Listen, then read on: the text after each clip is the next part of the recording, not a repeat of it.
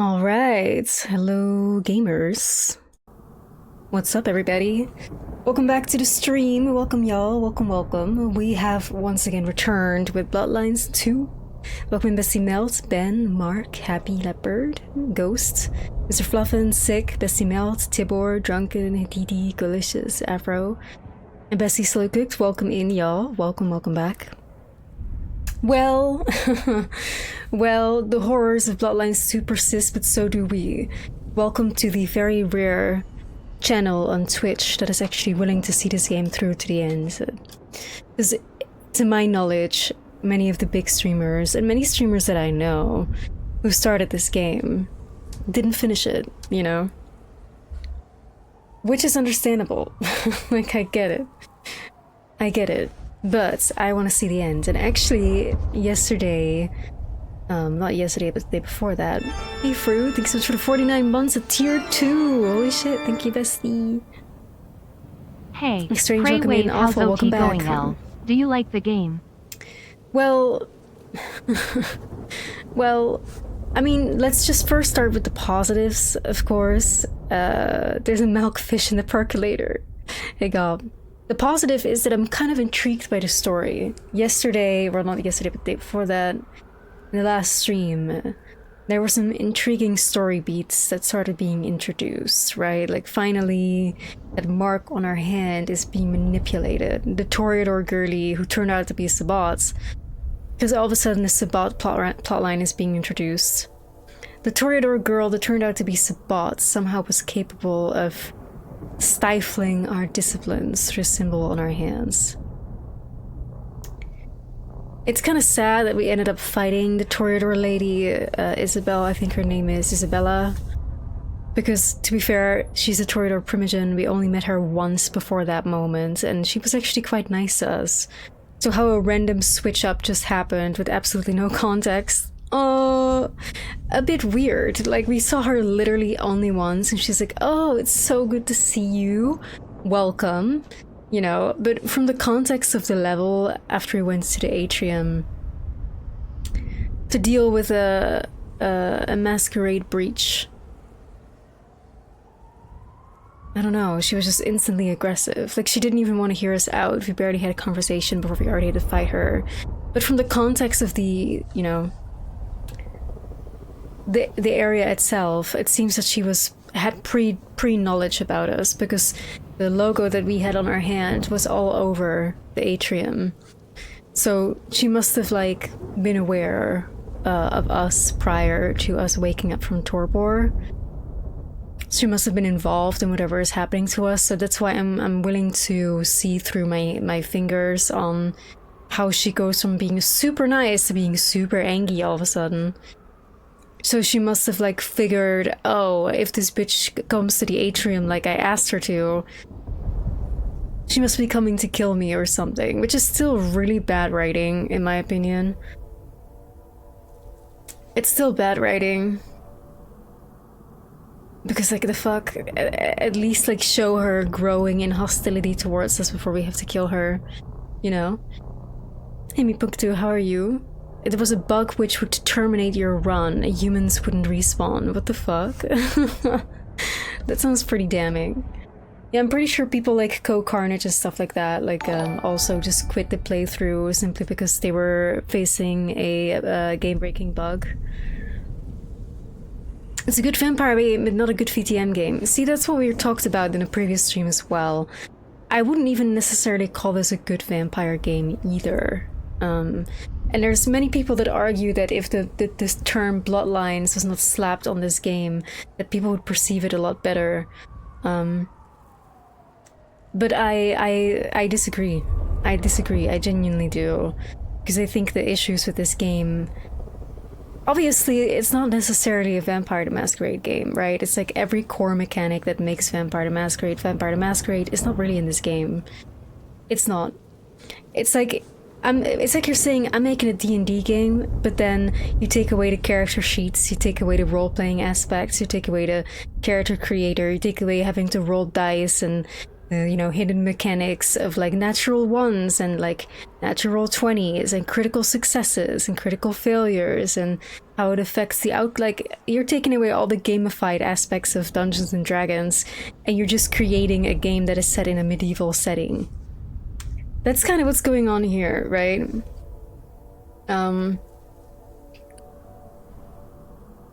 So like I don't know. Besides that, we were sticking to the positive for now. So yeah, I'm intrigued by the story. We also, in the last stream, met a Nosferatu that we had to chase after because he was the secret keeper of the Camarilla, and we were told by Tolly that we should seek him out because he may know more about the mark in her hand. Now, when I think about it, this makes Tolly only more and more suspicious. I have never really trusted Tolly before, but I'm very, very suspicious of that guy, especially because he sent us right into a trap. Like, be real. He's like, oh, you should really go visit this guy, because so far in the past 20 hours of gameplay that we've done, if not more, the main quest has stayed the same. Find out information about our hand. There's been no development since. None. But Talia was like, oh, the Camarilla secret keeper, he will surely know what's going on. But then the Camarilla secret keeper, I can only imagine, works for the Sabbat as well, because he was capable of controlling us through the mark on our hand in the same way that the Toreador woman was. He essentially, like, almost like inflicted a Malkavian-esque delusion on us. Like, we were sort of like trapped in this, like, dream states, dream world where nothing really was real, and we were just like imagining a whole bunch of things. So more than anything, the most positive thing I have to say is that I'm intrigued, because I'm somebody who's known of VTM for like 10 years. There was like a time I was really digging into the lore of like, Vampire the Masquerade in general, and I'm wondering like how the fuck, like what the fuck this mark means, right? This mark is clearly capable of controlling us in a blood magic type of way. So I'm getting Tremere vibes, but then the Sabbat is involved, and it's like, I don't know really what's going on. So I'm intrigued like how they're gonna solve this in a way that makes sense from a lore perspective. Because if you're gonna make a Vampire the Masquerade game, it's gotta make sense with Vampire the Masquerade lore, right? They cannot just randomly invent shit and be like, there we go guys, we did it, just for the sake of the plot. So I'm curious to see what the fuck has happened. Like, why the fuck is this mark on our hand capable of stifling our disciplines, first of all, and then capable of like literally warping our perception of the world? Like, it's very strange, but I'm very curious to find out. But yeah, as I was saying, there's many people that say that this game, would be a good vampire game if not for the Vampire the Masquerade title, and that, or it shouldn't be called Bloodlines 2, and again, I disagree. Because if you take this game as it is, and you ignore the Vampire the Masquerade title, it's like, what do you have, though? What do you have? It's like a game that has very, like, it's a game that is devoid of, like, any sort of interesting mechanics, right? The only mechanics that you have in this game that indicate vampirism is that you feed on people for blood, or your abilities, or to get experience points that you can like level up with. Anything that's interesting when it comes to vampire stuff is just simply not in here. There are more mechanics in games such as Dishonored. The gameplay is something that people praise, or at least the combat is something people praise a lot in this game. And maybe it's because I'm playing as Toreador that I find the combat very uninteresting, because Toreador doesn't really have any interesting abilities in the moveset. But the combat is very boring to me. It's just like, you just stand in front of somebody, you left mouse button them like 20 times, and then they die. And sometimes you can use an ability, but there's no way to heal up during a fight unless you have a potion. Which is again fucking weird, because vampires regenerate. So we should be able to just hide out of combat and regenerate, you know what I mean? We can't. The combat is just very... And it's like, the enemy diversity is also not there at all. It's like you only really fight anarchs. or anarchs but in a different skin. You know, there's like two different types of enemies basically, like the tall guys and the small guys, and that's it. Like the enemy variety is not there. And this is the same criticism that I had with Silent Hill F, right? So it's not just me hating on this game. I had the same criticism with Silent Hill F, and Silent Hill F has more enemies, more different types of enemies in this game. Like, hello, if your game is going to be so incredibly combat centric, then you need to have variety of enemies to keep it interesting. In this game, the enemies do not switch up at all, like not at all. There's like, we found ever since yesterday, like a different look to the enemies, but the way that they fight and the way that they like move and their combat animations and everything is the exact fucking same. Okay, like nothing changes there. So it's like, how is this gonna stay interesting? You know what I mean? Like, how does this stay interesting at all when we do the same, we fight the same people over and over and over again with the same simple movesets? You know, I don't understand why people praise that at all. It was the same hatred that they had against Silent Hill F, by the way. Silent Hill F should not have had that much combat for that little enemy variety. You know?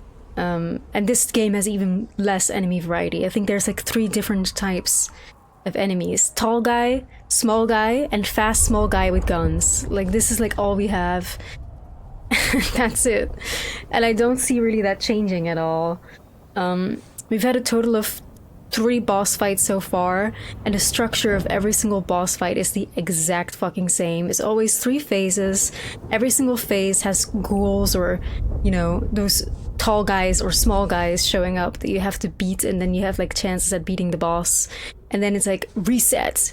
You go now for the 2nd phase. It's the exact same. And then you do it again for the 3rd time. And then you do the exact same thing. But then after the 3rd time, you can actually kill them. It's like, the structure is the exact fucking same. With Benny, with Isabella, and with like the Nosferatu guy as well. Although that one had a little bit more creativity. So it's like, what the fuck? And it's like, all these things that I'm naming, if this game didn't have Vampire the Masquerade Bloodlines 2 on it, people still would not have appreciated that, and I'm pretty damn sure. You know, if this game was not called Vampire the Masquerade Bloodlines 2, but if it was called The Vampire Fabian, or Phyre the Vampire, then people would still have disliked these elements. You know, even if this was not a Vampire the Masquerade game at all. Because this is just like, you know, things that generally would be considered bad gameplay. And this is just talking about the gameplay. We're not even talking about the quests, right? The side quests are the exact fucking same. You cannot even call the side quests. It's like every night, the primogens, or at least like the folks that are in charge of the respective clans in this area, which are usually only 3, like the Bruja guy doesn't give a quest. The Tremere guy, the Banu Hakim guy, and the Gangrel woman in Lou's court, they give the exact same fucking quests, okay? Every night, you need to pick up a parcel or deliver a parcel for the Tremere lady. You need to kill somebody for the Banu Hakim guy. And for, I believe it's Anda, not the Gangrel lady. For Anda de la Sombra, you need to just also, like, kill someone. That's it. And it's like, it's not like every night, like for night 1, Tremere lady tells you to pick up a package. Night 2, Tremere lady tells you to investigate this and this. No, it stays the exact same every single night. Like, the side quests are the exact fucking same every night. Pick up package, kill. It's like, again, even if the game didn't have Vampire the Masquerade Bloodlines on it, how would anybody consider this good though? How?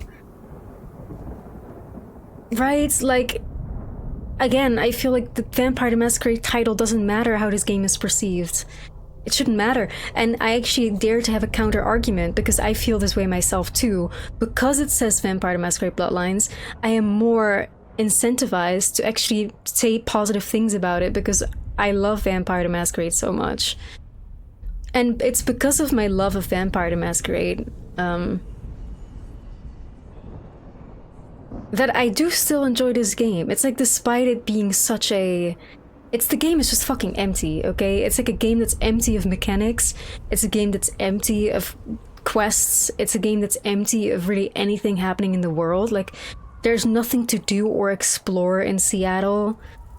the only things that you can do when roaming around is feeding on humans with particular blood types, and that's really it. You know, there's not really anybody to talk to or anything to do or any secrets to discover or like secret quests to pick up. At all. Right? Like, at all. There's nothing.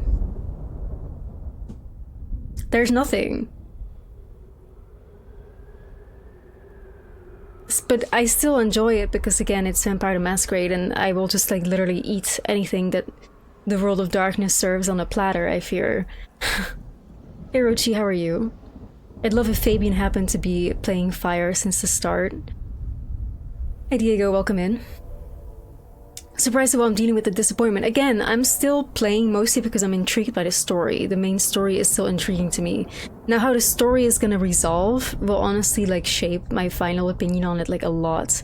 It's just a bad game. You're paying money for this product a lot, I must say. Fans for the first should be mad. There any chance of making more Bloodlines being made. That's very true. No other studio will take the risk now. If it's sorry for you and the fans, it deserves better than a watered down Team Vampire Dishonored. I mean, I have to agree, it's just simply not worth the money. I paid $90 for this version, and it's honestly, I think, the least game that I've ever gotten for such a high price. Even if I'd paid $60, it's the least game I've ever had for that amount of money. Regardless, I still enjoy it because I think the world is very well crafted. I like the atmosphere of Seattle and how it feels. So it's not like I'm bored. It's not like I'm like, ugh, I'm wasting my time playing this game. I'm intrigued, you know? But this game definitely should have been $30. You know, it should have been $30 at most. I understand that it's not, because I understand that the reason why this game is releasing and why it's releasing so fast is because Paradox needs money. They needed return on investment, especially since this project has been on their plate for so long.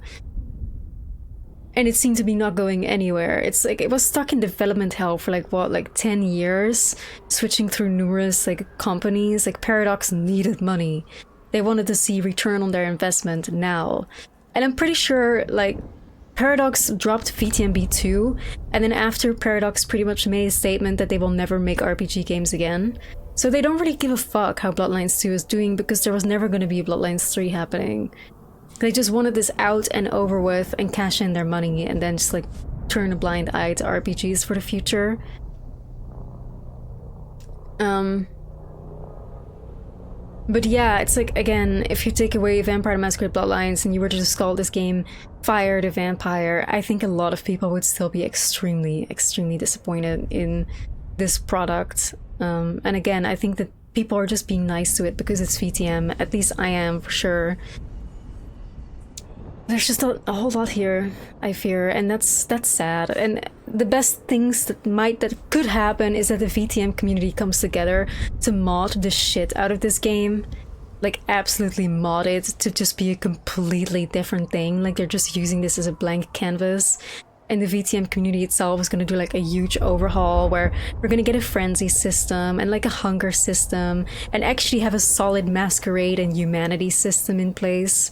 Right? Instead of the masquerade being a wanted system. Like, that would be the best fucking outcome. And if they fucking mod, you know, the game's dialogue and the way people react based on your clans, right? Because clans have no influence on the gameplay at all, minus the fact that you have a set of abilities. But even that doesn't really matter because you can just use your experience points to steal abilities from other clans. Oh yeah, like that's the saddest thing to me, Beat. It's like, I would love to replay this game as a different clan to see just how much like a clan, how much difference it makes, right? Because we're currently playing a Storydoor, and I chose Storydoor because I wanted to have a high charisma playthrough, not knowing charisma wasn't even a thing in this game. But I wanted to have a high charisma playthrough where I could just like talk my way out of, I wanted to see what I could get away with, like rizzing people and like, you know, using persuasion and using seduction and see how much I could talk myself out of particular situations. Some kind of like expecting a Baldur's Gate 3 Bard kind of thing, where you can even talk yourself out of huge combat things because you convince people to kill themselves. Like, that's what I did in Baldur's Gate. And one fight with like the big guy who had like the big black like panther thing, you know. and as a bard, I had so much charisma that I was like, I convinced that guy to kill himself, and I skipped the whole fight. And I was like, can I get away with that as Toreador in this game? Hey, hi there, welcome in, by the way. But none of this shit exists, so I would love to do a replay, but I have zero urge to replay this game knowing that half the game is Fabian gameplay. Again, I would rather have paid $100 for this game instead of $90, or even $110 if the $110 version came with a skip Fabian button. Because I would love to skip Fabian and just have a game, even if the game is like half the length that the game is supposed to be. If it's half the damn length, I would still be happier, because then at least replaying would be more interesting to me. The Fabian shit does not switch up, it stays the same all the time. Fabian has even less gameplay mechanics than when you play as Phyre. Half the game is played as Fabian. When you're Fabian, you cannot jump, you cannot parkour, anything that makes traversing around the world interesting you cannot do. As Fabian, all you can do is exhaust dialogue options. If you try to leave the conversation, even though the button is there, before Fabian is done talking, canonically speaking, he won't let you leave. Like, you can press the leave button, he'll be like, I don't want to leave yet. Oh, okay. Why give me that button then? And literally all you can do as Fabian is just click through the dialogue options and listen. And I don't think that there's any responses you can give as Fabian that have you need to think about anything, or that any of the dialogue options you give as him matter for anything, because again, they're dreams, they're flashbacks. Anything that you're doing as Fabian is not really relevant to what's going on in Phyre's story so far.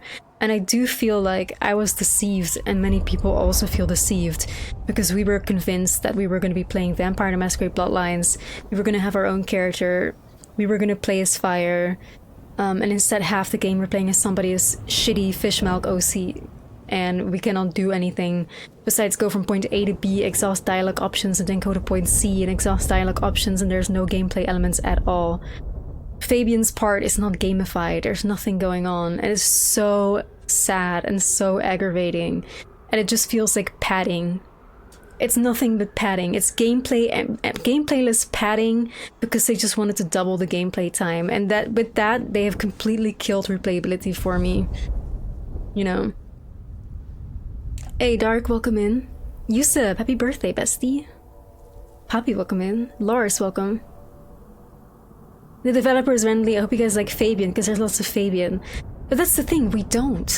Like, we don't. I have not really heard anybody say anything positive about Fabian. Yeah, I also thought roleplay was the whole point, but again, it's like, I'm not mad at the fact that we're playing a pre-made character, because Phyre is pre-made. The only thing that we can do is choose the clan, and that's kind of it. But I don't mind that, just like I don't mind playing as Jonathan in Vampire or Geralt in The Witcher. Like, I don't care if I have to like step into a character instead of having a blank slate, like a Baldur's Gate or a Bloodlines 1. I don't mind that necessarily.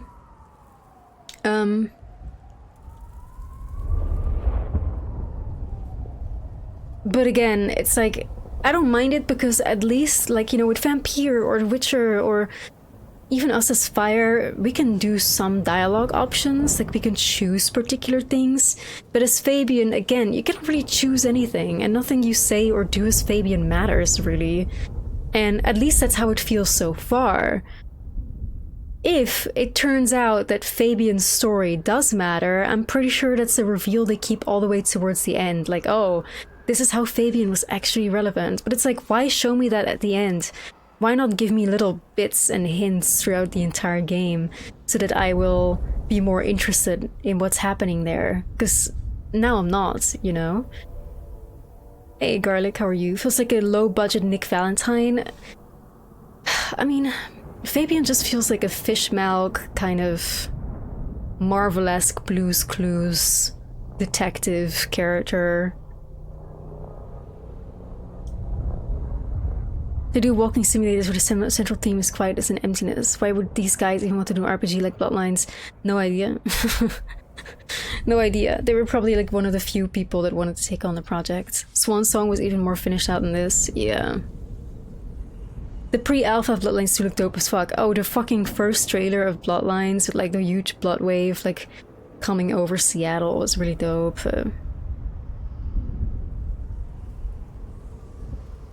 Coteries of New York. Oh, please. It's like anybody who loves Vampire the Masquerade and you want to like delve into Vampire the Masquerade, please play the visual novels.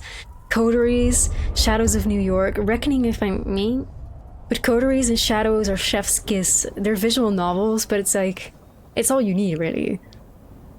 It's all you need. Because visual novels are also just story, but in visual novels, every dialogue option that you make actually leads to something.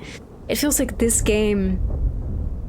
Like, you know, you can imagine like a game tree, right? It's like one dialogue option leads you to like the left and it just branches out into this huge thing, this huge map that eventually leads you to particular consequences. I feel like that doesn't really exist in this game. Especially as Fabian. It's like you choose a dialogue option, but what was gonna happen happens anyway. Yeah.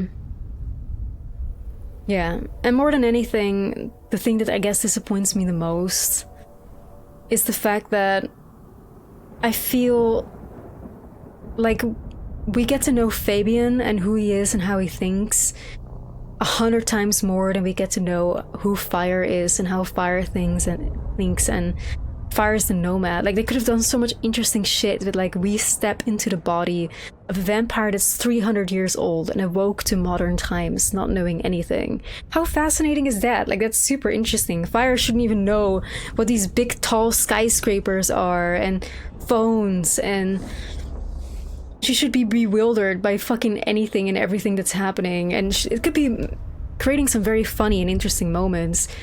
But Phyre is always quiet. We never hear her think of anything, react on anything, comment on anything, because whenever something is happening, the only person that reacts is Fabian. Like, you should pay attention to that. It was something that I wasn't aware of in my first 2 streams, but then yesterday it became, well, not yesterday, the previous stream, it became painfully obvious that whenever we see anything happens, we open a map, we do something, the only thing that we hear is Fabian, and that's it. It's like Phyre, we know nothing about Phyre. Anything and everything that could be interesting is playing an elder vampire is kind of gone. We know exactly how Fabian would react to anything, because all we hear is Fabian. And there could be an interesting thing going on, like a Johnny Silverhand kind of situation where V always talks back to Johnny. Like, Johnny comments on something and V gives a comment herself, and that creates like an interesting dynamic to listen to. But it's just Fabian. Usually Fabian makes comments and Phyre says nothing, and it's just Fabian that's talking all the time. And it's like, again, if Fabian is the main character, be real, we know everything about him. If Fabian was supposed to be the main character, they should have fucking advertised the game as such, because I'm not sure if I would have bought this game if they were honest about Fabian being the main character and they showcased Fabian to us in like a Fabian introduction trailer. I would have seen that shit and I'm like, I don't think this game is for me. I still probably would have bought it because, again, it's still Vampire the Masquerade and I'm gonna eat anything that the Vampire the Masquerade franchise serves up. But I would have been like, I don't know, at least warned to what I was in for. You know? Fabian didn't even make the box art. It's like they hid Fabian from everybody and then they shadow dropped the actual main character of the game onto like like every single player, and we're like, what the fuck? But speaking of Fabian, guys, unfortunately I feel that we're gonna be in for like hours of Fabian again. We were just playing as Phyre and then all of a sudden we were thunder cunted into like a Fabian flashback, so that's where we are now. That's where we are now. Sheriff Benny knew best, of course. I should head straight down to Pioneer Square and not dawdle and say, chat to Sophia to see if she'd heard anything. I don't know. Something about Fabian's voice is just grating to me, but this is of course personal taste. I just hate the way that he talks and the way that he vocalizes things. It's like everything is like, he feels like a comedian that thinks he's super funny and he's like on the stage and he's like, oh, I guess I'll do this then. Like, okay, Goofy, please go back to whatever Disney hell you crawled out of.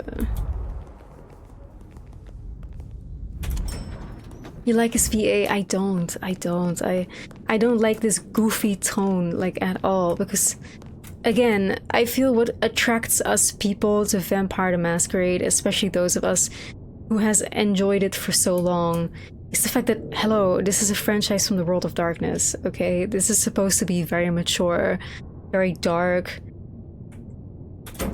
It's like, with the creation of Fabian,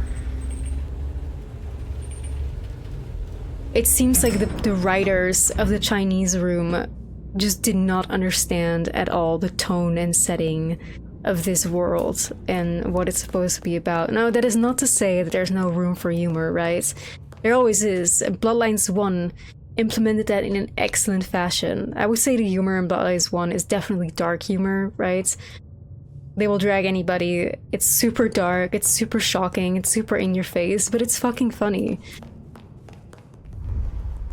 Oh, Bloodlines got silly as fuck, but like you can still be silly while still being mature, you know what I mean? You can be funny while still being mature, right? Like a comedy special for adults, or, you know, an adult 18 plus rated TV show or whatever can still be funny. Like, think of things like True Blood or whatever. It can, like, maturity and something being funny, like, they can coexist. But Fabian is funny in the way that is like Nickelodeon funny. He's funny in the Marvel sense. He's like Guardians of the Galaxy funny, and I fucking hate Marvel humor because it's clearly meant for a kid audience or for adults that enjoy kid-like content such as Disney movies.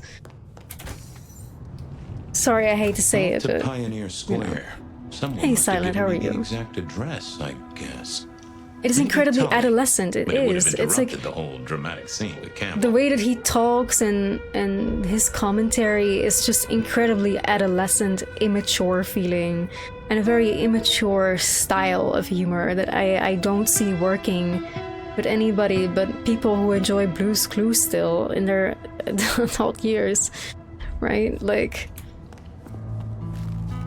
True Blood, I think I was watching, I think up until like I think I was at season 4 or 5 in True Blood, and then they removed it from Netflix, so I haven't watched any more since. Oh, BioShock Infinite is one of my favorite games. Definitely extremely mature. There's no silly childlike humor in BioShock Infinite. There's comedy in it, yes, but it doesn't feel adolescent, you know. It doesn't feel adolescent, but this is the reason why I play, though. Like, I'm gonna be real. This is the reason why I still play, because I swear to God, if they had done any worse on environment and like how the atmosphere feels in the game itself, when it's nice and quiet and there's no Fabian yapping and I'm just looking around, I'm like, damn, this is such a beautiful world and I just like existing in it. You know? If they had done any worse on that, then I don't think I would have enjoyed this game, to be honest. But I know I do enjoy it because, fuck man, it just looks fucking beautiful. I mean, I can't pretend like babies suck.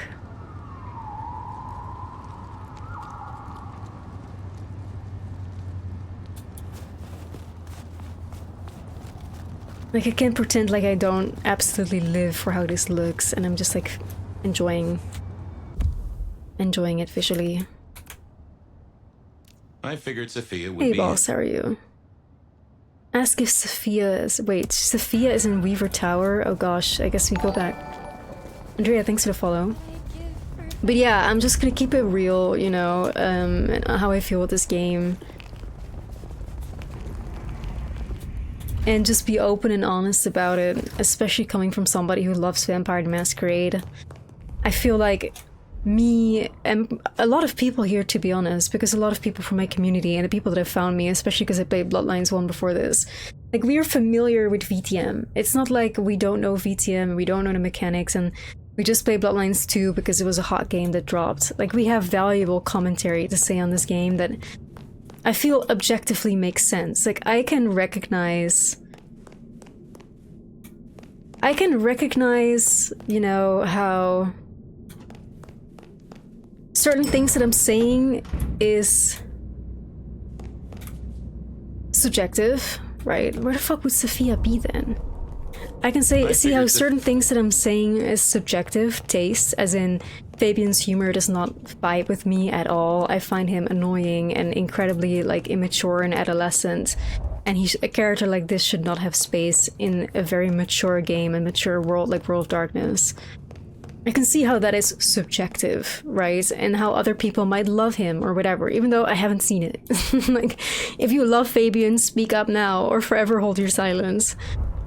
But I can see how that's subjective. However, I feel we have a lot of objective, very valuable criticism to say when it comes to like the mechanics of the game and how this game is like a Vampire the Masquerade game or how it's not. And as people that like video games and have played a lot of video games as we have, of course, it's like I feel like, again, we can objectively comment on whether this game is a good game or a bad game, even outside of VTM context. And I think it's important to say these kind of things. I don't want to like be toxically optimistic and be like, oh my god, it's amazing. Or whatever, you know? I just want to keep it real here because I feel like...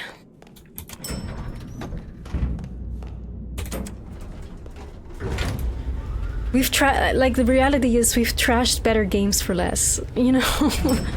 You know, the right way. Well, I'm happy to hear that. You don't know if you're gonna buy this one. At this point, I really cannot recommend it. If this game is ever like on sale for 20 bucks, it might be worth picking up, but... So where is Sophia then? They're saying Sophia is in Weaver Tower. But I don't see her at all.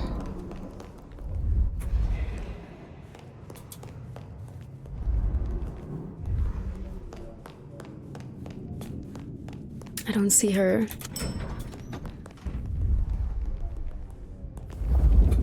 Is she here? Oh, okay.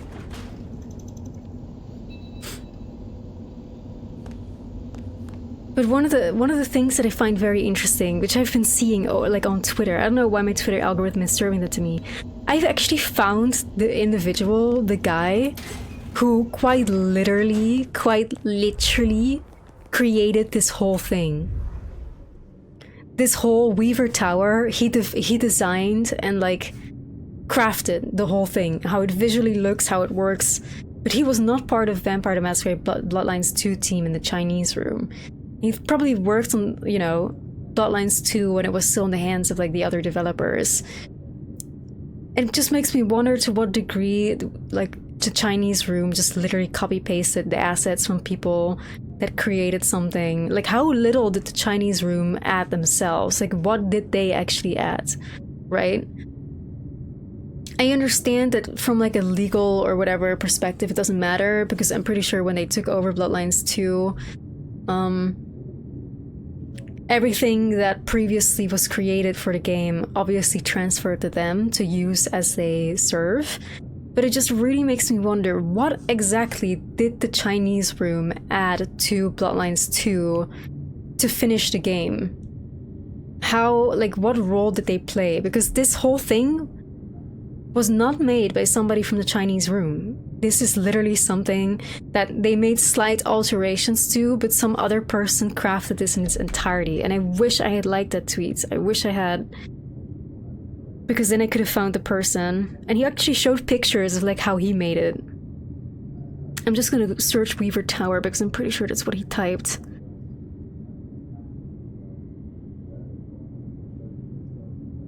But fucking hell, like searching anything on Twitter is just terrible lately.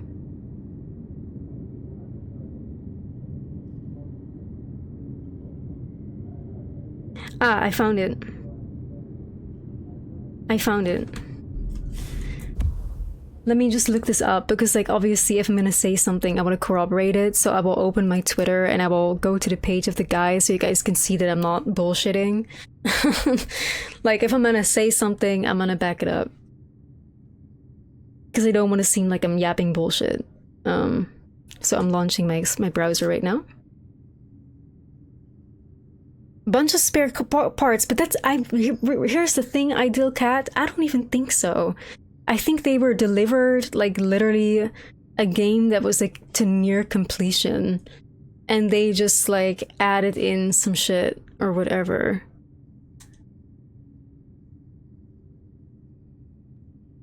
Okay, I'm trying to see if I can open Twitter.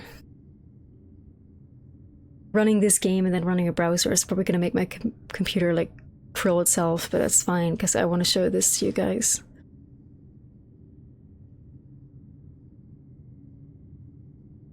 Loading, loading.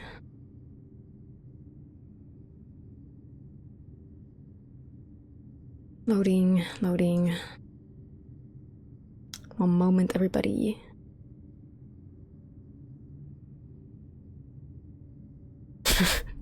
It's always awkward whenever there's like a silence on stream like this.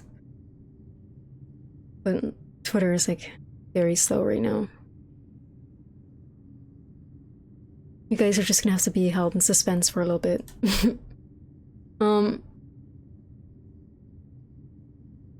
Fucking X is so fucking shit. Alright, here we go. So his name is at A Garcelano.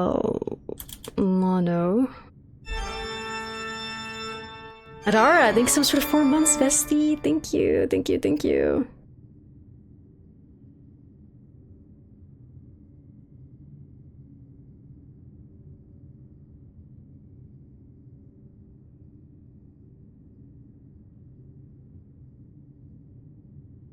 Alright, here we have it. Oh, I'm clicking the wrong things. Sorry about that.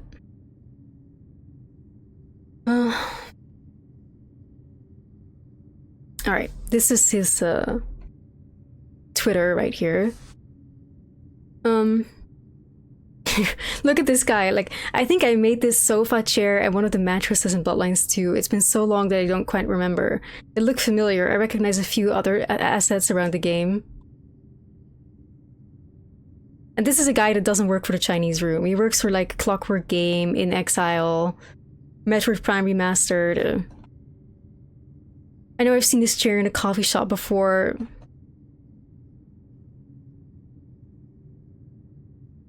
The layout in some parts of Weaver Tower looked familiar. I remember working on an early version of the lobby years ago, and a block out of the office hallway. At the Chinese room, bumped it up a notch and turned it into their own.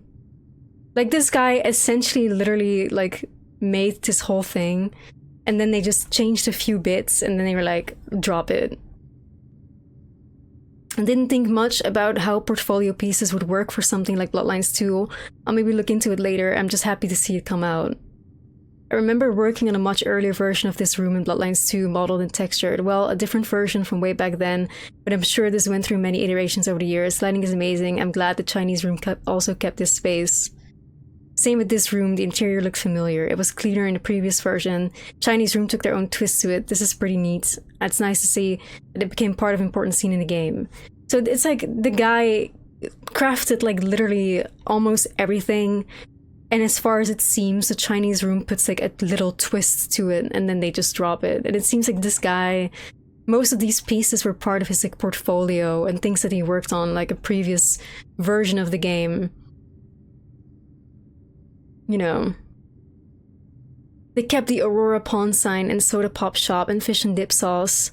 Thank you, I am content. But it seems that he is very grateful that his shit was kept in regardless, which is a good thing. I'm so glad that the Chinese room kept some of these. I remember making a book with 4 Spanish-Italian last names, including mine. They updated the textures, but it's fine. I randomly drew out some post-it notes way back.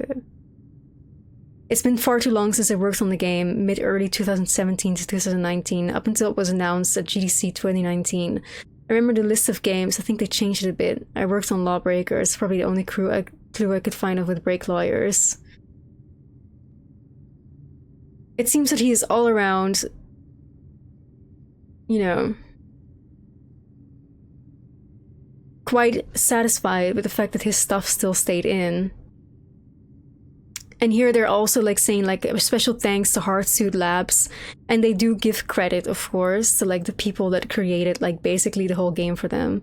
But again, it just makes me wonder just how much the Chinese room actually did. Besides just like slightly shift things, as this guy is commenting. Like, what did the Chinese room add? It's like my biggest, like, you know, after I saw all that, you guys know what I'm trying to talk about. Sorry if I shouldn't be. Is this game actually good or not? What's up, Moldy? How are you? I wouldn't consider this a good game, no. I'm still enjoying it, but I wouldn't consider this a good game, like, objectively speaking. But it's, again, crazy that this guy literally created assets back in 2017, and here we are, like, 8 years later, and they just basically copy-pasted with slight alterations. So it's like, you know, I wonder just like how much they changed, how much did they do, like how much did they alter? And it's like my biggest like, you know? Because so many people give the Chinese room credit for getting this out there, right?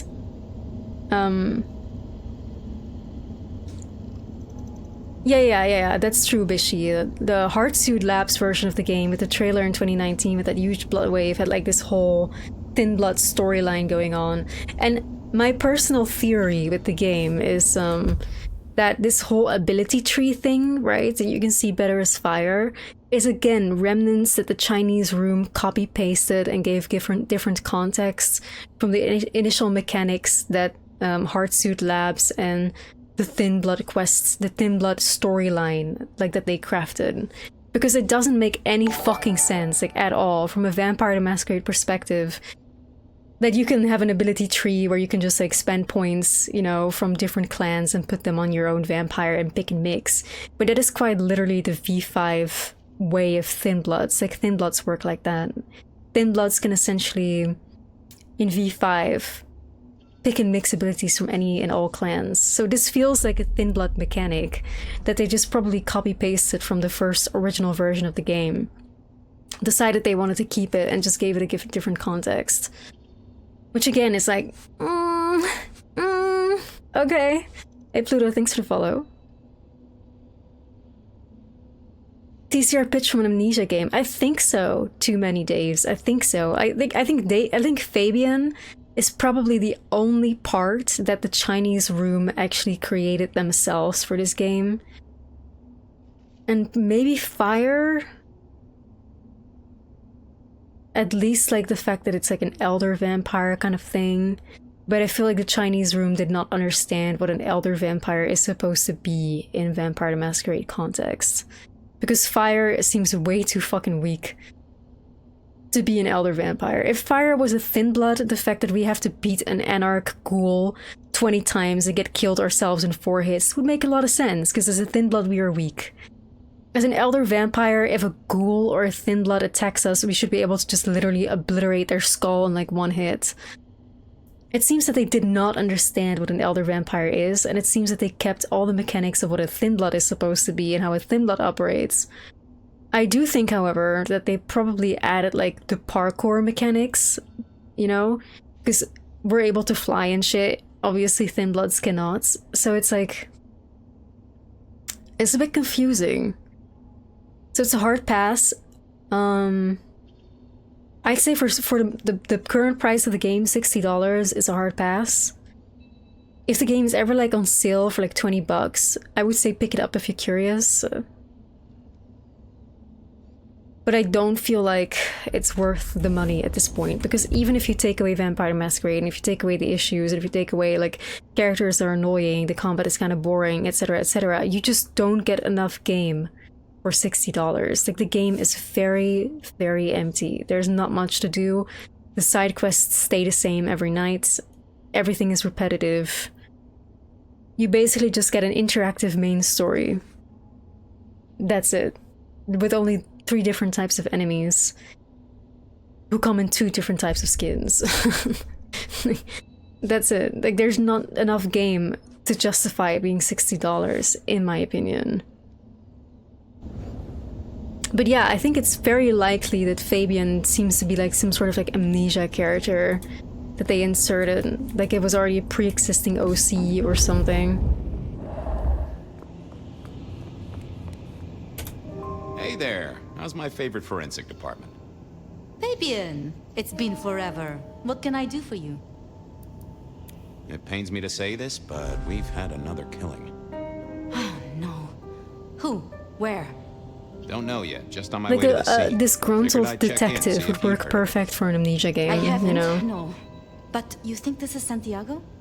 By the way Tolly was smirking, I reckon so. This is gonna be why it's annoying. I'm pretty sure that if I press on leave, he's gonna say something like, "I'm not done talking." I'd better get down to Pioneer Square. Oh, See actually, you we can later. leave. That's probably because talking to her is If optional. there's anything I will. Holy shit, that's rare. I'm back. I can see that. I don't get it. This is like the 20s all over again. The old 20s, I mean. I know. I keep getting flashbacks to I what honestly happened cannot then. comment on Russian accent because I'm not Wasn't Russian. Santiago. The killer with the cross. Eternal till You shot killed, that basically face, blue though. gray sky, yeah. You told me there were no leads. Will you reopen it? I think someone's done that for me. I'd better get down to Pioneer Square. I'll see you later. If there's anything I can do, well, come see me, Fabian. I will. I cannot really point her accent either way.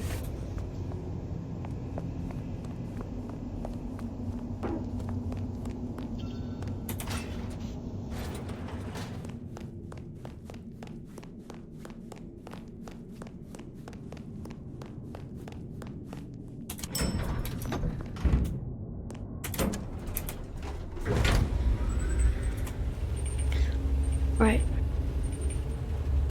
They just won't stop talking. Yeah, that's Fabian for you. But anyway, I'm curious to see if we're gonna get like any development in the story with Phyre. It's sad. It's sad that Fabian just feels like a part you have to get through to go to the part of the game that you actually care about.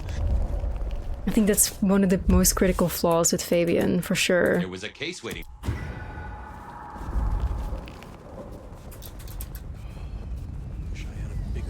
And I also just don't understand like why as Fabian, like when you play as Fabian, it's like they stripped the game even further from what it is supposed to be. Which, when you play as Fabian for half the game, like why are you removing side quests? Why are you removing blood resonance events? Why can I not jump? Why can I not parkour? Why can I not talk to people on the streets? Why can I not interact with anybody? Like why is it so like even less shit than when you play as Phyre? When half the game is played as Fabian, like maybe you want to keep the game's mechanics in place. Maybe, you know, you want us to be able to, you know, feel like Fabian is not just a distraction and we can just still do things that we want to do instead of just go from point A to B, exhaust dialogue options and go to the next. Why did they strip the game down even further, I wonder? I cannot figure that out at all. Like, we can't talk to people, we can't really do anything.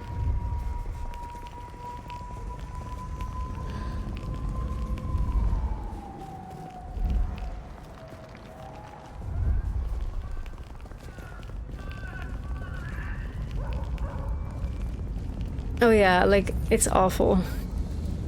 The Fabian segments are long too, like usually a Fabian segment takes me about like 2 hours to finish.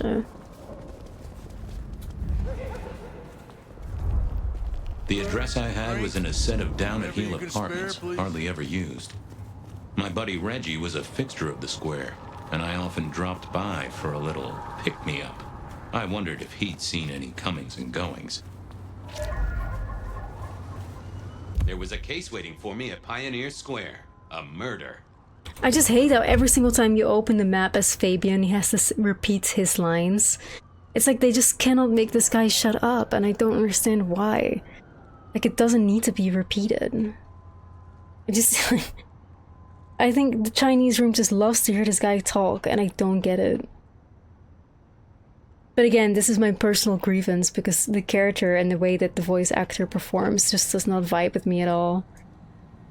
I feel like if you like Fabian, or if you like the way he speaks or you think is charming, then, you know, it's probably a different story and it probably hits for you. But because personally speaking, I cannot stand the way that he talks and he intonates his voice and delivers his lines. It's just a constant annoyance that just won't stop. Aggravatingly flippant, I know. You don't like the voice acting, me neither.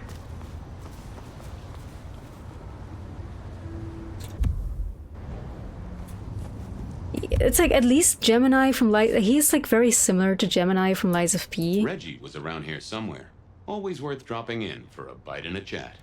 There was a case waiting for me at Reggie was around here. There was a case waiting for me at Pioneer. Reggie was around here somewhere. There was a case waiting for me at Pioneer Square. Reggie was around here somewhere. There was a case waiting for me at Pioneer Square. A murder.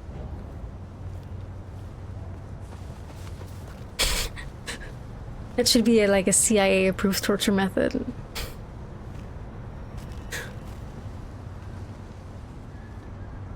A murder. It's like a murder. Guys, welcome to Blue's Clues. We're gonna solve a murder. Like, oh, okay, I thought this was a dark kind of game.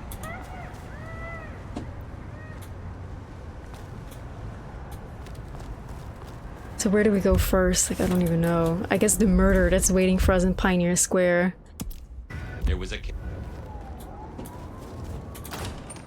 But no, Gemini and Lies of P didn't speak. Like, Gemini was equally as annoying, but didn't speak that much. The darkness comes out. I also found out something, guys. Like, after yesterday's stream, not yesterday's, day before that, God, what kind of world do I live in? I was doing some research on the Bed of Nights. Like, I was searching, like, Bed of Night Reddit, and I was searching to see how people felt about the Bed of Nights. Because I have a lot of issues with this radio show. Because, again, I feel like the show was crafted by somebody that did not understand what made the Dead of Night good. It's clearly meant to be an homage and a love letter to the Dead of Night, but it just misses everything that the Dead of Night actually makes interesting. I found out something, y'all, like, oh my god, from Huddy von Schland herself, who spoke in, you know, who did this. Apparently, the Bed of Night, this show, how she talks, her voice acting, everything, is a project that was purely made by her. The Chinese Room did not craft this, they didn't write this. She had this project done and made, and essentially, I think at some point somebody must have like approached her to put it in. The Chinese Room did not have any influence on this at all. Oh my god, really? Too many Daves. So I posted a VTM subreddit talking about Bed of Night was bad, and the person who recorded it responded to me. That's the thing. Like, I was also searching if anybody thought it was horrible, because it is. But she seems to be like hounding whomever comes to Reddit or whomever posts anywhere that they dislike it or that like they're like, what the fuck is this? And she will immediately be like, oh, but it was a passion project that I made myself, actually, because I love the game so much. Yeah, no, exactly. Like, I was very critical of this show as well in the previous stream, and then I found out that it was just like her making it. But again, I think it's just extremely stupid of the Chinese Room to put something like this in the game. Like, why would you do that, though? Why would you put like a fan project in a AAA game, especially when that fan project just is a bit tone deaf? You know, but yeah, she seems to be just like hounding the internet for people's opinions on it, and then will immediately like respond to it. Like, and then we'll immediately respond to it. Like, you didn't hate the idea of it. I think it's very tacky. Like, that's the thing. I think it's incredibly tacky. If she were to like just upload this to her own YouTube, fine. But I think it's so tacky to make such an obvious drawback to Bloodlines 1 when this game has no other drawbacks to Bloodlines 1 at all. It's like, it just feels incredibly out of place. It feels gimmicky. It feels like a parody. It feels like something that is not supposed to be in here. Like, if this game was like filled with like Vampire the Masquerade Bloodlines 1 things and stuff, then okay, it would make sense. But this is, it's like they barely even changed anything. It's not like this is somebody saw the Dead of Night and was like, I'm gonna make this for Bloodlines 2, but I'm gonna make it for Bloodlines 2. I'm not just gonna make a parody of Bloodlines 1. It's just tone deaf. I feel like it doesn't fit in at all. It doesn't fit into this world. It is not a fun or cute Easter egg, because it's not an Easter egg. It's a copy pasta that shouldn't be in here.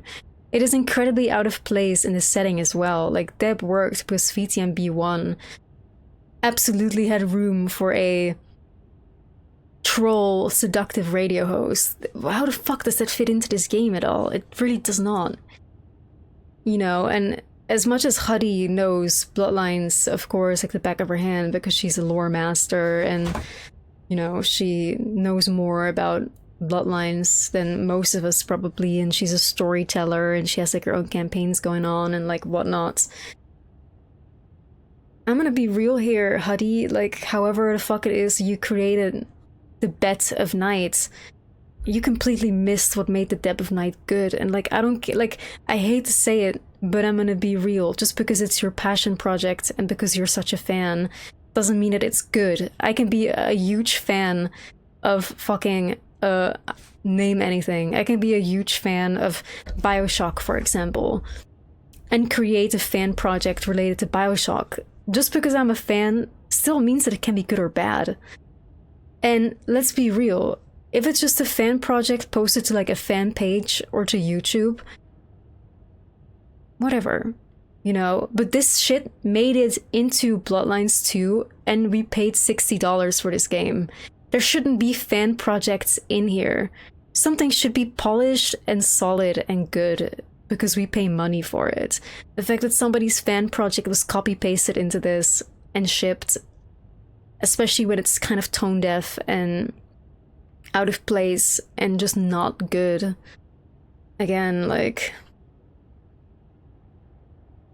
it's just a blatant, horrible ripoff that just feels like, you know, legally distinct Depth of Night that they couldn't reuse from Bloodlines 1 that was made by somebody that didn't really understand Deb at all, because Deb is not a phone sex operator. Deb is somebody that has an incredibly seductive voice that draws thirsty individuals to pick up the phone, and then she makes fun of them for people's content. Deb does not flirt with the people that call her. Deb makes fun of these people, you know, for the entertainment of the audience to laugh at. And this person did not understand that at all. It just feels like whenever I listen to the Bed of Night, it feels like I'm listening in on a very uncomfortable phone sex operator. And quite frankly, it makes me uncomfortable. And I understand that Huddy put a lot of effort into this and put her heart in, and it's her project, so she's hounding the internet to wait for people to say something negative about it so she can be like, oh, but it was my project. It was fan made fully. It's like, girl, you still are subjective to criticism. Because let's be real, like, it makes me uncomfortable to listen to, and that's not okay, you know what I mean? Bed of Night is here to keep you company all night long. Like, it's Whether uncomfortable. You're winding down from a long day or just beginning your nocturnal adventures, let my voice be your sanctuary, dear listener. A haven for all the mysteries Seattle is hiding Like, she away. made some really uncomfortable moments, like the previous stream, where she called herself loose or something. Like, it was like really strange. First caller, are you up past your bedtime or did you wake up just for me? To be honest, Ben, I'd love to be sleeping right now, but I just can't. I'm too upset. What's got you so upset, caller? Well, normally I'm on video chat with my boyfriend all night until I fall asleep, but oh, Ben, it's so embarrassing. Did you catch him cheating on you, caller? A story as familiar as the rising sun. I wish I had. That would have been, Yeah, the voice is I don't very know, monotone more and quite expected. boring. It's just meant to be like Jake lives in the youth seductive district, as and only usually one we talk tone. for I'm hours sorry, every Huddy. night. But lately he said he's busy with a new project. And does this new project have a name and come hither lips? Oh, I don't know, Ben. I started getting suspicious, so I made some fake accounts on social media and started messaging him, you know, trying to flirt with him. Oh, And it's not I see. even funny Was he either, receptive to your because like the advances? Depth of Night is so No, he incredibly wasn't. hilarious, and this is All just he would like, talk about was okay. the online game that he was playing. Can you believe that? I'm sorry, caller. I think you've lost me. Don't you get it? No one would rather play a game And the than... thing with fucking Deb is that, like, Alistair said that really well in the previous stream. Like, when Deb talks, you can hear that she has a smile on her face. Like, she's like fucking internally laughing at all the bullshit and fuckery that these people are saying. And just like making stupid comments to kind of like make fun of them. Like, oh, that's how I felt when Brad Pitt got married. Which is like such a good line.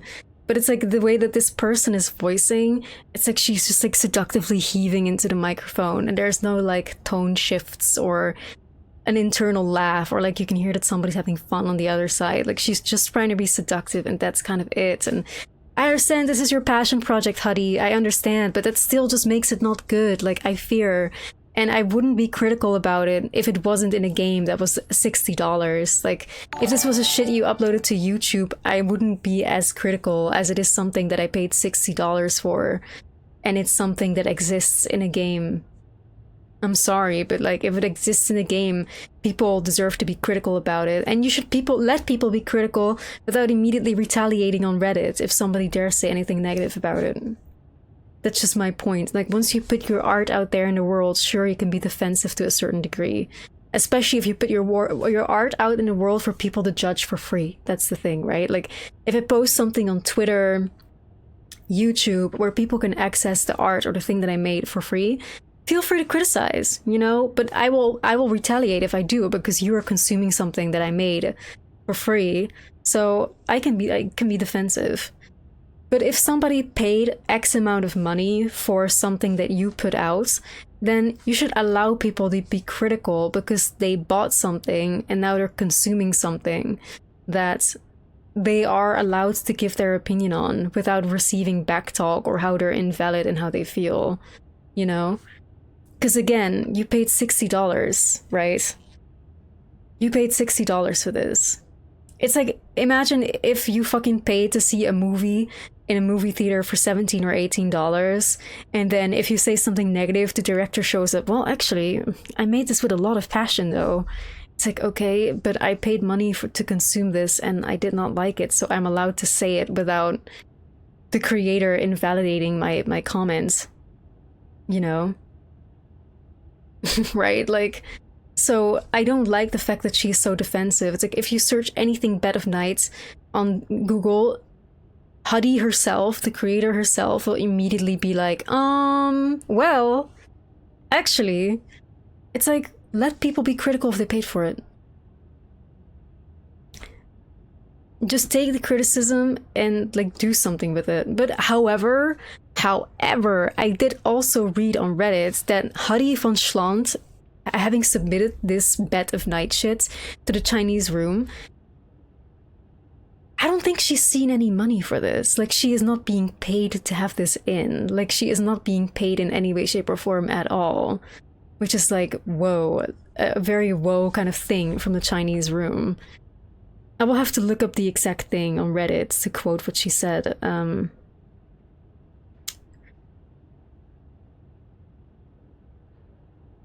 So this is what I'm talking about. So this is on Reddit r/VTMB by user Dwarven Supremacist. Having a radio show called The Bed of Night is so stupid, and it's on par with Phyre on the list of red flags regarding the quality of the writing. So this is what they said on Reddit. So in Bloodlines 1, there's a night radio show called The Dead of Night. This makes sense as a pun on the common expression The Dead of Night, and the show host being named Deb. Alright, all good. Then Bloodlines 2 try to reference this and do it in their own night show, and they call it The Bed of Night. Why? This sentence makes zero sense. It's supposed to be a pun from the Bad of Nights. It's not an expression English speakers would use.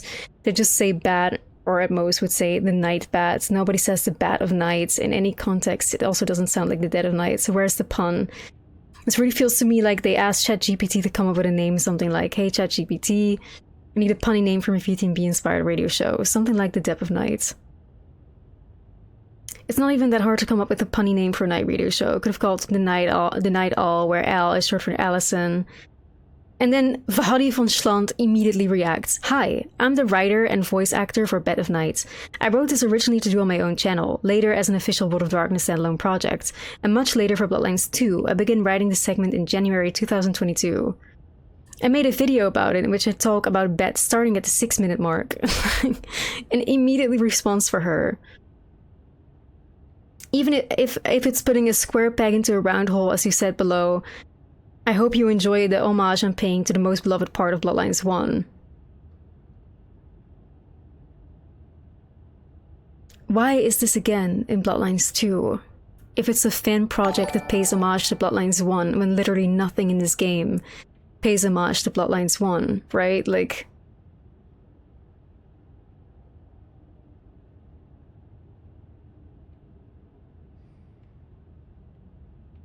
And she is so defensive. She's like, the reasoning is quite simple. Deb is in LA, Bloodlines 2 takes place in Seattle. That was a collab name chosen between myself and my community manager at the time as a short name for Betty, a nod to the official Seattle by Night Night tabletop game featuring a character with that same name. Deb is short for Deborah, Bet is short for Betty, all done with the intention of paying homage. Like, how does that even make sense? Like, what the fuck? And you might want to watch until the end. You might hear how I got my start in the world of darkness, and maybe consider who sees public posts. And then she posts like one of those really passive-aggressive emojis. It's like, what the fuck? Like, what kind of attitude is that? You might want to watch my video until the end. You might hear how I got my start in the world of darkness, and maybe consider who sees public posts. Like, she is personally offended because somebody thinks that the Bet of Night is a bit tone-deaf in Bloodlines 1, Bloodlines 2. Like, and then she's like, I'm very proud of my work and I don't mind letting people know. But there's of course somebody that's like, you know, it was a shame that you wrote him at all. The author of the text is simply picking on you. You did a wonderful job. And this was 1 month ago and this game wasn't even out then. So how the fuck does this person know that she did a wonderful job? How? This person literally didn't even play the game. Like, I hate when people just like suck up to these like petty individuals that cannot take criticism from somebody that's just simply making a point, you know?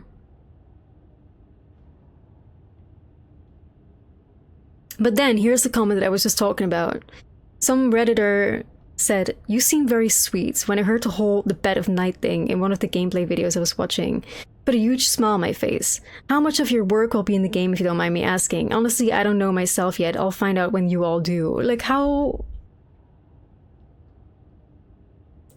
does she not know that? But many people are so negative towards OP. They're all like saying, touch grass, dude, touch grass. And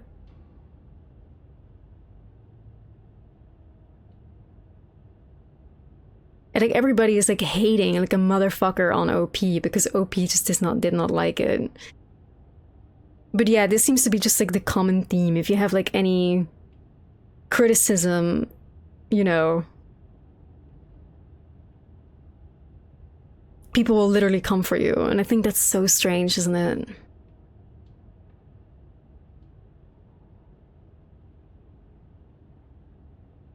People, like, literally, somebody reacted this. I read the original post, and somebody says, lol, that narcissist is really farming downvotes. It's hilarious. Like, how the fuck is this person immediately a narcissist to y'all? Because he's just simply saying that, like, he did not like the fact that the Bed of Nights is something that was created and thinks it's bad writing. And it's, or well, not even bad writing. He says it shows something about the quality of the writing in the game.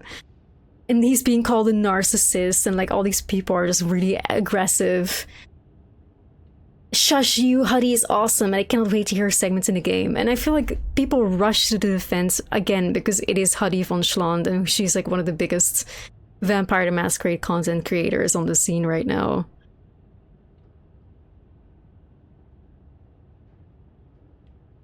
Girls.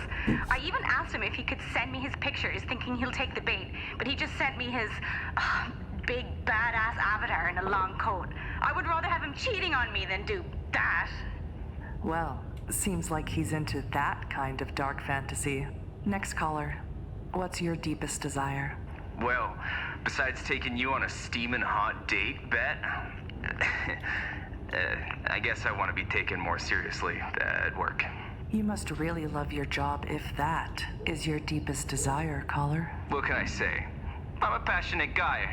I have a lot to say, lot to offer. She's the biggest creator we're doing, pretty much. It's like Huddy and like Outstar, but Outstar took like a very long break. For a living, caller? What don't I do? Yeah, that's a terrible line. I'm sorry.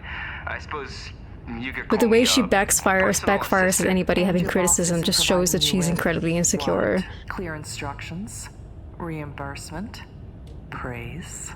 No, nothing like that. It's hard to explain. But I also feel like something about the VTM like community, as much as I'm a part of it, but not a part of it. I just love VTM, but I stay out of like everything else. It's because I feel like VTM, it just draws so much of these people that just love the virtue signal. It's just filled with like these virtue signaling individuals that just have Jesus complexes, and you know, they're all trying to be so incredibly, how do you say that best? Like they're all trying to be so PG and virtue signaling in that sense that they are unaware that they've all turned into bullies, you know? Because that's what it is. Like, if you look at this VTMB subreddit and somebody gave like valid criticism in their opinion on the Bed of Nights, it's like every single commenter turns into like a bully towards this person that simply said, listen, I think the Bed of Night is pretty bad writing. They all rush to the defense of Huddy, and they all they're the fucking, like, somebody simply said, I think the Bed of Night is a bad name. I think, you know, it seems like somebody asked ChatGPT to come up with something.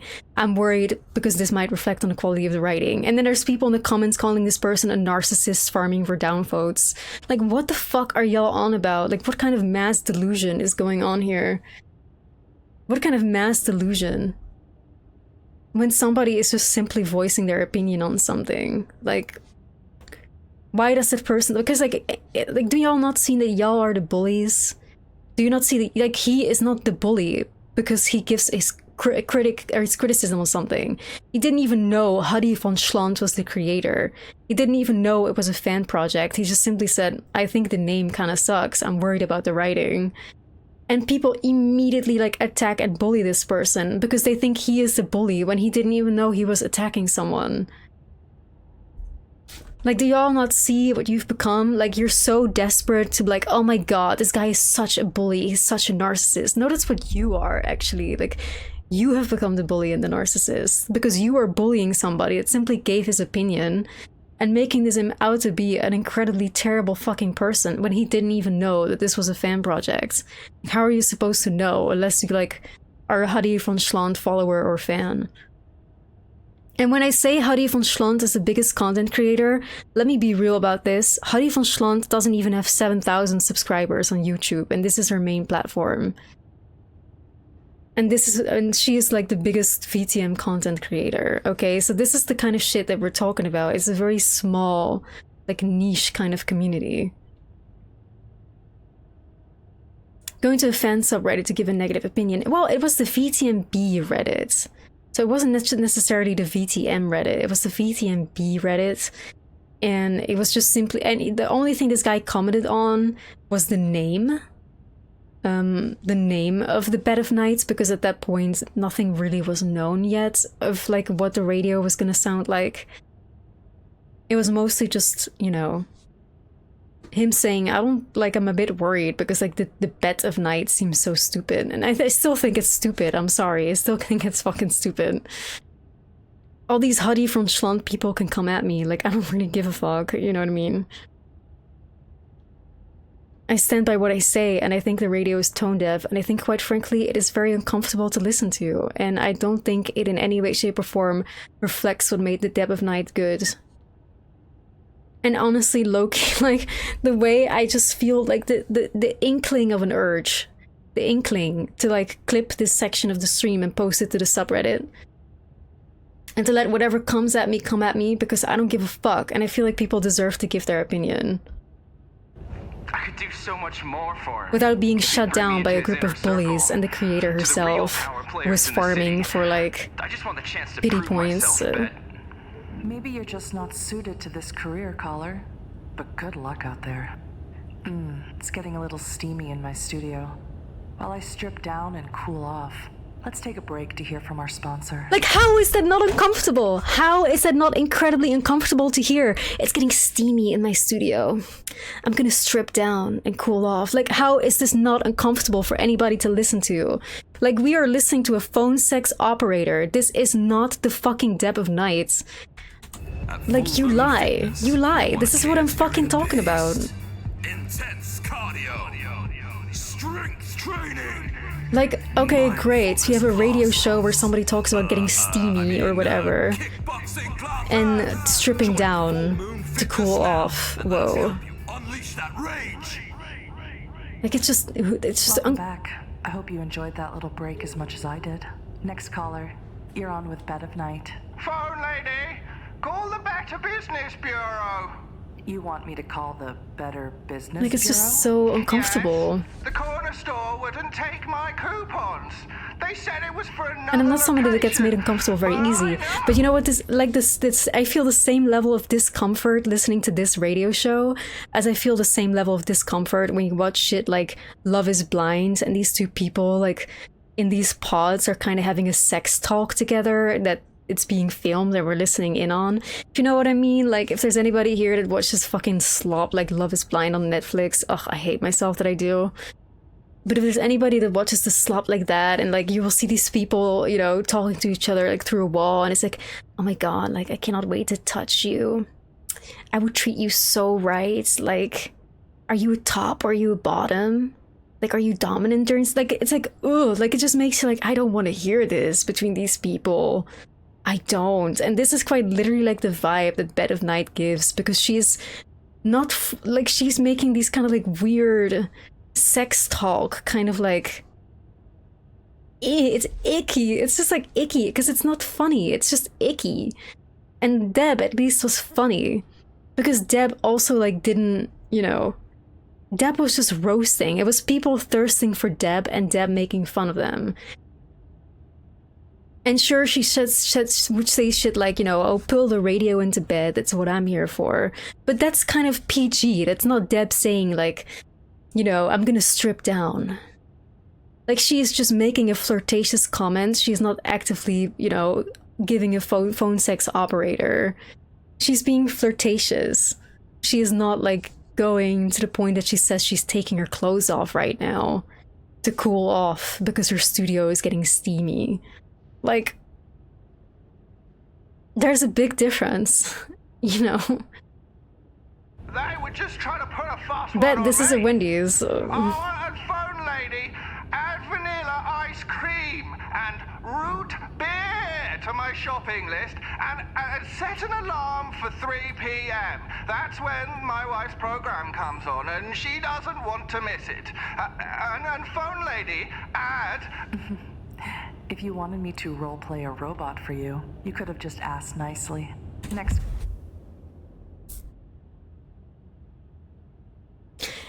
It's like every fucking other comment she feels like making some sort of sexual remark. Something that is overtly sexual. Like pulling the radio into bed is not like overtly sexual, saying, do you want me to roleplay a robot for you? It's like, what the fuck do you mean? Like...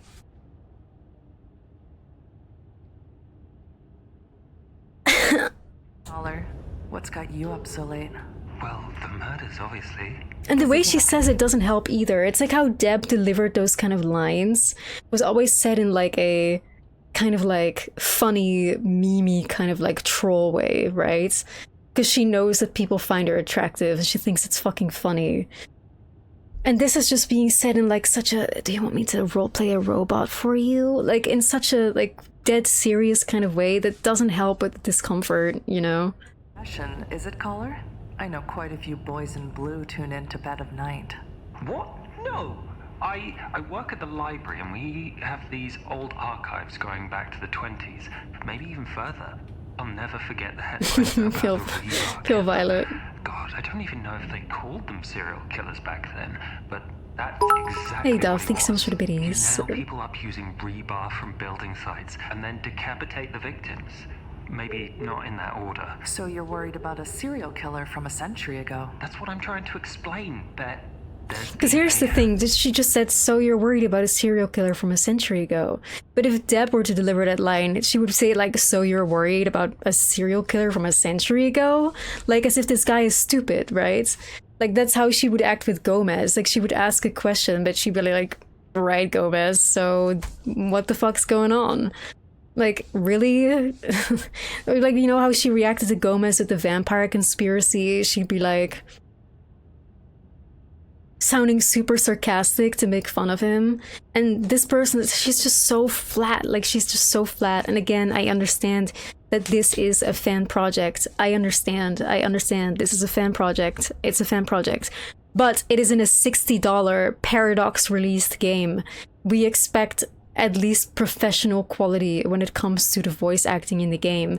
And this is no longer a fan project in a game. This is an official project by World of Darkness into the official game of Vampire the Masquerade Bloodlines 2. And this shit is just not... It is not a $60 worth voice acting performance, period. You know? Full of murders over the last week. Same MO. The rebar, the decapitation. The only difference is it can't be the same This would be guy, cute if it was like a $5 I mean, it indie has to horror be a game or copycat, whatever, you know? right? You're asking as if you have some doubt, caller. No. It has to be a copycat. That's the only logical Like, things, I explanation. stop having, like, you know, empathy and sympathy for, you know, a less than great fan project if it comes packaged in a $60 AAA price video game, you know? Anything logical about it, but what if I think I just need to try and get some sleep. Stay safe, caller.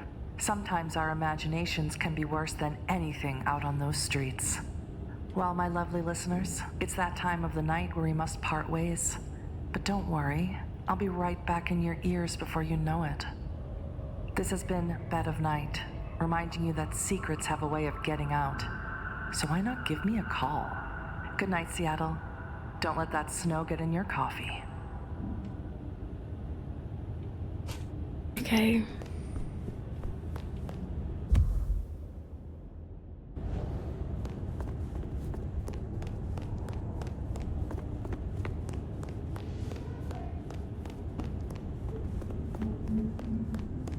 Yeah, exactly, Basis. You'd expect a professional voice-directed radio show, not a volunteer fan contribution. I agree. It's like for $60, we shouldn't be, you know, playing a game that has undirected fan projects in them. As much as that can be a cute thing, it's just like, first of all, like here's my issues with the fact that it's a fan project. If you're gonna have one fan project in, put other fan projects in. If you're gonna have more fan projects in, why would you only put a fan project in of like arguably the biggest content creator? Because then it just feels like it was just a privileged individual that got in because of her clout, not necessarily because they're a good creator, you know? It is Huddy von Schlant. She's involved in almost anything World of Darkness. She, you know, like... There could be smaller content creators who made a Dead of Night parody that could objectively have been better, that would have deserved to have been in more, but there's a reason that Huddy von Schlant got picked, you know? And it's not for the quality of her performance, evidently.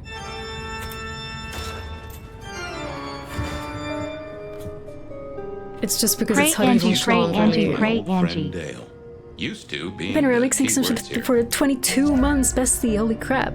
Thank you so much. It's and the fact that the quality of the performance is so low, it just makes it feel even more out of place within like the game itself, which doesn't really help with the quality consistency in general, you know what I mean? It does not help.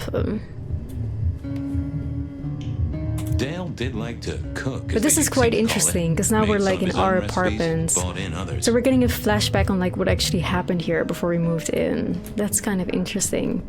Probably the most interesting thing happening in Fabian's story so far. More rebar, huh? You aren't looking too well there, buddy.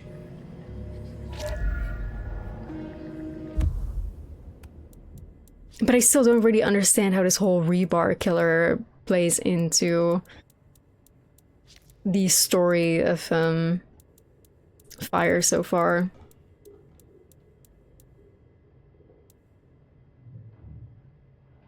Product proximity to community manager. I'm pretty sure that like... Yeah, I mean, Bet fucking Huddy, I mean, has like hella clouds, I'm pretty sure. She's a community ambassador for the World of Darkness, so hopefully that says enough, bassist.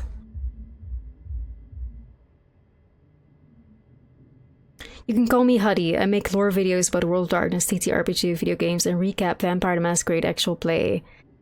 LA by night. I'm also community ambassador for the World of Darkness. She has 633 followers on Instagram. I'm pretty sure I even have more than that.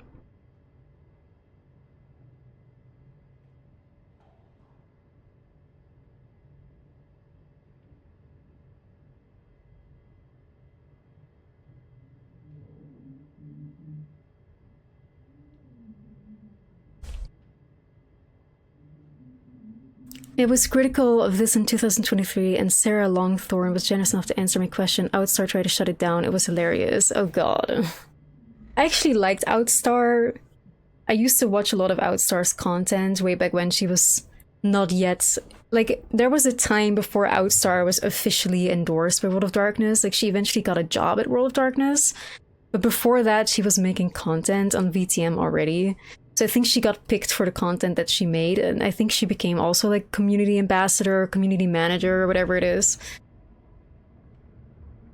But if she tried to shut you down or shut down your criticism or whatever, that would be very like unprofessional. I fear like it's just unprofessional behavior. If somebody, you know, is critical of something and these people are like immediately being, you know, defensive or shutting you down, that is unprofessional.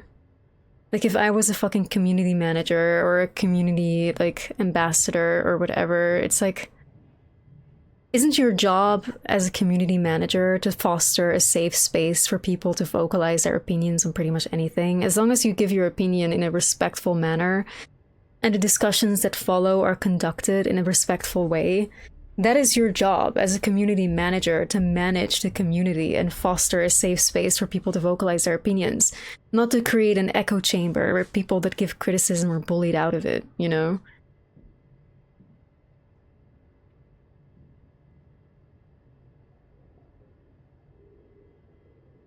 Her job to put us in her place, well, that is not what a fucking community manager is supposed to do, but I feel like there's a lot of shit that is being mismanaged in the World of Darkness, like Sphere, for sure. If this is the kind of attitude and the way that they approach things, I am afraid.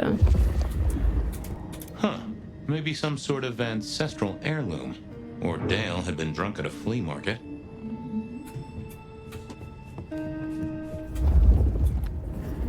Maybe Dale used it to scope out heavenly bodies.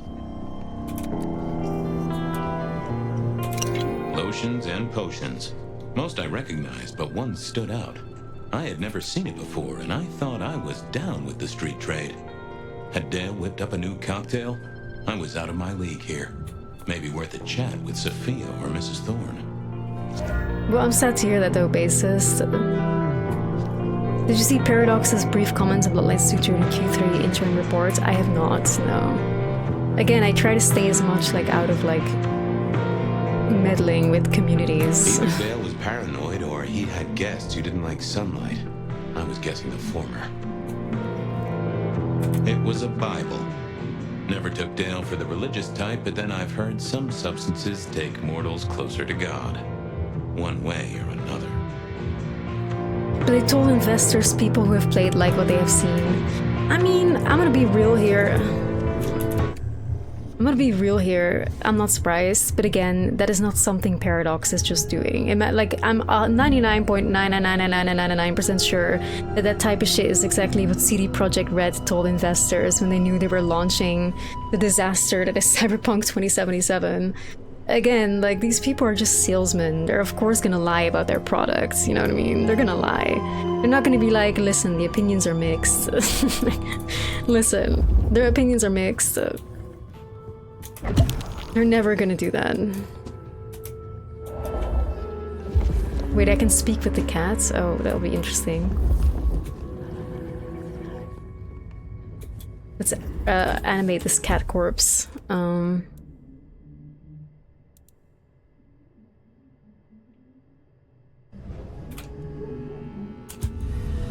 Me and animals, we'd always had a special rapport. Hey there, little buddy. How's your night going?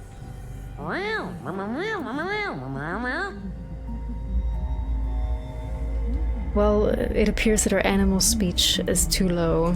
Did you see who killed Dale? Sorry. Hard to see anything if you don't have a pulse. Unless you're Are we supposed to laugh? Like... Can you please for me? I'm kind of stumped. Well, that is illuminating. How long you been lying here? That's what I thought. I'm sorry, buddy.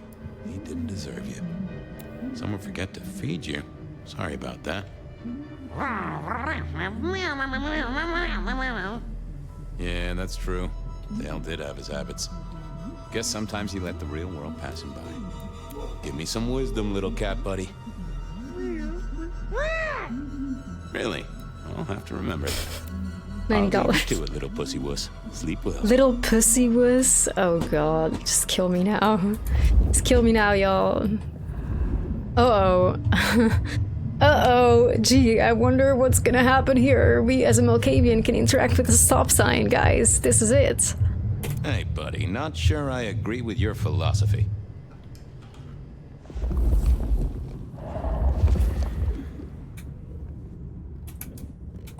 Wow, that was very disappointing. I want my $90 back. I thought we were gonna have a Malkavian fight with a stop Dale sign. didn't pay attention to you, so why should I? This is not even nostalgia bait basis. I hope you're aware that I paid $20 extra to have this stop sign in my apartment. Like, I hope you are aware. I hope you are aware that for the Santa Monica Memories pack, you need to pay an additional $20 on top of the game being $60. Otherwise, this stop sign would not have been here, and this jukebox would not have been here. So I paid $20 for that interaction just now. If only our killer had listened to you. $20, because like as Phyre, we cannot interact with this. No, you stop. You win this round. You've made a powerful enemy today, sign. Whoa, he said the thing! Oh my gosh, like, take my $20. That was so fucking worth it, man. Take Hey, it. buddy, not sure I agree with your philosophy. Take it. I'll take all my money. Dale didn't pay attention to you, so why should I? If only our killer had listened to you. No, you stop. The way he says it is so aggravating. Stop. Like, dude, can you not just say stop as like a normal fucking human being? Like, You win this round. You've made a powerful enemy today, sign. ugh, like I hate this voice actor. Like, I don't know who he is, but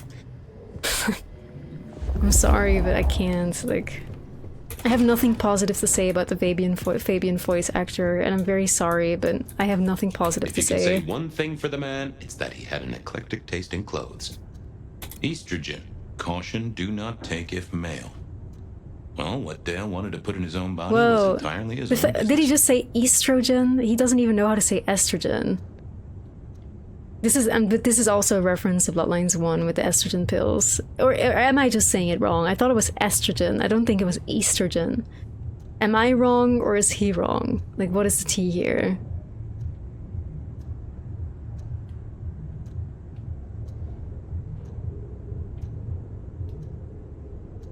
It is not estrogen. So they're having a voice actor here who's supposed to speak proper English, mispronounce a word, and it did not go through quality control at all. Interesting. Estrogen. The jukebox thankfully only makes noise. But they debated us heavily with this. Like, I was talking about this in the previous stream as well. This jukebox is such a fucking debate. Like, they said it would have, like, nostalgic music by Rick Schaffer, so I think we all assumed that the Bloodlines 1 soundtrack would be in here. But instead, it's just, like, music and probably unreleased Rick Schaffer shit that we've never heard before, if it even is. Because, like, this is not anything that plays in Vampire the Masquerade Bloodlines 1, so how is it nostalgic when we hear it for the first time? Like, a huge debate. Like, mostly I spent the $20 on the extra edition. It's not Alistair. The plus patch, it must be in some sort of like weird version. It's in the pier. I can literally go to the pier right now and this track will not be playing. Not in my version, at least, of the game.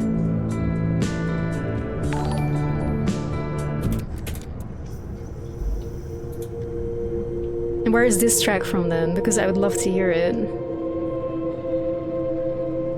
Where is this track from?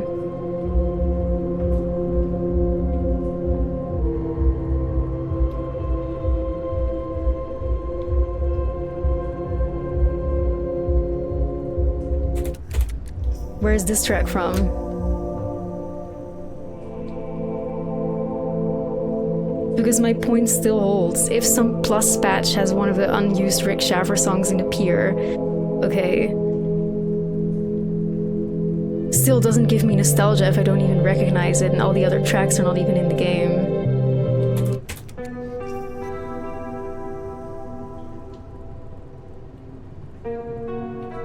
Is this one in the game? I literally just came from a Tremere replay. I don't recognize any of this. And I fucking played like fucking through Bloodlines like 5 times or so since I first played like 10 years ago. It sounds like it's Rick Schaffer, like it sounds familiar.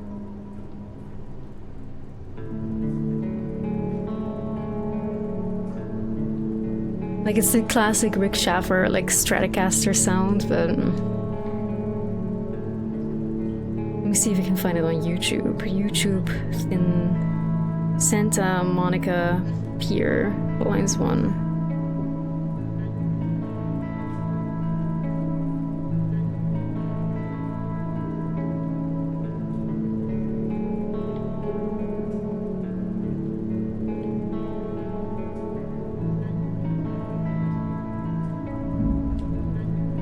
The ambience, Vampire the Masquerade Bloodlines, Santa Monica Pier. Let me have a listen.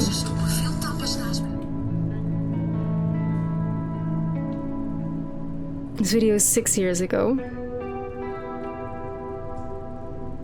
I first have to go through a million YouTube ads, I fear. But now I'm curious. Because I could be completely wrong and not remember or have paid attention at all to the Pier track. But I don't really spend much time in the Pier, minus like in the first, you know, moments in the game where you're with the Thin Bloods and you're going to that house thing for Mercurio's quest.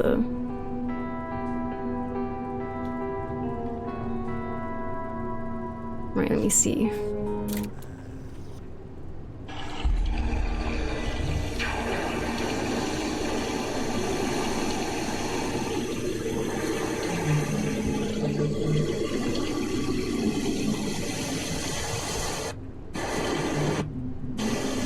I'm scrolling through it. Guys, this is not the same. I hate to break it to y'all.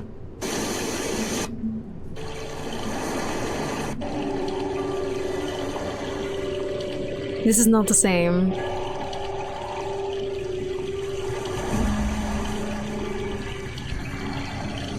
That's not the track. This is quite literally somebody is like literally standing in Santa Monica Pier. This is literally the video. Ambience, Vampire the Masquerade, Santa Monica Pier. And he's like standing there.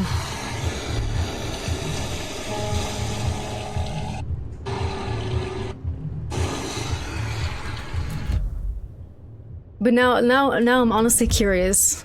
Like, we're gonna do it. We're gonna do it. We're gonna do it.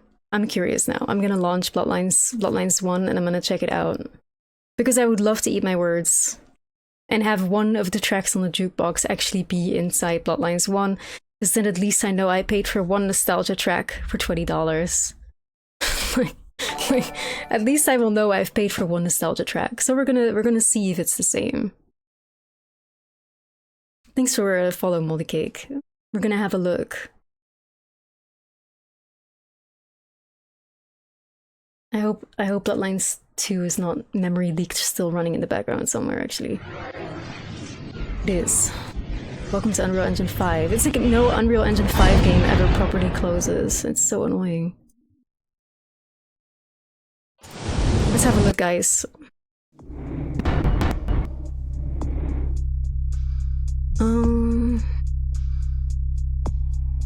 Do I have a save? I have my 2020 save as like Toreador in the Asylum. I feel like that's the best we can do. I'm loading my 2020 save up. We're gonna go to the pier and listen to the soundtrack.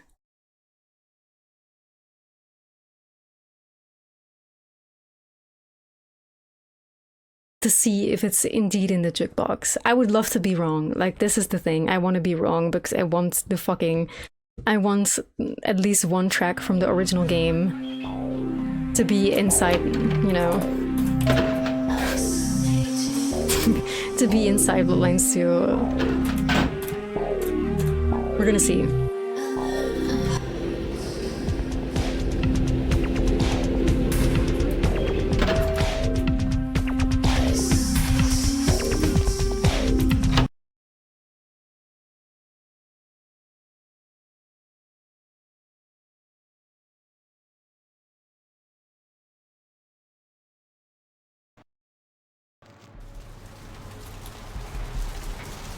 Okay, we are on our way.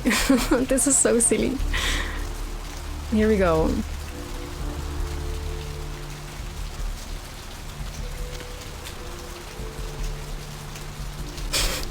I'm laughing so hard at this. Holy fuck. Alright, so we're heading to the beach.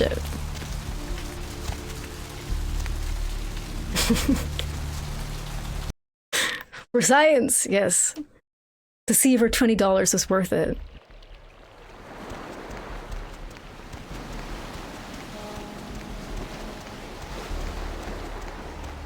Alright, let's listen.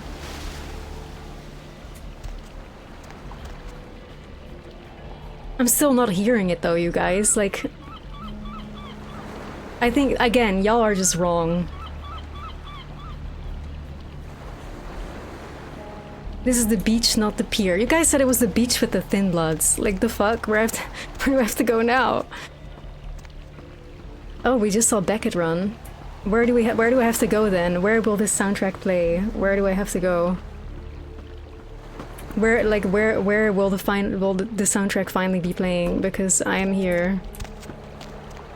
Is this pier good enough for you?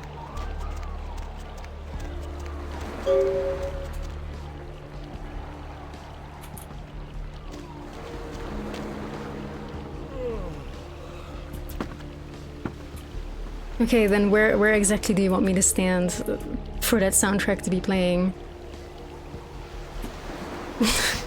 Hey, what's up? How are you? 5?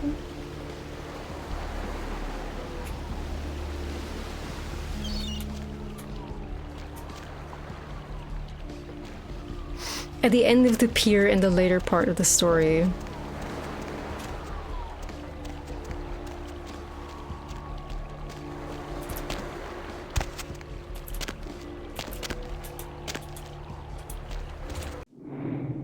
Let's see then.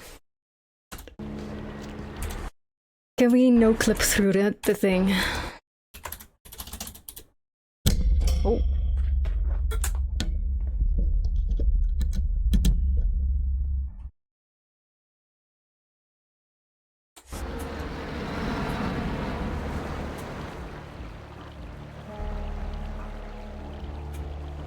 Okay, which part of the pier do I need to stand in for the soundtrack to play, you guys? I'm flying through the whole game.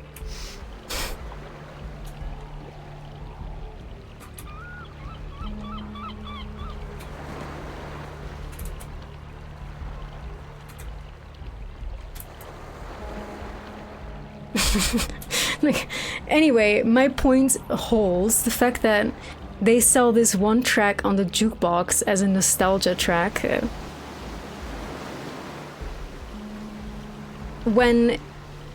If this track only plays when you've done, like, the pier quest to its final end, how is it a nostalgia track? I think I've completed the pier serial killer quest, like, once or twice in all of my playthroughs, because I didn't find it too interesting.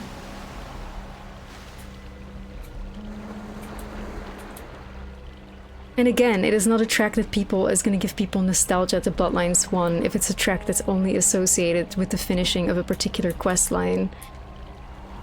And it's not like a soundtrack that's actually associated to any sort of areas.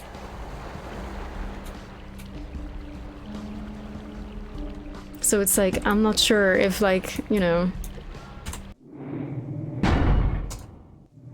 I'm not sure, but when I think about Santa Monica Pier or like the Beach of the Thin Bloods, like, again, it's just... that track in the jukebox is not what I associate with it, I fear. Is that track even on Rick Schaffer's official soundtrack on Spotify? Let me have a look.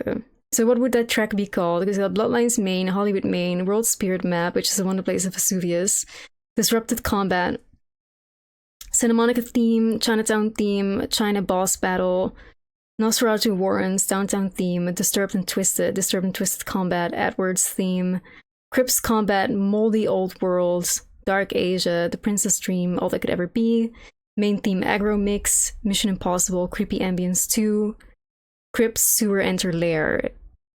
This is the official soundtrack of Vampire the Masquerade Bloodlines by Rick Schaffer. as uploaded in 2019. Is that track from the Phyre on the soundtrack at all? Like, which of these is it?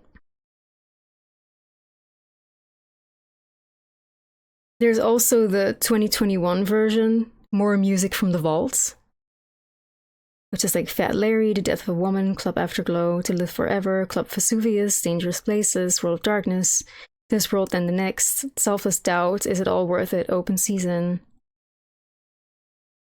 So what would this track be called then? From the one that is in the jukebox.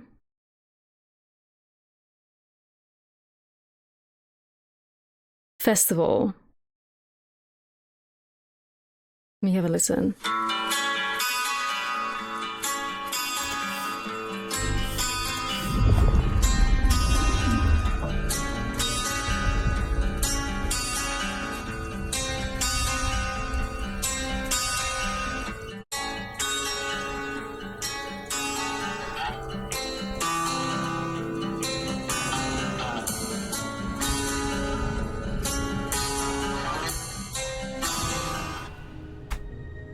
Alright, now we're giving the jukebox a listen.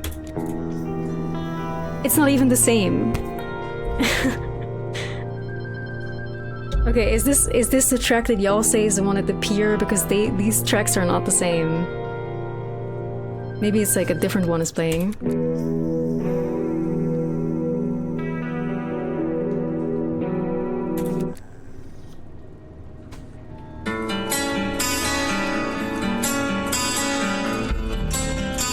I'm not hearing the same track, you guys. Like, I'm not.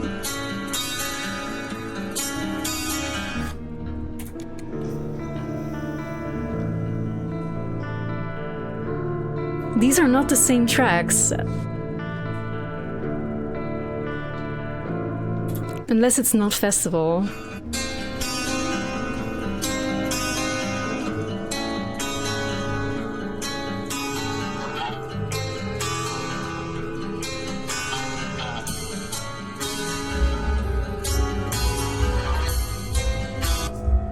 It has the same sort of opening riff, but then it just shifts to be different entirely.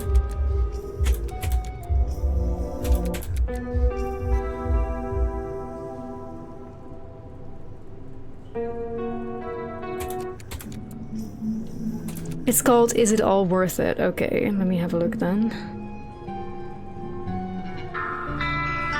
Ah, that sounds like the same track, yeah.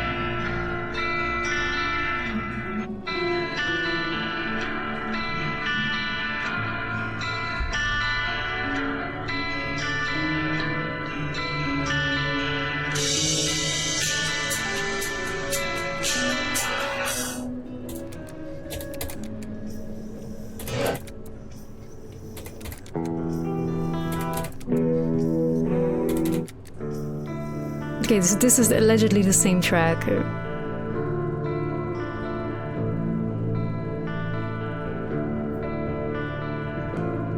We're gonna see if the drums kick in, because I don't remember this track having drums, but let's see. There we go. Okay, so it is It All Worth It? It sounds slightly different, but it is the Is It All Worth It track from the Songs from the Vaults.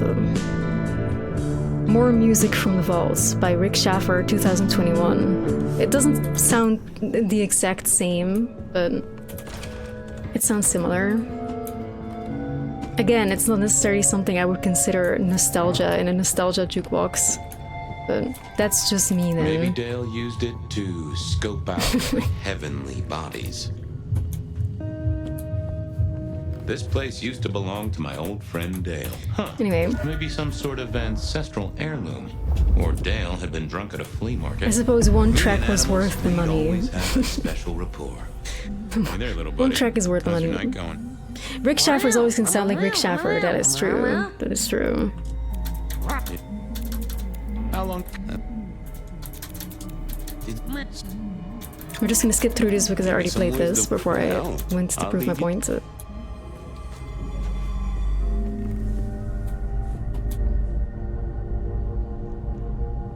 Yeah, no, like, I don't think that they, like, I wonder to, like, what extent Rick Schaffer was like, here are songs, enjoy. But I don't know, again, I don't know. Has Rick Schaffer posted anything? Rick Schaffer is the composer of the original soundtrack of Bloodlines 1, for people who are wondering.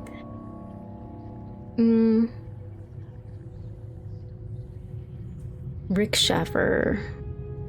Like, has he posted like, oh, check out my music in Bloodlines 2 or whatever? I don't know.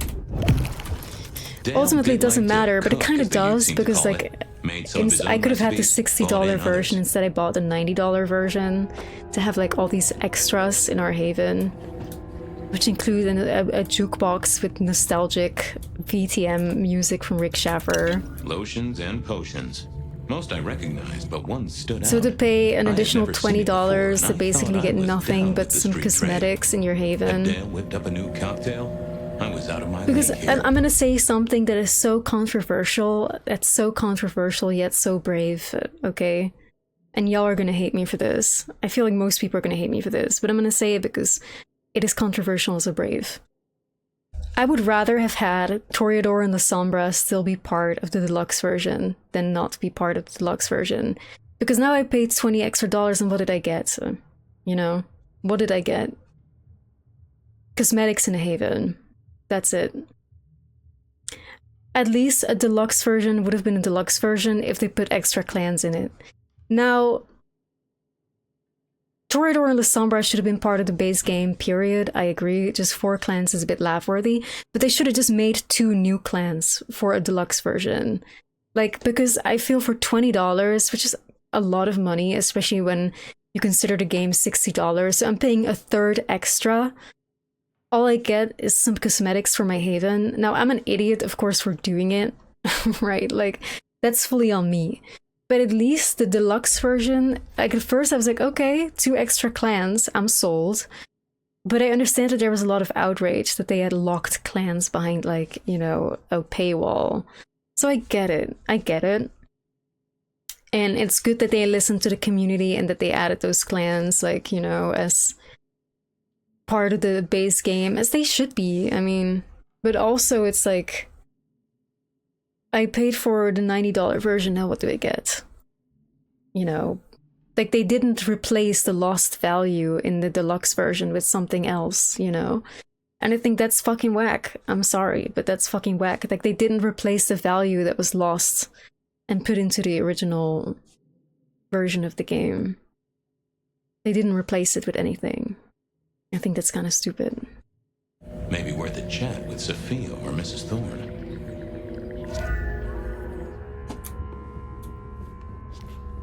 Either Dale was paranoid or it was a bug. I got the fascination with spirit boards, but always wondered, what if the ghost never learned to write? If you could say one thing for the man, it's that he had an eclectic taste in clothes. We're gonna hear estrogen again. Estrogen. Caution, do not take it male. Estrogen. Well, what Dale wanted to put in his Not own to be body was confused with entirely his own estrogen. business.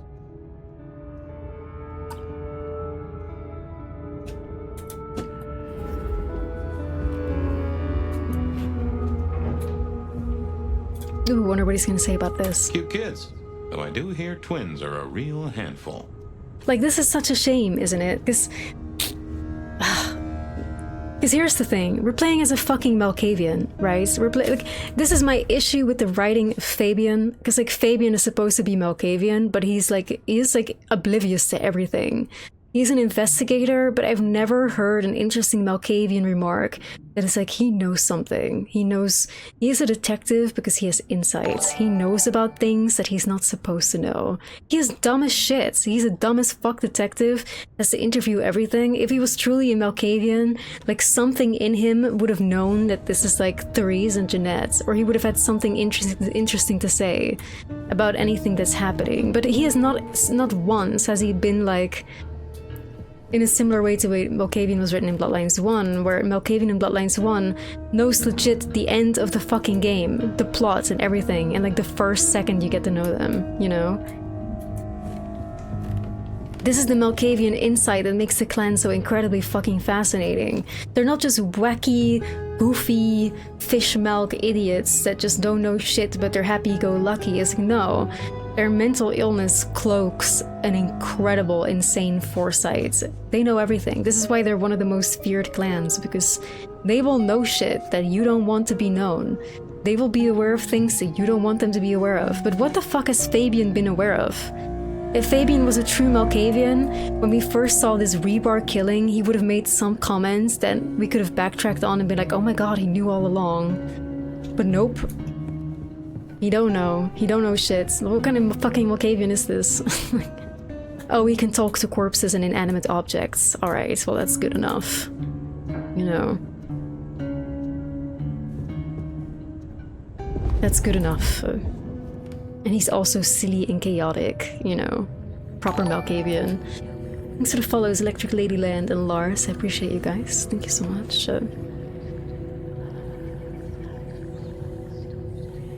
Okay, we're gonna have to talk to this corpse. Survive the willpower check. Because, like, even though I have a lot of negative things to say, I'm still very intrigued by the story. I'm still very intrigued to see where it goes. With Phyre, at least. Like, I don't give a fuck about Fabian.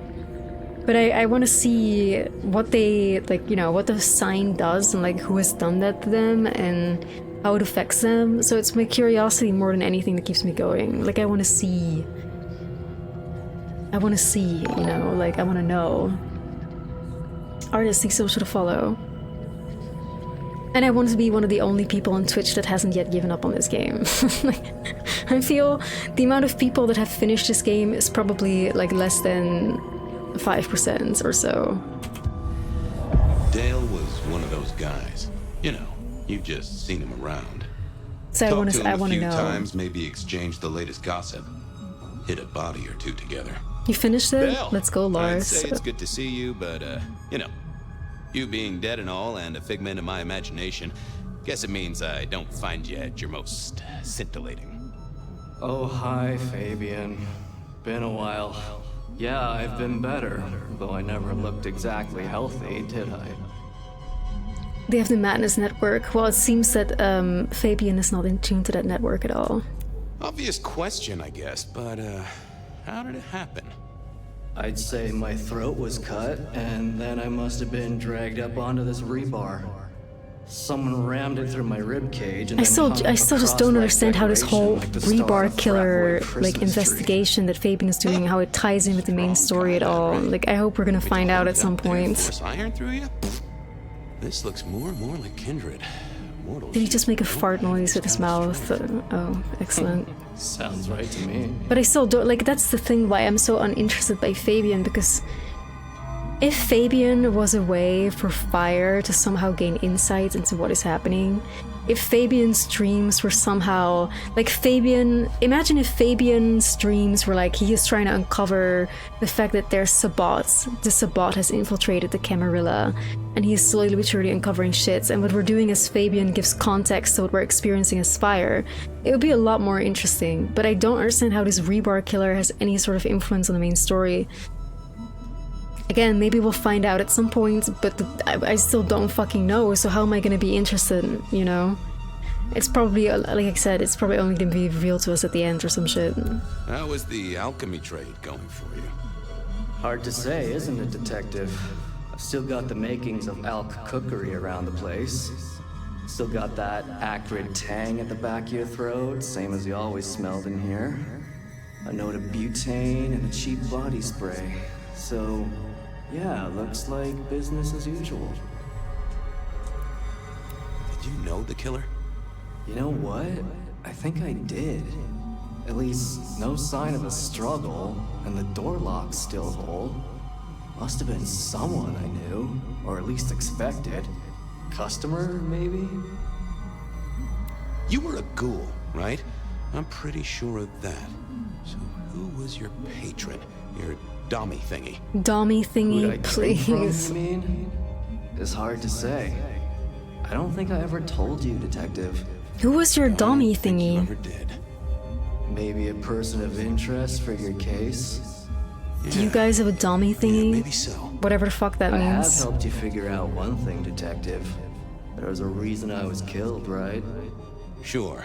Someone's sending a message like the others. That, and I was probably killed by someone I knew. You are So, dummy who my thingy. patron was is important one way or another. You got that right, little buddy. Thanks, Dale. I Sorry hate about, how this you guy know, calls the everything whole little strung up buddy. on a support beam thing. I know a guy who founded a whole religion like this. You never know. Maybe someone will write the Book of Dale. Dummy thingy was whatchamacallit. The dummy thingy.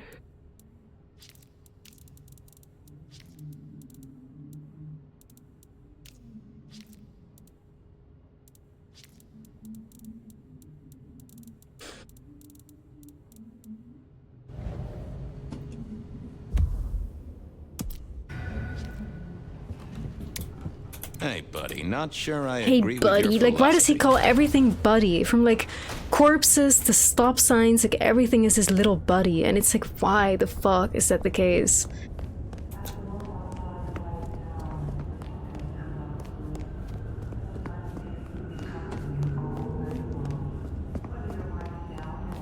I'm not your buddy, pal. I'm not your pal, friend. Let my voice be your sanctuary, dear listener. A haven for all the mystery Seattle is hiding away. First caller, are you up past your bedtime or did you wake up? That's just like, it's like a car crash that you just want to like keep staring into to just know what cringe is gonna follow.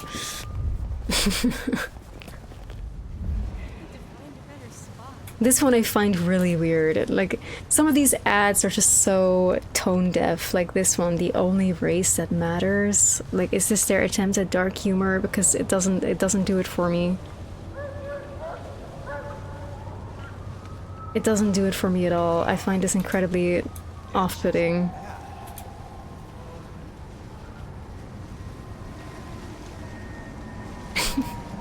Like, this is not...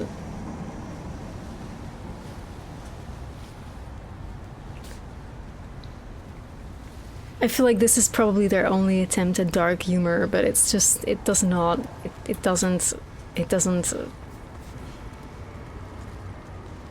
Or what is this supposed to mean? The bridal suites? And it's like a woman that's like pushed up against the curtains?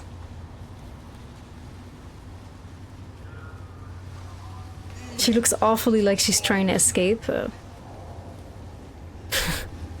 Which is also a bit, like, I don't know, maybe I'm just seeing the wrong thing because of the only race that matters type of humor on the other side.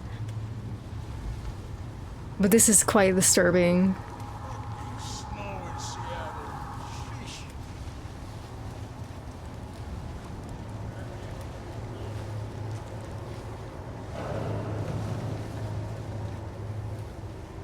Like, I hope she entered that marriage voluntarily, is all I'm saying.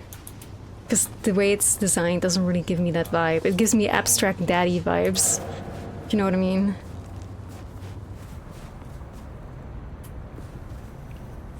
Yeah, I mean, that's the thing, Loki. It's supposed to be like a running ad, like run club. But the way that this, like, it's obviously a double entendre, right? Like, it's supposed to be having double meaning. Oh, friggin' chicken is in here. I saw friggin' chicken, and I saw a red spot ad as well. So that was kind of funny. A little help, whatever you can spare. Here, like at Red Spot, which is like, of course, a convenience store in Hollywood.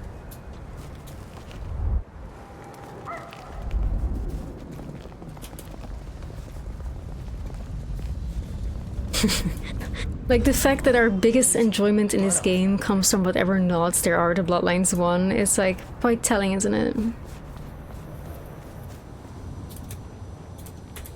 Reggie, old pal, moment of your time.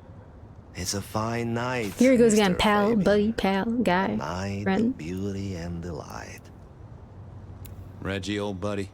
Anyone Buddy, going to like, that stop, apartment over like, there in the last first few like hours? Reggie old pal, Reggie Huh? old buddy, like, Well, stop with the fucking buddying, like, I can't, like, I'm sorry y'all, I'm getting so aggravated by Fabian.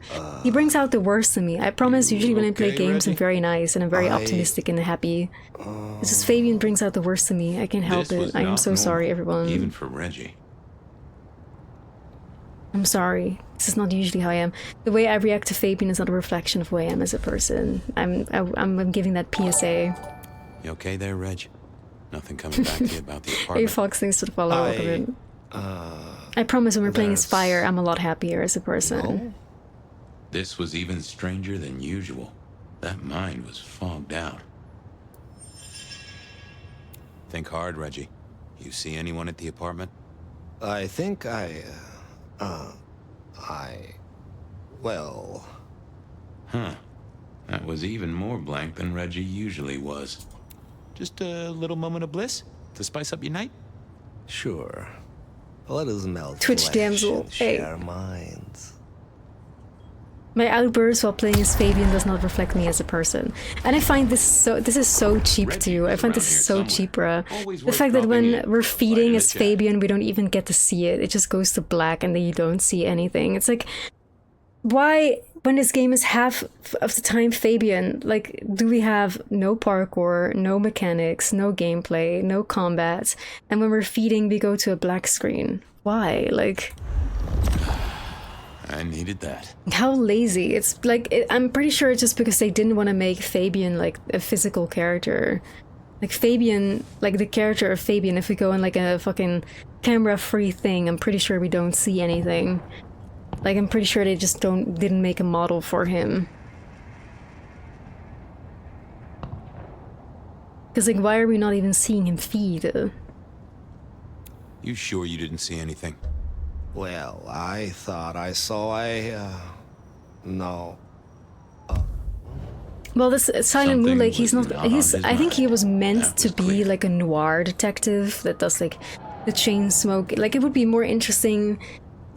Because when I first played Fabian, I was like, oh, I like what they're doing here. They're kind of doing like this noir detective. He's probably a Malkavian that's not a detective at all. And he's like in this delusion that he lives in like a noir crime movie. And he's like a gruntled detective that like smokes all the time and is tired of his job. And is like on the path of like, you know.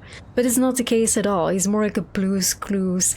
Let's see what murder we can solve today, buddy. Like, he's more that kind of thing. He's not the you know, delusional Malkavian that, because at first I thought he was like the people in, you know, Seattle PD just tolerated him as like a disgruntled guy that meant no harm but lived in this like inside world where he was a detective, and that was his Malkavian affliction. He was a person that he is not, but it doesn't seem to be the case at all. That would have been interesting though. It would have been an interesting angle, but he just... He is not that. Have a good night, Reggie. Become one with the heartbeat of the city, detective. Reggie was never the sharpest tool in the shed, but something had made him even worse than usual. I think we have to,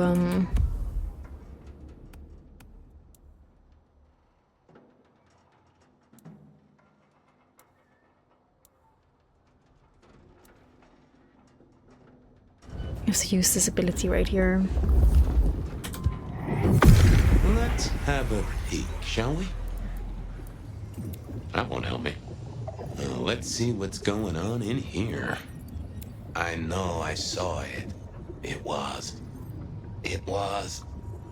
That's a solid block, Reggie, my friend. Someone has put a compulsion on you. Huh. Now that wasn't memory loss. That was a solid block.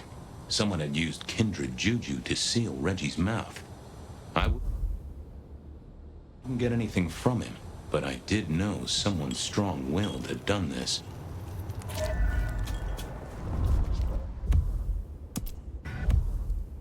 Kindred juju, yeah.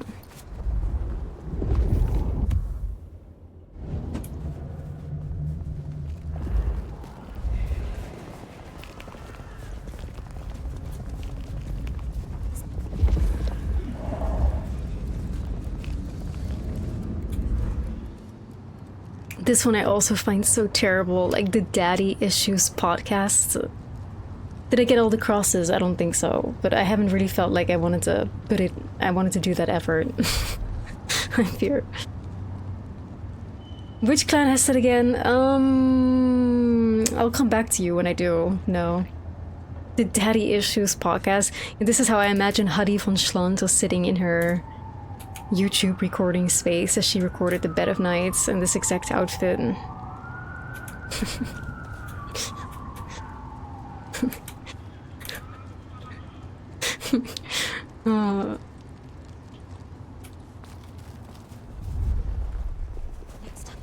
Visit all the places. I honestly have not looked for them much. I don't know how many I have. 9? No, wait, 3. I need to find a better spot.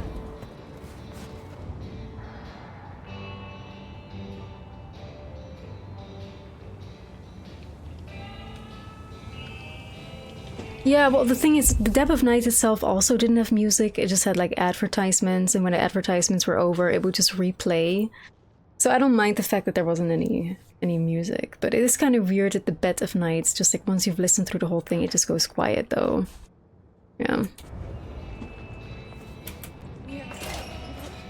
A visit to Mrs. Thorne always made me want to gird my loins. I wish I knew what a gird actually was. Gird your loins. Looks like Sophia's been doing research on someone called the Nomad. Okay.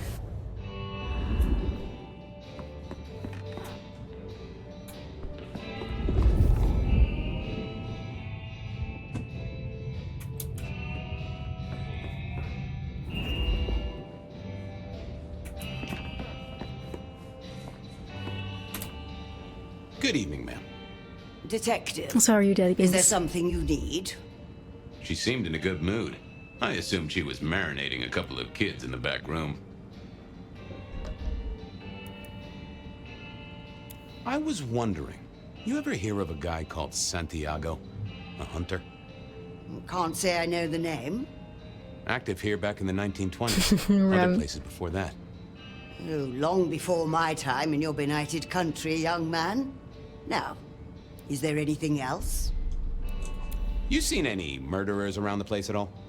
What variety of murderer, young man? Of my precious time? Of the sanctity of a bookstore? Of the English language? I fancy I could put my hand on someone guilty of all three. Zakdos, welcome bestie. Hey, I found this potion. I thought since you were our expert on cauldrons and newt's eyes and such, you might recognize it. Whoa, she picked it up. Made, I'm sure. Indeed. Think it could be... Memory. Memory? Salvia officinalis, Centella asiatica, Bacopa moneri, the vulgar time, and others. Memory Animations and are so bad, though. Detective. That was so To stiff. cloud or to erase, to improve, But I'm glad that they did to it. reshape. I'm happy to see that they animated that. I have the memory of it. What are those little things? Orange gills, swim around in circles, opposite of an elephant? Anyway, can you tell me who might use this, or what they need it for? You have partial information, young man. There's a manufactured component here. Some of that modern messing about. Have you consulted Sophia? Sophia? Not about this. That is a good call, Mrs. T. Mistress Thorne, thank you very much. Thanks. Close the door after you. A quick trip up to the tower to call in on Sophia then. Well, back we go. He's so quirky. It's fucking typical fish milk, man. Typical fish milk shit. None of the darkness, none of the sadness of the actual Clan Malkavian. Like, Clan Malkavian, I would say, is probably one of the most saddest clans, in my opinion. Like, just... They're horribly misunderstood, first of all. They're extremely distrusted by most other kindred. They are crippled by their own mental illness to the point that they don't even understand themselves most of the time. And obviously the consistent jumbled insights that they do not understand at all and cannot make sense of must be horribly fucking terrifying, on top of always being misunderstood. You know, they're the clan that their bane is literal fucking mental illness, you know what I mean? Like, it's insane and tragic. Not only are they mentally ill, they're also never going to be understood by anybody, but like, their fellow clanmates, so maybe not even then. So the fact that the stereotype fishmouth is like they're happy-go-lucky, foolish, silly. I'm so fucking silly. You know, I'm so silly and chaotic. Look at me. Like, there's nothing that actually tells me that Fabian is Malkavian. Not a damn fucking thing. There's nothing about him. He just seems like a normal, annoying human being. We have not seen any of the foresight, any of the, you know, things that make Clan Malkavian special. He has not ever given us any sort of insightful comment. It's like, if a Malkavian detective is a really cool idea, especially because like they could use their power to get all these sort of like informations and bits and pieces of the actual truth, and all they gotta do is just make sense of it. But he doesn't. Like, all he has to do is interview people, and then he still doesn't really get it anyway, so then he just has to interview another person. It's like,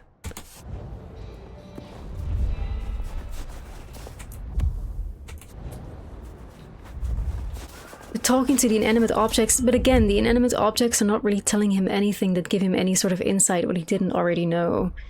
So it's like, what kind of good does it do, really?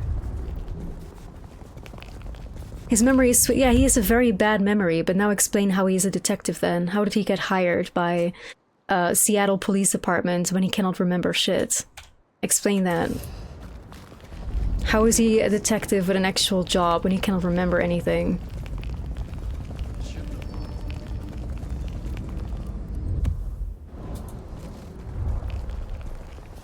Isn't that like a huge plot hole? Pretty sure one of the biggest criteria of being a detective is actually having a good memory, but, you know, fuck do I know.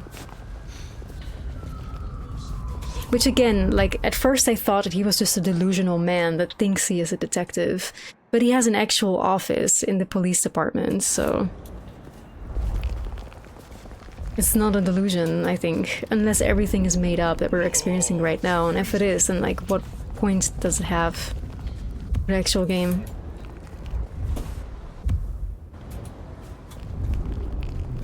Clan Tremor? I don't know what Clan Tremor is, I'm afraid.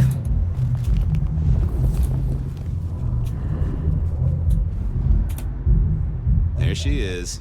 I hope business is good, my dearest. Why, if it isn't the most handsome of my clients? A moment of your Tremere? generosity would sure cheer me up. What does Clan Tremere do? They are essentially like blood mages, I feel like is the best way you can sum up. Blood mages with an Illuminati-esque internal government My dearest, outside of the Camarilla. moment near divine. Keep safe. Go do your... Rosa, my favorite depiction of a Malkavian that was so creative and so original was Hope from Coteries of New York. Now that was a proper Malkavian.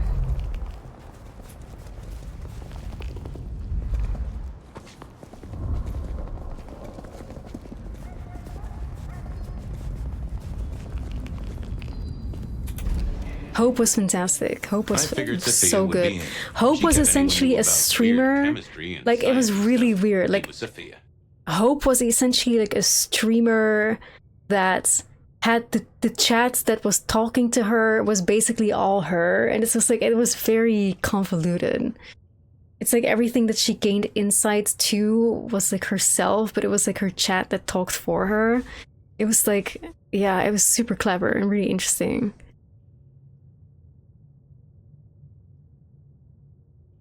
See if we can find a better summary. Yeah, biography. Hope. She operates a cam show where she performs vampire stunts instead of sexual content to entertain her loyal audience. But in fact, the show isn't actually being streamed to the internet, and Hope is playing all the parts of all the online audience members who are online. Hope is fully aware of the fact that she's creating and controlling these characters herself. However, she still regards them as real and herself as a hive mind with no true singular personality.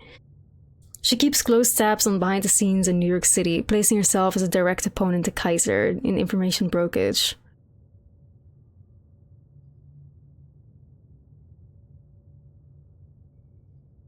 Description: a one-of-a-kind technological Black Widow whose web extends deep into cyberspace. Despite the Camarilla's strict practices, she stays up to date with the latest technological advancements. in the mortal world making quite a buck by manipulating the online narrative to her liking. She is cool as fuck. And this is like a proper creative Malkavian, not the stereotypical garbage that Fabian is, that we've seen a million times before. Fabian is legit the reason why Clan Malkavian was banned from TTRPG spaces, because this is the most stereotypical, boring kind of way that you can play a Malkavian. On business hours, but then so did I. You thought the chat was real, me too. Like, it was so good, it was so good. Like, Hope was awesome. She was always like on my team in coteries. She was always there. I would never take her out. She was fucking dope.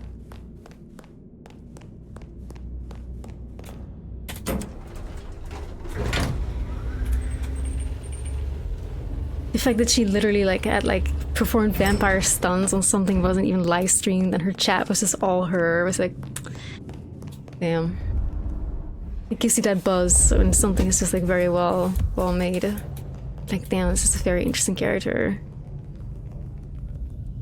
Hope was sick.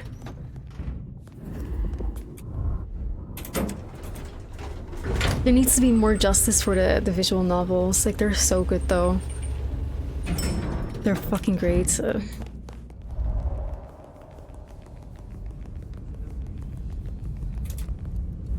Isn't this where Sophia was the last time?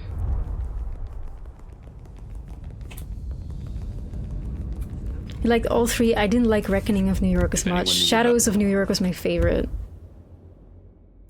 I did not like Reckoning. Like the latest one didn't get me as much.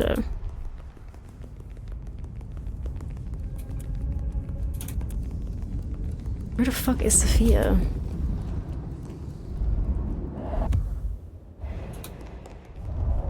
But I loved Coteries and I loved Shadows even more so.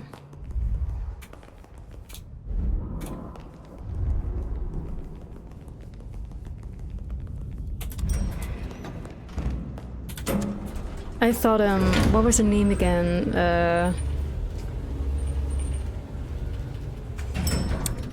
Fucking hell, I have to... bad with names.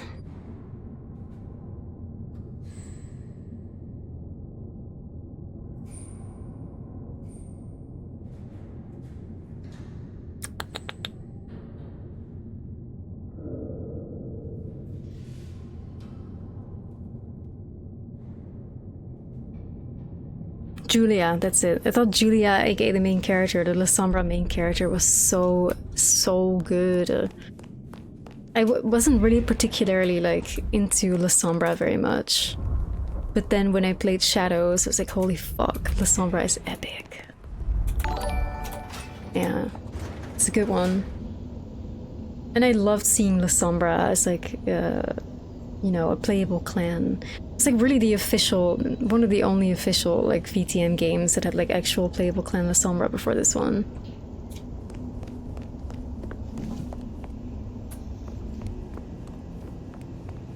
How did Fabian get in the person's head? The diablerie. No, it hasn't been explained entirely yet. It's pretty much explained at the very beginning of the game if you know the lore. Right, because when you diablerize in the game, in the world of VTM, like a remnant of somebody's soul or existence can linger in yours. So, like, it was the first thing I said when I noticed we had somebody in our head. I was like, I'm pretty sure we diablerized someone. And then, like, a few minutes later, you saw the scene where Phyre came out of the coffin. So it's because she ate him. But that was literally shown in the beginning of the game. Just wanted to check back in. I'm still here, still working. But my only question is why the fuck Phyre is not more interested on how to get him out. Like, that's like the thing, right? Like, this is the thing that confuses the fuck out of me. Because at least this kind of gimmick was done in Cyberpunk, right? But in Cyberpunk, Fia's like, why the fuck are you in my head and how the fuck do I get you out? Fuck you.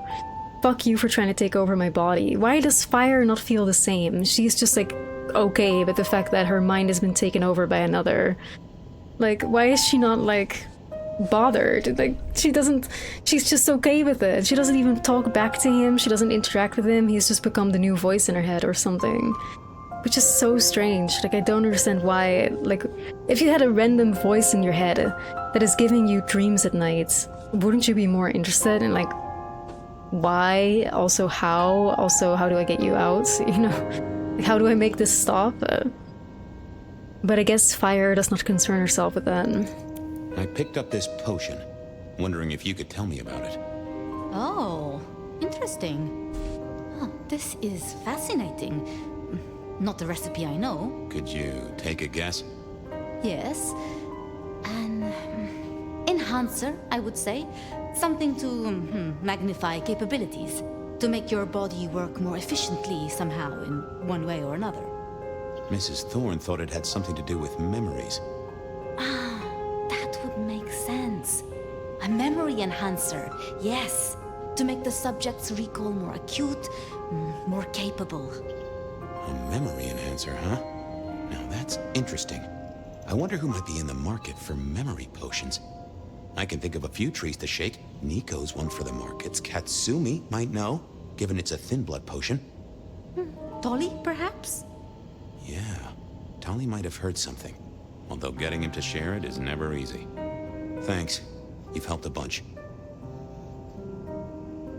She's elder, where she's gone through a lot of stuff. Well, I would agree. I would fucking argue that she probably has never gone through having a voice in her head, because if she had diablerized before, she'd be dead. Let's be real. Like, I don't even understand why she's allowed to walk and not be killed on sight when she diablerized. Like, diablery is like the #1 most punishable offense. Like, that will immediately get you not only outcast from kindred society, it will most likely get you beheaded and murdered or whatever. Like, you will be staked, killed, final death, the whole thing. She's just like, oh yeah, I just diablerized this guy, but, you know, and he's in my head now. Okay, cool, you are the new sheriff. GG. Well, I took a look at the scene. It was a place on Pioneer Square. I had a nice chat with the victim. Dale. Deals in thin blood elixirs. You know the guy? Another mortal. You think this is Santiago again? All evidence says so, and so did the corpse. What the hell is going on, Fabian? Maybe no one knows. No, Someone's she told plotting this people. out Like, everybody, they know. They know. They I'll know. drop by later. I'd like that. They know. Which I'm pretty sure was in the first stream. Yeah, she told people.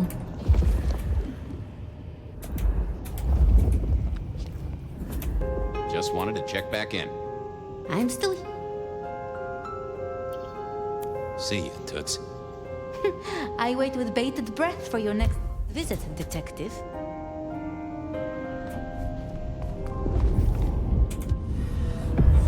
I knew Sophia liked to set down her thoughts, and this old recorder wasn't tied to any cyberspatial spy system. Hey there, big ears. What have you been listening to? Hey, detective. Yeah, I might have heard a thing or two. A The little fucking birdie talked to voices. me about a K-factor, a failed experiment, and a grocery list. What do you need? Tell me about the K-factor. Sure thing. The process is clearly thaumaturgical. Physical transfusion denatures the power and has no bearing on the recipient's K-factor. Interestingly, a kindred's kiss does seem to bear fruit. Mean anything to you, detective? Can't say it does. Wouldn't surprise me if it's Sophia's notes about a hot date. Here it's like, again, he say, can't say it does. Like when is this guy gonna be an actual Malkavian? Like, when are we gonna see the scrambled minds, delusional thoughts that somehow tell us a little bit about what's actually going on, but it just doesn't make sense to us yet, you know? It's like he knows nothing. It's like he's completely disconnected from what actually makes him a Malkavian, besides the fact that he can talk to objects. Give me the skinny on the failed experiment. It's a doozy, all right. Here you go. R02 demonstrates low-level impulse applied to test block 15. Carbon material measured at 1.2 N. Compare this to R00 telekinetic baseline, where no distinction was made between materials and was able to induce more than 50 N force. It is a result, but not practical in the field. That get your juices flowing, detective? I think I fell asleep around the second sentence. Is that not? Is that supposed to be like a New York kind of accent that he's trying to do? Like, How about that shopping list? Sure, I got it here. To do. Reorder CPTA 1. like why would a recording device sound like a New Yorker? You get that? Sounds like a fun shindig, but I wouldn't drink the Like, wine. why would this recording device be from New York? Well, thanks, little fella. No problem, boss. Always happy to lend an ear. I'll bear that in mind. Why? Useful little doohickey. Why? Maybe I should get one sometime, if anyone still makes them. Like what? Recorders are only made in the Bronx, apparently. It's his own voice. Yeah, I'm saying, why the fuck would he, in his own mind, make a recording device sound like a New Yorker? Like what? Like, well, that must be because he's Malkavian, so he's stupid and dumb and silly. Because that's all Malkavians are, so I suppose it's just lol random XD that it sounds like a New Yorker. Which, by the way, this is the definition of a fishmilk, right? It's somebody that plays Malkavian as their like lol so random XD clan. Lol, I'm so random, guys. I just gave a recording device the voice of a New Yorker. Lol random XD.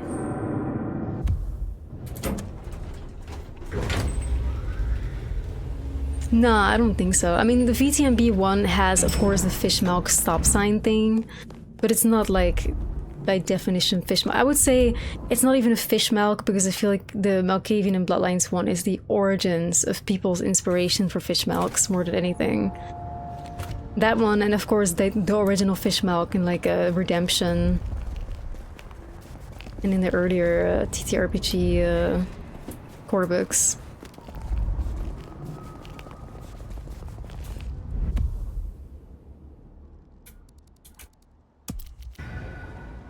But this wackadoodle fucking like lol random XD shit, and none of the like there's like none of the sadness, there's none of the tragedy that is one of the appeals to Clan Malkavian and what makes them so interesting and so beautiful.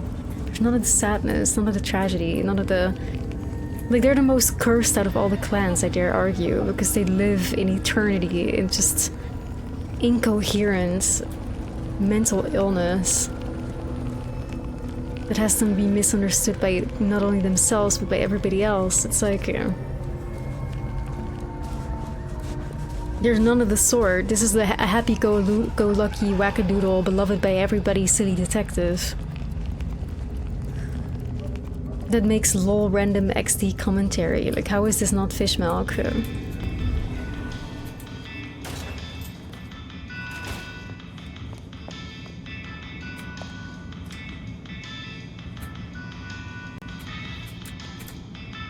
Hey, Nico. Fabian! Are you hot on the Yeah, trail I of agree, Dave. It's kind of 50-50. Why am I asking? With you, it is Hey, Ian, always how a are you? conspiracy. Any leads on the Umbrella Cartel and their weather-making machines? They sure screwed up this week. Have you seen the forecast? I am always on the trail of a conspiracy. Sometimes more than one. Say, do you know anything about potions? I found one. I'm told it's a memory enhancer or something like that. Would you know a likely buyer? I'm afraid I do not. I trade in solids, not liquids. That's what I figured. Thanks. I was wondering if you could take a look at this for me. Huh. I did not take you for a follower of Christ. Only when I stubbed my toe. I've got a few of these now, all identical. Yes, I see. Associated with a few hellish scenes. Okay. Well... Cross of St. James, yes? This particular shape? I did know that. It is a mix of mild steel and some of the decoration is cast in zinc alloy. Then lacquered, aged and weathered. Deliberately so. It's not old then.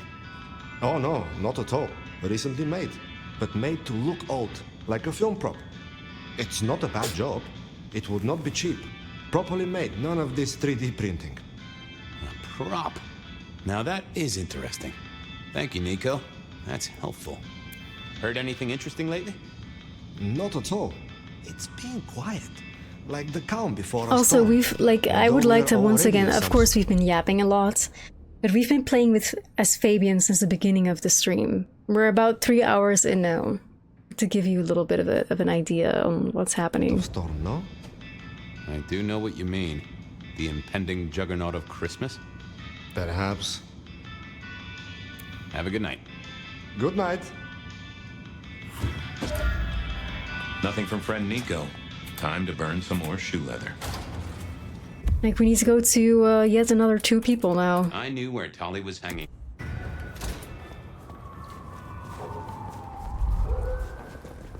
It's like as Fabian, every single fucking time you gotta go to every fucking NPC in the game, like... And multiple times, too. You have to trek around Seattle like 3 times whenever you play as Fabian.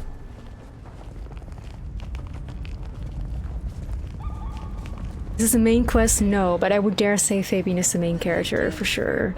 If you compare Phyre's... I think this would be Phyre's script, this would be Fabian's script, if you compare the scripts of the voice actors together. Oh, absolutely, Shades. It just, like... That's the thing. It just feels like this diversion from the main game. I just want to play as Phyre. I just want to see what she's up to. I want to play the story. I want to play the main game. This just feels like an annoying, irrelevant side quest that just doesn't resolve at all. Like, I just want to get back to the... I want to get back to it, you know? I'm kind of obsessed with this rat that just clips through everything. This rat is like legit no clipping. Spare $1? Really Holy appreciate fuck. some help. Look at this insanely talented rat right there.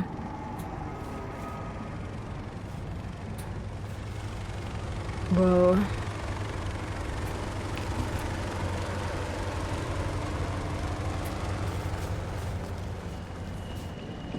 Like, that rat is so fucking terrible. But there's gonna be people that are like, oh, but the rat is clipping through objects because the rat isn't real, because Fabian is Malkavian. So it's actually really normal that the rat is going through the floor, because, like, it's just, he's a figment of Fabian's imagination, and he's Malkavian, so obviously he's stupid and silly. This is how defenders of this game sound, by the way. Like, there's a lore explanation for this.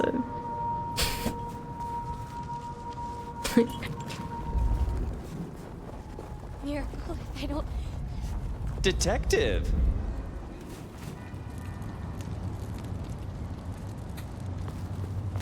My personal theory is that Tolly is Sabat as hell, and he's like the reason, like, he's behind all of this. This is my personal theory.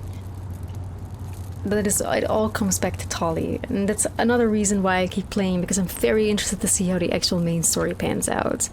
But I just know this guy is no good. He's shady as shit, and I know it. I know it. He's mad fucking shady, and he's giving me shady bad vibes from the fucking start, man. He has. Well, well, Detective Fabian, as I don't live or breathe. Tell me, how's the case? Hot leads, cold bodies, reheated plots. Reheated questlines. Ooh, let me guess. You want to hear the word on the street. Pretty sure it was curbside pickup only. Something I heard your boys in blue were being real strict about on Aurora Avenue. I'm looking into the alchemy trade. Better living through chemistry, huh? You never struck me as the type. Thin blood alchemy. You any notion who might be buying an elixir of memory enhancement? Memory enhancement. Like, how interesting would it be if Fabian was actually an actual fucking Malkavian that was well written? And Fabian's interactions with Tolly would give us some insight as to who Fabian really is, that we could later, like, apply to how we talk and how we feel about Tolly when we play as Phyre. Because again, I'm distrusting of Tolly, I am.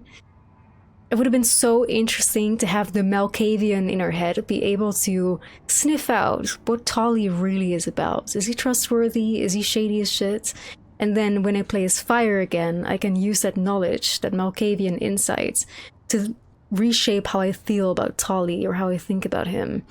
But again, we get no insight, nothing as Fabian. He knows nothing. whatever, you know, the perks of Clan Nosferatu are, aka that incredible insight, the foresight, they were prophecy, you know, they were prophets, they were oracles. We get nothing of the sort, and it would be so much more interesting from a gameplay perspective in a way to connect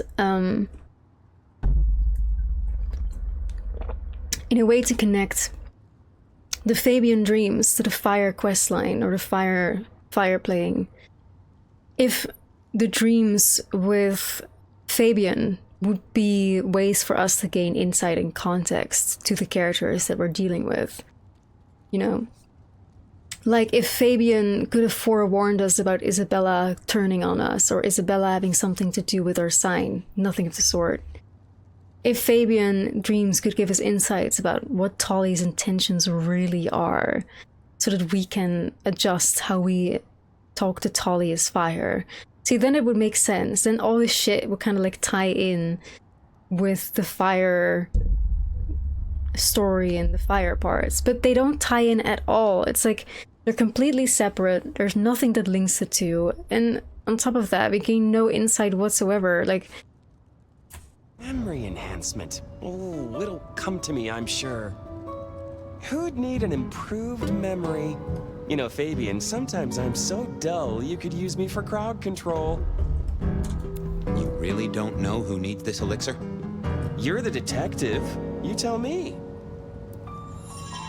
But after VTM B2, probably continue Silk Song, but I'm not sure. I know you've got some kind of problem with Benny. What's that about? Problem with our dear sheriff? Oh, no, detective. He's such a charmer, and so restrained and respectful, and brings joy to everyone he meets. Also beats up on little boys, if you didn't know. Nothing kinky, just for the violence. I see. Do you, detective? I really disliked Outer Worlds 1, so I don't think I would want to play Outer Worlds 2. Service, pride, dedication. It's acronym play, see? If you look at the first letters. Must make you proud to share such dedicated service with good old Benny Muldoon. Seen anything suspicious? I don't know. Are Seattle dogs outside your culinary experience? Tubes of gristle slathered in fetid cheese and carbonized onion? It's a real public health hazard. Can't you smell it? Every time a tourist goes by, it just like seems to follow welcome in. What did I not like about Outer Worlds 1? It felt like a Fallout ripoff that had nothing of the things I loved about Fallout in it. Come on, Tolly. You know who uses this stuff, right? And I don't even like Fallout that much, so it just didn't really vibe with me. But you know how it is. I get distracted by things I give a damn about. I'll see you later. But again, it's just it wasn't my personal taste. Like when Outer Worlds 1 released, I had like pre-ordered this. I think that must have been before I even started streaming at this point. Just not my type of game. So, no hate against Outer Worlds. It must have a dedicated fan base for it to have a second game coming out. Detect? I've got to figure this out. Don't be any stranger, Fabian. Fabian reminds me of an annoying theater kid who goes out of their way to think themselves a thespian. Goes into every interaction with the mindset, this will be great material, inspiration for X character. That's so real, no man.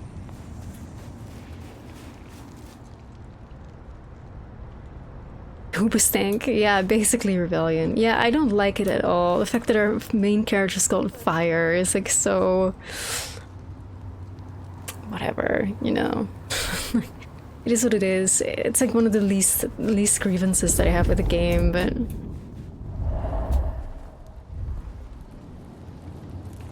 whatever. I think we have to interview him.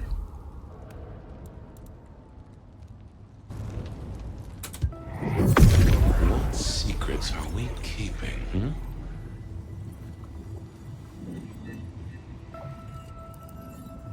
That can't be what you're hiding. Well, let's see what's going on in here. Not that, but I know that there's something. Let's have a peek, shall we?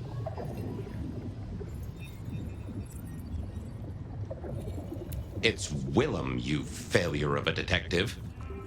Willem, right. I guess Tolly's entitled to his opinion. So, Willem was the buyer. And unless I missed my mark, Dale was his ghoul friend. I don't like what I really don't like about this mechanic that Fabian has is I think the most interesting thing you can do as Fabian is read somebody's mind, okay? That's the most interesting element of playing as him. But I hate that when I go through the dialogue options, that whenever I hear the thing I was looking for, that I get kicked out of somebody's mind. Like, I would like to have seen the other dialogue as well, because to try again, like, find out if Tolly is shady or not, right? Like, if he is, like, has secret intent, or if he's in on the sabots or whatever. But when I hear the right thing, when I hear the thing that Fabian wants to hear, I get kicked out of it, and it's such a shame. Like, I hate that, because I would have loved to just see more of, like, what is going on in Tolly's mind, like what kind of character he is. Hung around in a room full of junk, staying well clear of the white. But I just, like, you just get kicked out. Oh, and that's a shame. It's like the one thing that makes Fabian interesting, being able to prod the minds of the characters that you interact with is Phyre. It just, like, yeets you out the second you hear the right option. Sad.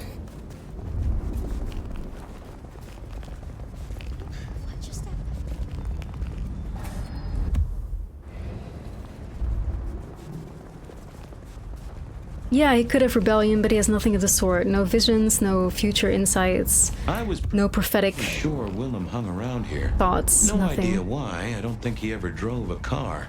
The rear view, you see. He's never been a fan. Fabian Willem fucking was knows nothing.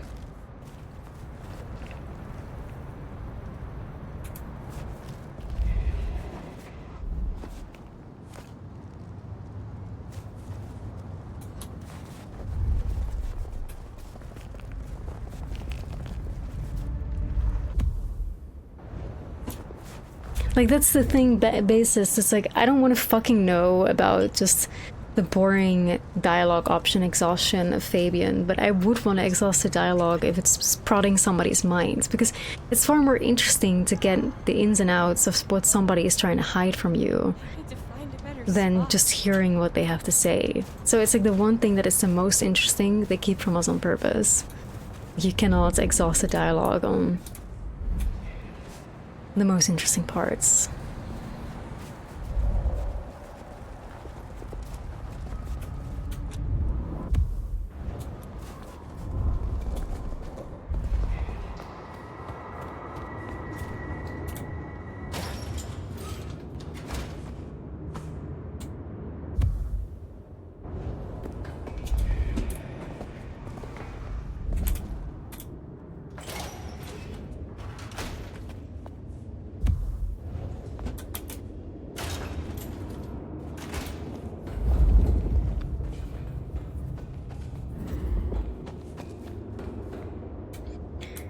Yeah, I mean, the best thing I can say about this game, if you want to play it, wait for a sale.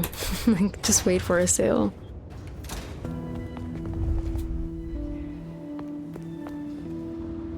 Yeah, like most other streamers have given up on this game because I had to find the people that I Will's saw trick for getting into his started, haven. I haven't seen finish it. Either because of game-breaking bugs like Co-Carnage, or because they lost interest, I think. Like, I don't know, have you guys actually watched any of the bigger streamers finish this? Like, I'm not sure if, like, I watched Luality, like, she played it. I didn't know if she finished it, though, because, like, obviously I cannot watch people all the way through. I know Miss Mika played it.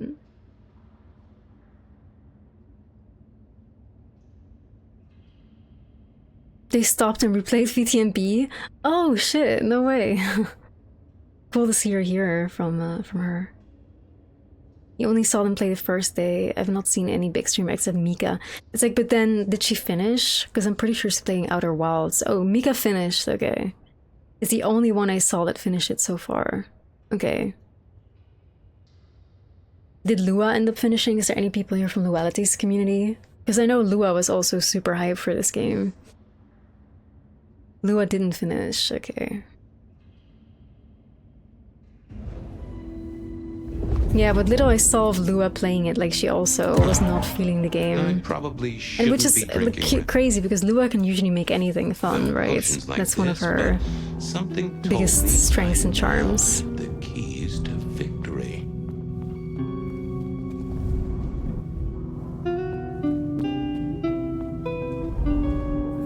But even she must have found issues making this game fun. Sad. At least respect that Mika did finish it though. Not like disrespect that people didn't, like good for them. But there's very little people that I think are finishing this, which is more a reason why I want to see it to the end.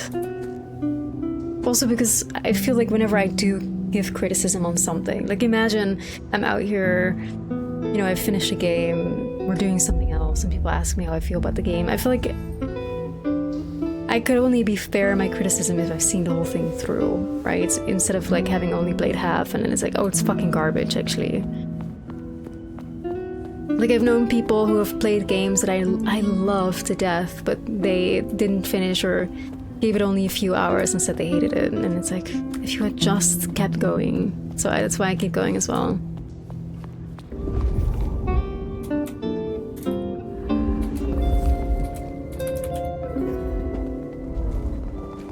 I wonder how I'm supposed to do this puzzle as Fabian when I don't have telekinesis.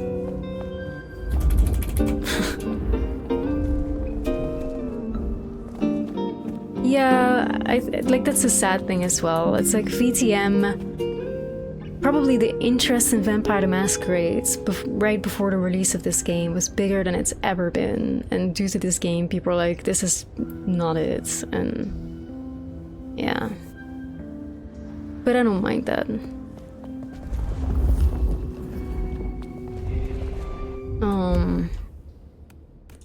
How do we do the puzzle when we do not have telekinesis?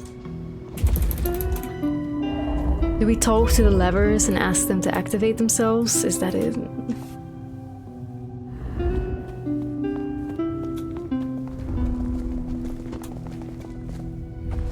Oh, wait, I need to use a potion? Can I see what this potion does?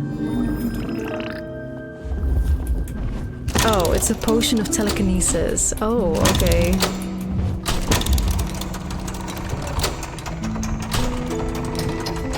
Oh shit, I hope it lasts long enough. A telekinesis potion, guys, it could not get any crazier if we fucking tried. I forgot what the order was. Damn it.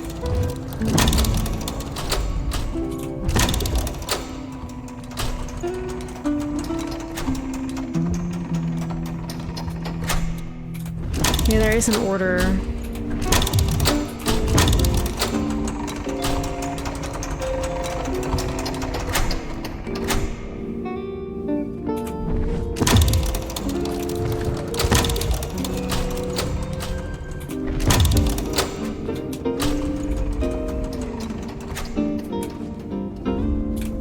Can't remember it though. But I'm trying every order possible. Surely one of them must work.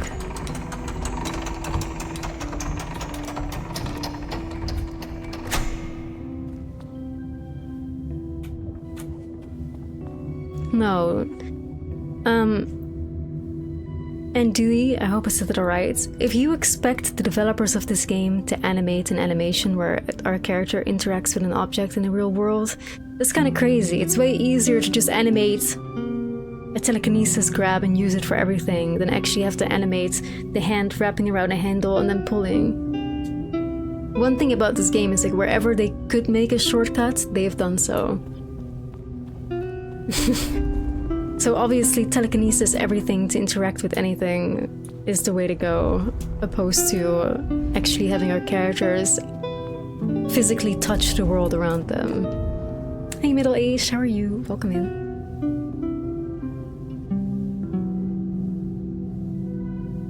Oh yeah, Elif is gone. I was fucking so sad about that the other day. I was like, where's the Tremere baddie that was promised to us? And I showed a picture of Elif and they were like, oh, she must have been part of like the other version of the game. And I was so sad.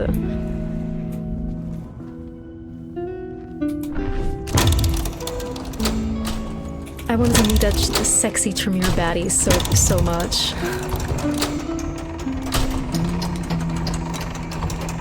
This seems to be the slowest one.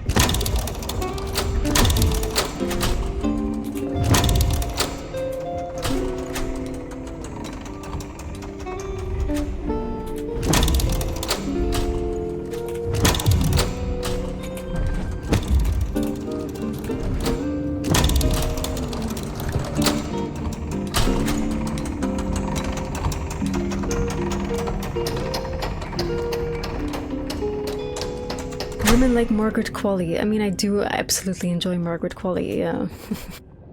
But who doesn't? She's fucking beautiful.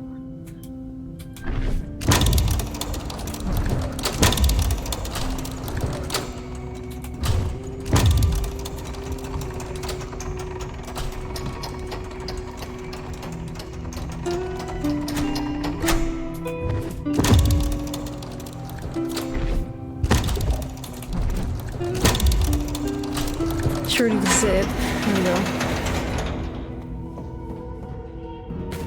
You played the first game? I did many times, yes.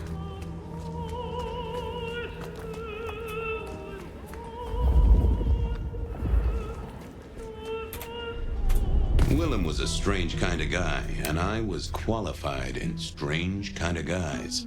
We got on okay. Hey, Willem. Detective Fabian. How's the case of the missing street sign?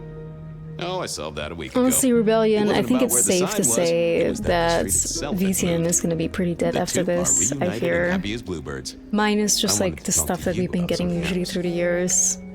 Maybe we'll get a visual novel here or there, but I think it's GG. You know anything about alchemy and thin bloods? I mean, the skill they have to whip up lotions and potions. I'm not suggesting we put anyone in a juicer just yet. Alchemy detective? You know I don't go in for that kind of thing.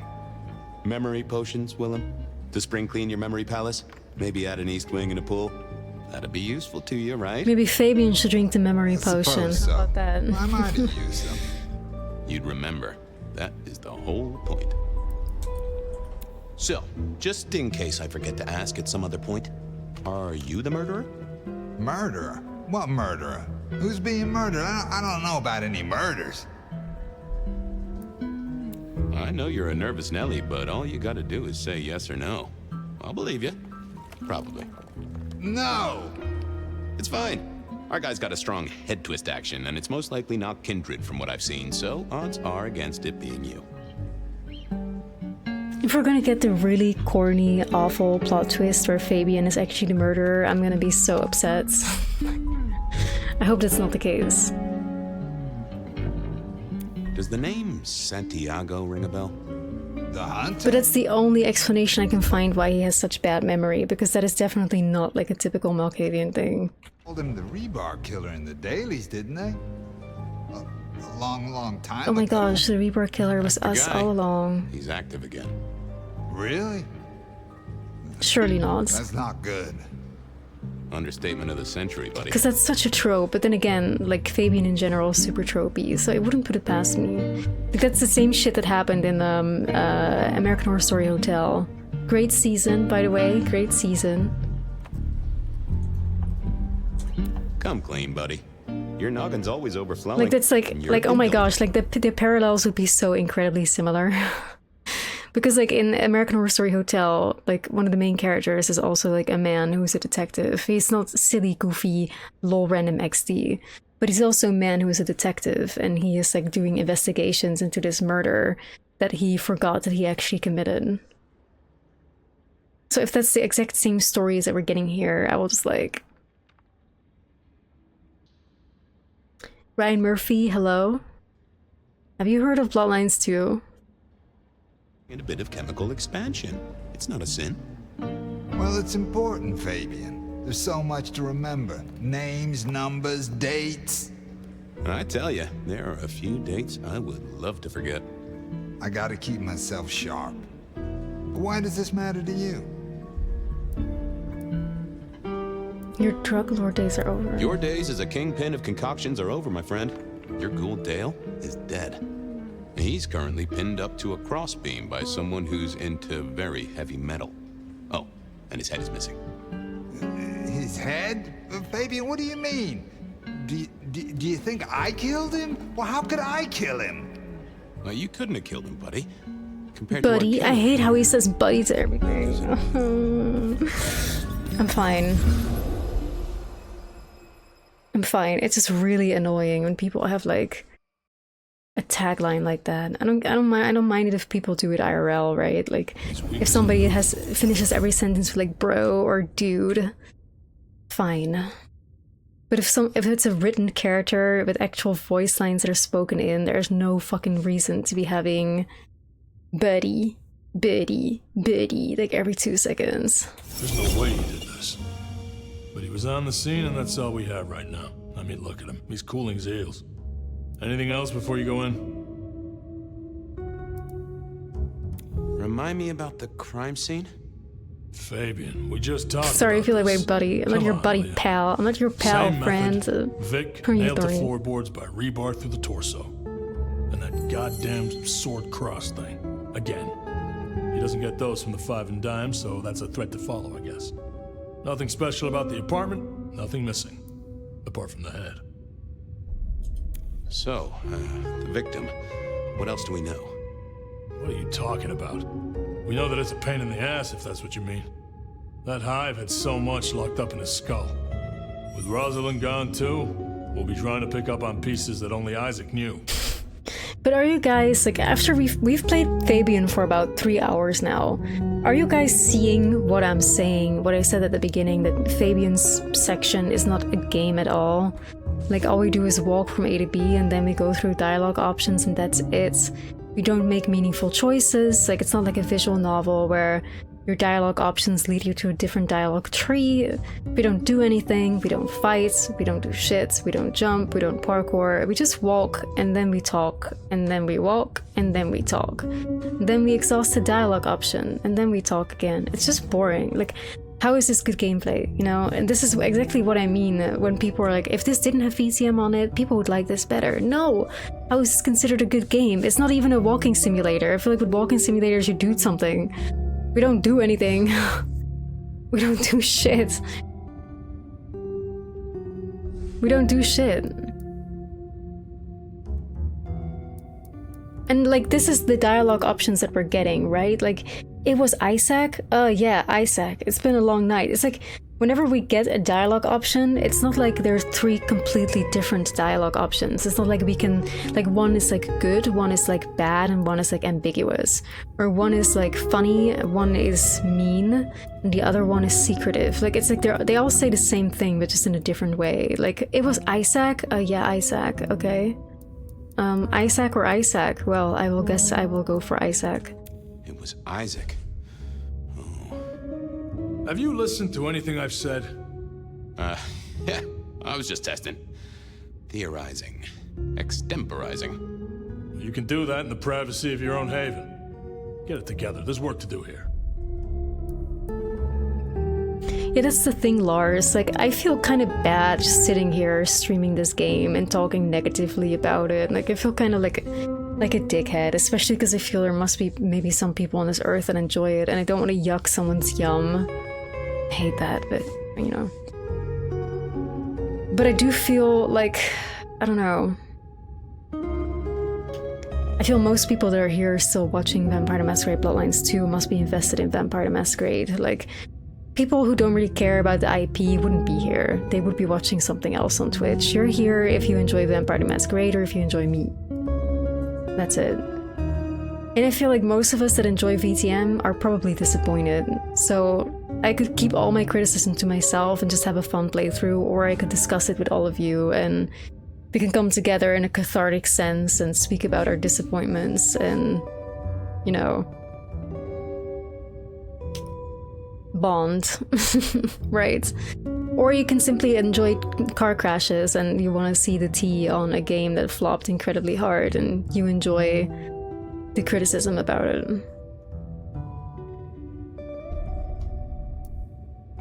How's the wife and kids? Fabian, we are vampires, you do get that right? Bloodsuckers, the undead, sold our souls to the devil.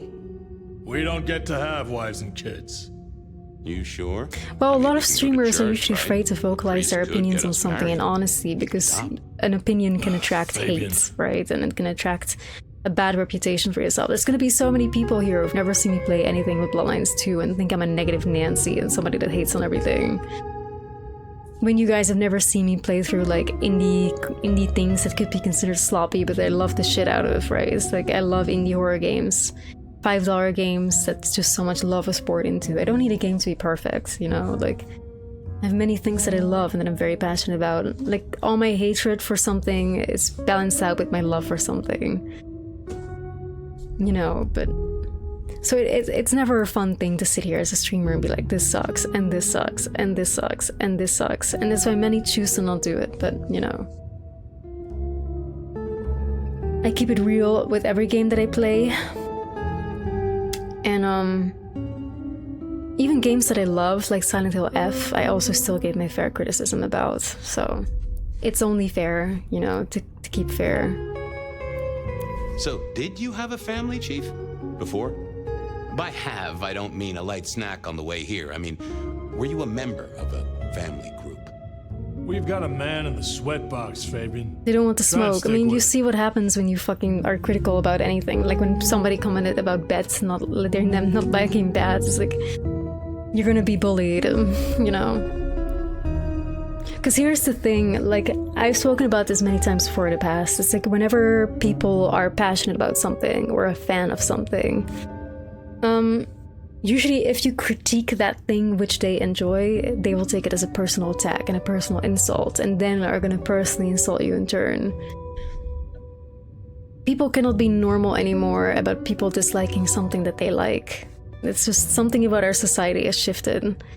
Where opinions are no longer opinions. Opinions are insults if they do not align with yours, you know?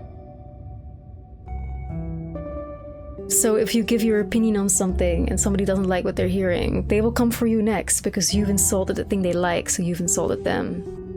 And it's just because people are associating themselves so much with media that they love, you know? Yeah, that's also true diversity selector, but again, it's like some people will not take valid criticism and they'll just consider everything hate and then start hating on me in turn. So, our suspect. Sweat him out.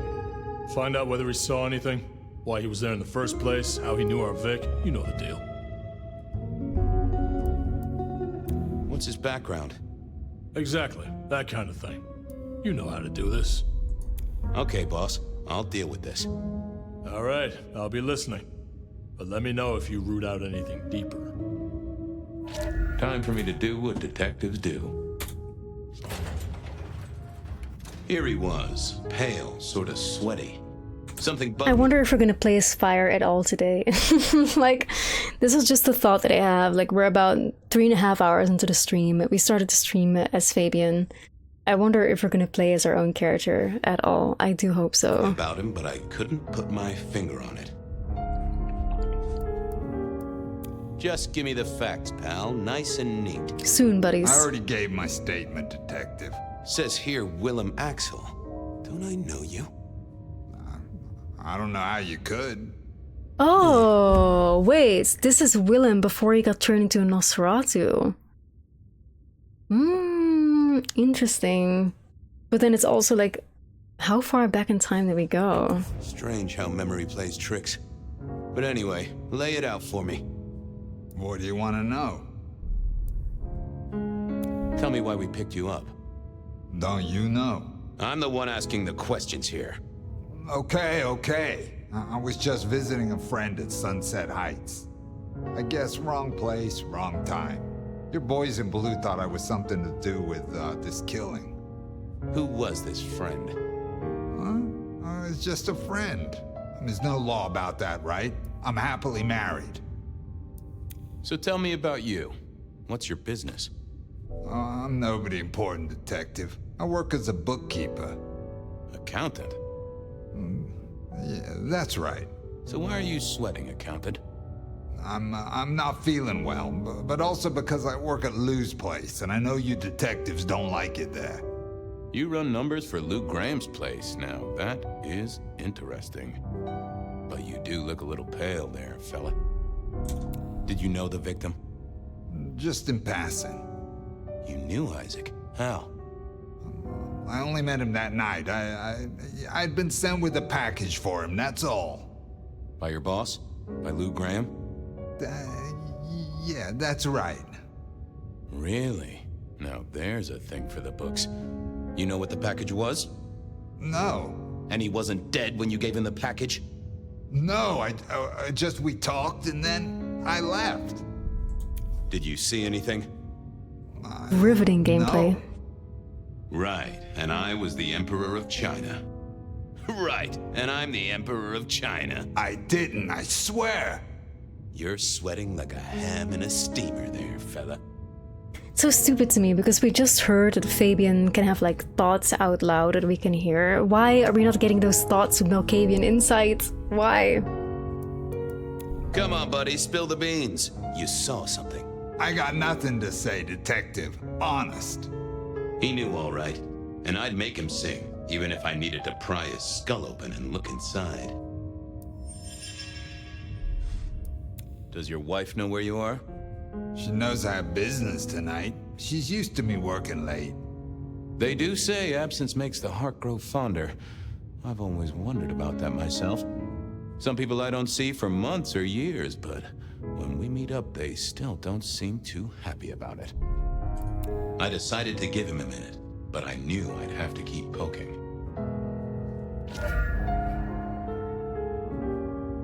Alright, let's mind read him. What are you hiding?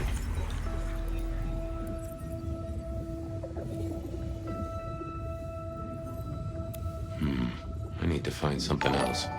I like that when we choose the wrong dialogue option, we don't even get to hear this person's thoughts on it. Like if you don't choose the right thing, you're not getting shit. Not that, but It's like not that. I know that there's something. Choose the right option this time. It's like why are these options here then if I can only choose the right one?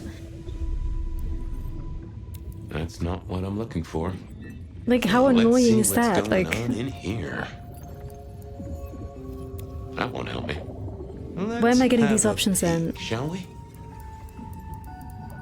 That's not helpful. What are you hiding? Oh, I guess I will go for the right option then. They never told me what the embrace would really mean. Aha! Willem had seen the killer. It was right at the top of his mind. Time to put on the thumb screws.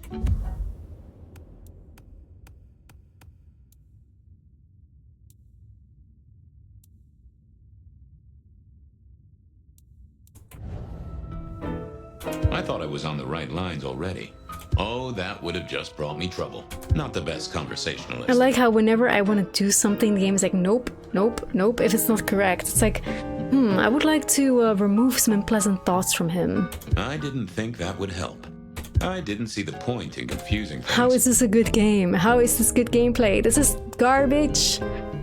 Like, why do you give me the options then, if they're not really options anyway? It's like... I got a few more questions. Sure, detective.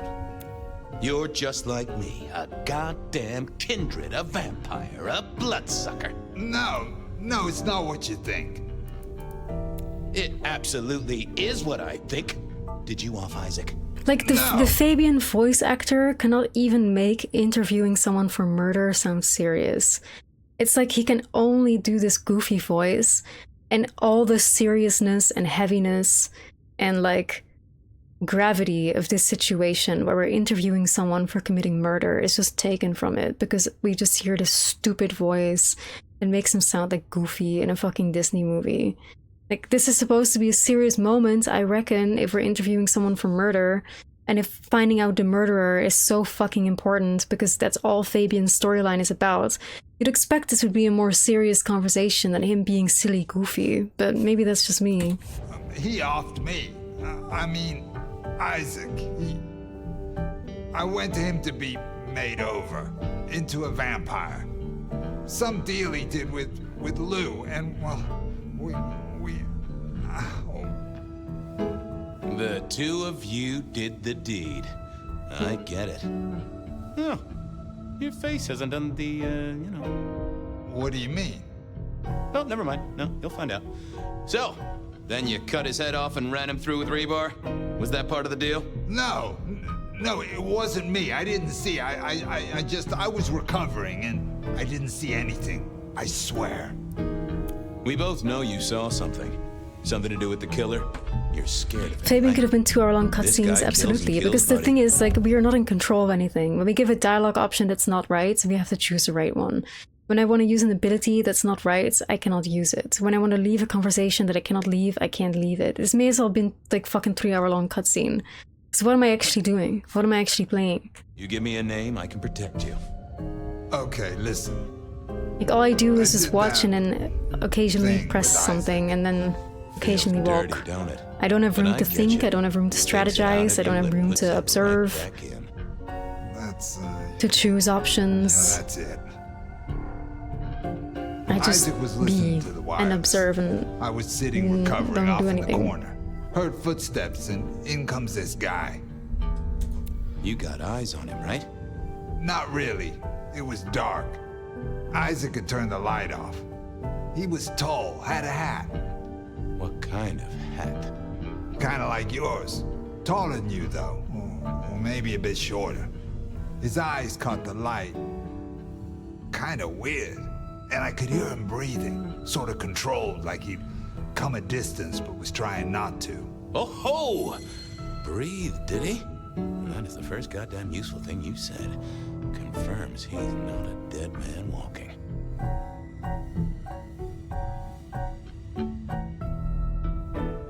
Did he see you? No, it was weird. I was scared, I guess. He's walking up towards Isaac.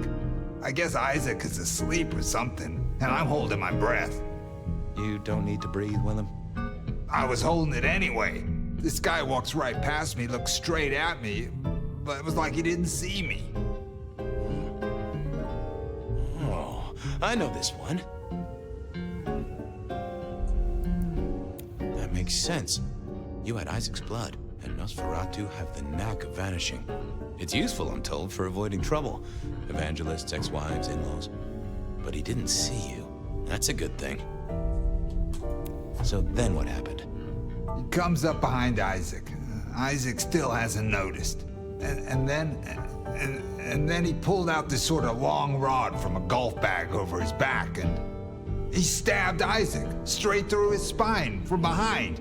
It came out front. It came out front. God, who can do that? Who could do that to I mean, an anyone? audiobook, nobody would buy it. All the air came out of him like Nobody would find this interesting as an Inner audiobook. tube stabbed by a pry bar? I'm guessing? It would be on Kinda sale like for $1. Like a... But you didn't see his face? Hands? Anything? I saw his hands as he just reached out and Instead, we paid $60 for this. he grabbed the side of Isaac's head and he just... In my case, 90. Pop goes the weasel, huh? So, our man is strong. Real strong. But he breathes like a mortal.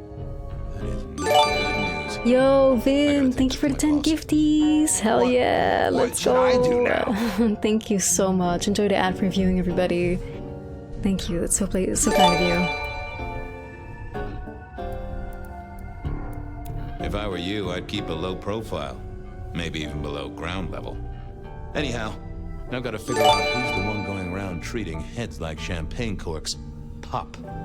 Oh, goodbye, detective. I'm certain we'll meet again, Mr. Willem Axel. Oh god, it's gonna do the thing where there's the gifties individually. Let me mute real quick.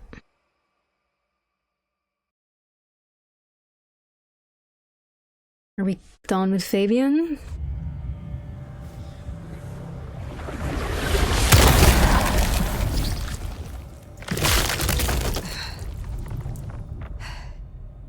Ryong?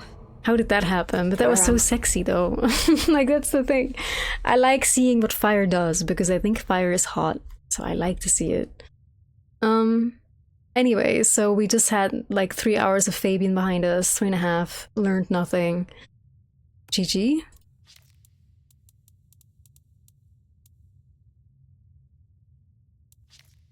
I was trying to refresh my mind on who Isaac was. But it seems like our character Phyre doesn't even know who Isaac is. Like, who was Isaac again? Because I was literally wondering that. Like, guys, I promise I'm paying attention, but who the fuck was Isaac again?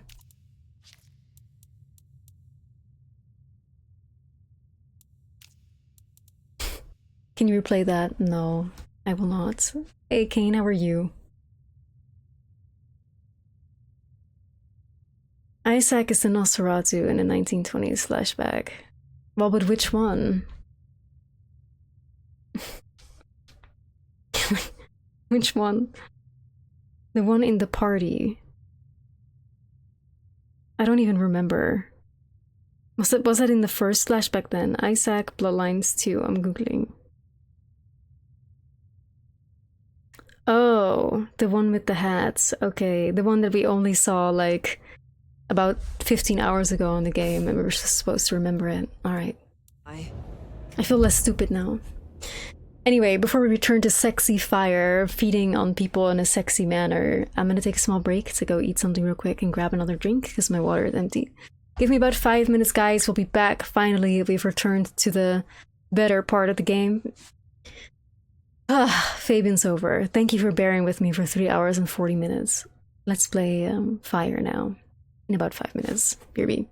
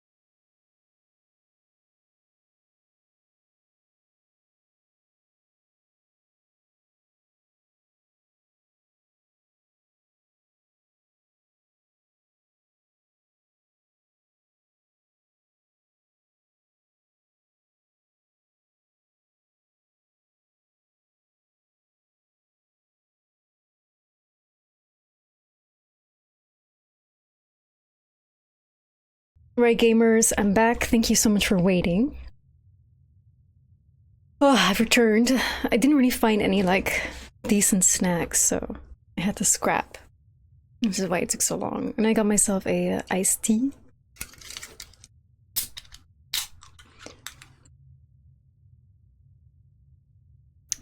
Tasty. Alright, we're back as Phyre, so at least Fabian is over, thank God. I couldn't really stand any. Well, to be fair, I feel like towards the end there, after tolerating him for 3.5 hours, I started getting a little bit numb. So it started bothering me less, you know what I mean? No longer splattered across a pavement, for one. You're in Weaver Tower. How? Tolly found you, brought you back. He's handling cleanup as we speak. What did you do? Not now, Sophia. He was my... Willem. He was as close to a friend as I had. And he... and you... Excuse her. Tonight's events caused some distress, and she's not alone. Campbell's records are part of the machinery that keeps the city running. Or at least they were. So I'm gonna need an explanation. Willem was a traitor. Yep. We're gonna just be real. Let's see how this is gonna work.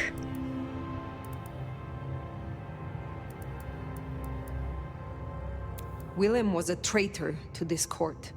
He had sold himself long ago. God, we look so good though. Like Phyre is so sexy. Sophia hated that. I don't give a fuck. Who? Willem used my mark against me, just as Isabella did. There can be no question. These are not isolated cases. There are no coincidences. This is the work of the Sabbat. No. No. No! Willem would never. He would never. It is the truth. He would, because he was. I do not know what else to tell you. He had clothed himself in dynamite. Someone else caused it to detonate. Someone who was not present. I could not have prevented it. This... Gardner. Interesting. What outfit is that? It's a final Toreador outfit. You will return tomorrow night. In the meantime, see what you can do to smooth things over. Sophia, you have work to do? Of course, my prince. Poor Sophia. She truly was fond of Willem. You should maybe go see her. Leave that wound untended, it might fester. You'll want to check in with Tolly too, seeing as he gave you the tip. This time of night, he's usually at the Dutchman. And I wonder what the Anarchs make of this. Dropping... Shut up, Fabian. Shut the fuck up. Why do we never hear our own thoughts as Phyre? Why is he always fucking thinking? It's like we never get to know our own character. We always only hear how Fabian feels about things, and it pisses me off so bad. The hole in the wall couldn't hurt. Ugh.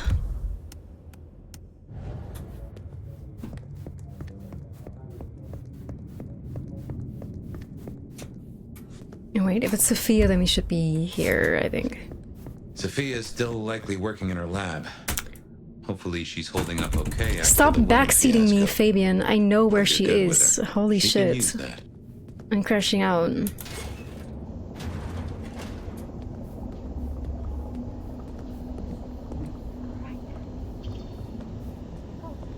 I honestly don't like Sophia anymore. I think I hate Sophia.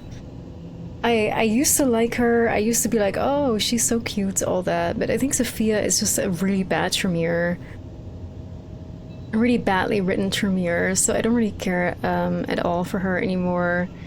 It seems like her only obsession is with her ghouls, and it's like she's ghouling about anybody that she can get her hands on and then falls in love with them. Like, how is that Tremere?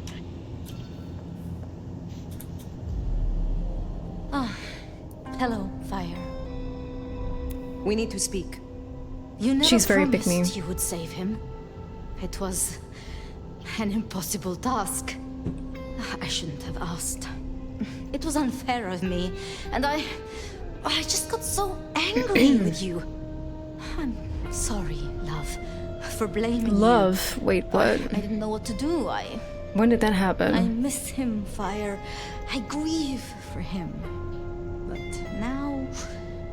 now I walk alone in the darkness again. You walk alone? Girl, don't you have like 5 other ghouls?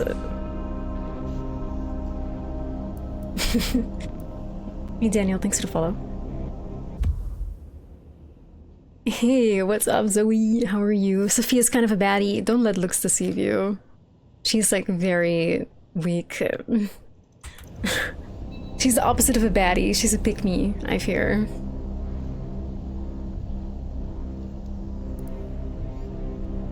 You're not alone. I am here. I expected more anger. Except your apology, your anger could have condemned me. I mean, that's true though. Like, I was afraid that like her being so pissed off could get Ryong's reaction on us to shift. Another prince, incensed by your words, might have ordered me punished, destroyed even.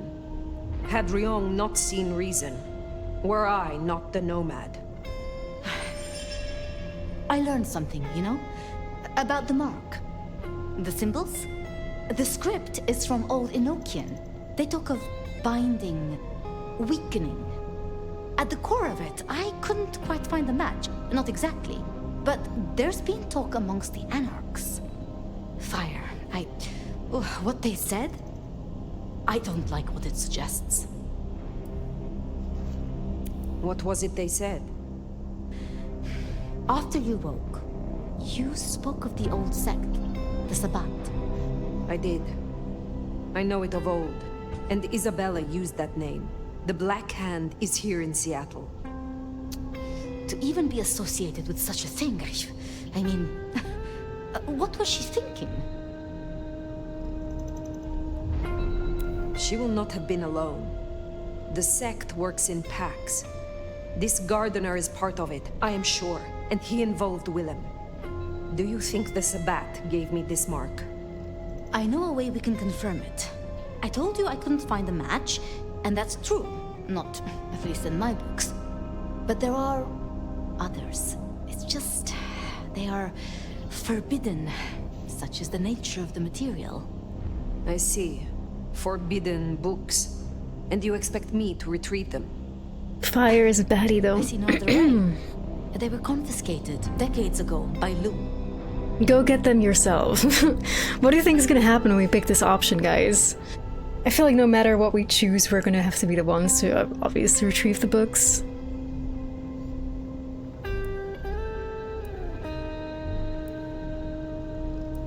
Be mean to her, she deserves it.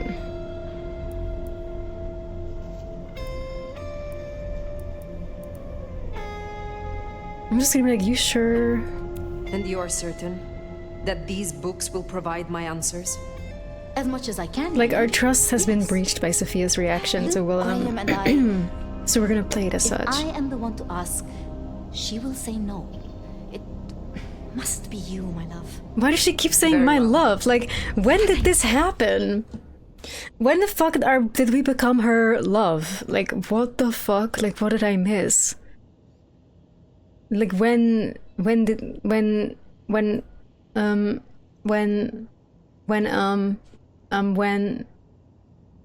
You... I have to finish off here. She's love then bombing I will return us. to wake the dead, do my studies. I will see you there. Oh yeah, we must have been next in queue after the guy got evaporated.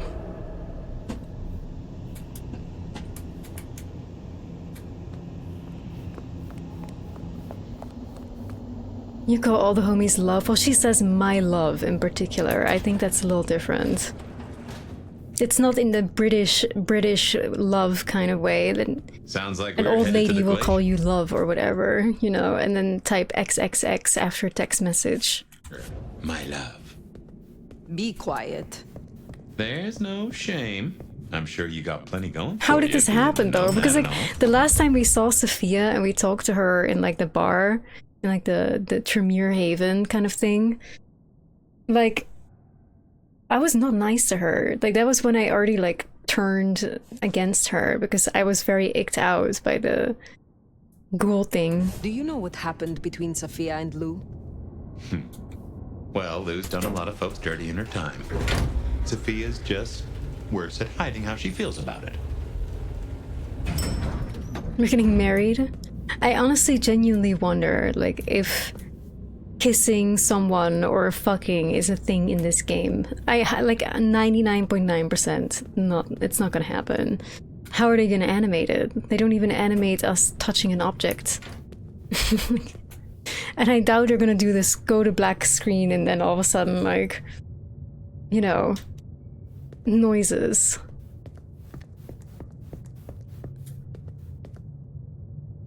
Oh, Matteo, we've discussed that in like great length already. Like, this game is so desperately trying to pull a cyberpunk, but it doesn't hit the same way. Usually Fabian is the only one that talks. Phyre says nothing back. This was a rare moment that we saw just now. Phyre isn't even concerned with why he's in her head or how to get him out. Cyberpunk, as much as I did not like the gimmick in Cyberpunk either, I did not like it. At least Fee seemed to not like it either. Fee was also not happy that Johnny was in her head. She fucking hated his guts and wanted to get him out. Like, so we were on the same page, and it made it interesting. Willem, losing his sire to the rebar killer. Willem's gardener is the one behind these dreams. It does seem so, doesn't it? Sunflowers and riddles, trying to make me remember something. But what? After so long, time starts to squeeze, juicing out the pulp. But you know that better than I. Whoa, for the first time we just heard Fabian voice lines that didn't sound like he was in a Goofy movie.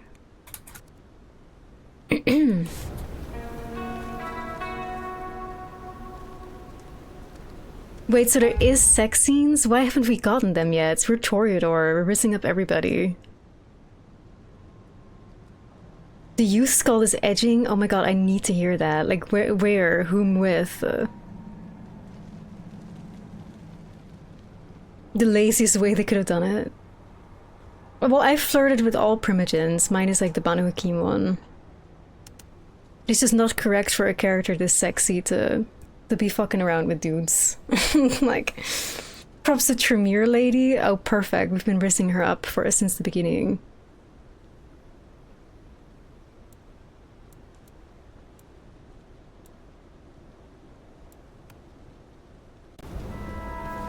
Perfect. I wonder where she is. We probably cannot talk to her because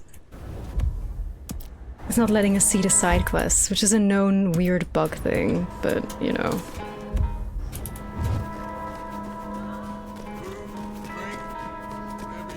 I can't wait to fuck an old lady. It's something I've always wanted to do, guys. So exciting.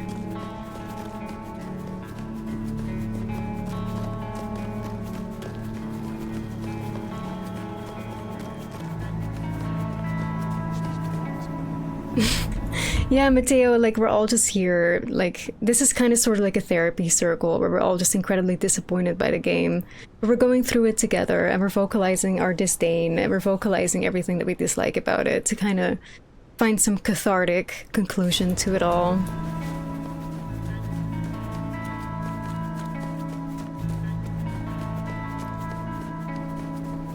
Most of the 4 hours of the stream so far has been nothing but criticism, which again, I'm not a fan of, but if that's all I have, then that's all I have. I still think this is one of the worst things I've ever seen, I'm not gonna lie, like... I still think this is one of the most tone-deaf, insane... Like, they're trying so hard to have the dark humor of Bloodlines 1, but instead it's just a really weird... The Hawk 201 is worse. I find like the only race that, like, what kind of Sydney Sweeney ad vibe is this? Like, it's like... They saw Sydney Sweeney's advertisement and they were like, how can we do this too?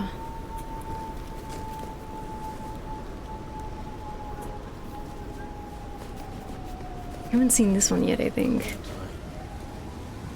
Going for a walk, hun?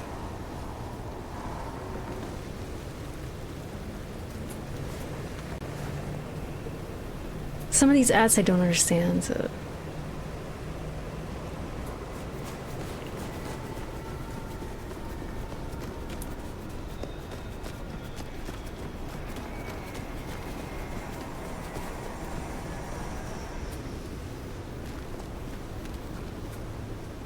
Oh, Mateo, we've been actively ranting today about the Bed of Night as well. It is one of the most it's a fan project. It's a fan project that made it inside the game, and the creator of the fan project in question has been extremely defensive of it. If you say anything critical, she's gonna come and fight you, like, wherever you say the criticism. I'm surprised she hasn't stepped by here yet.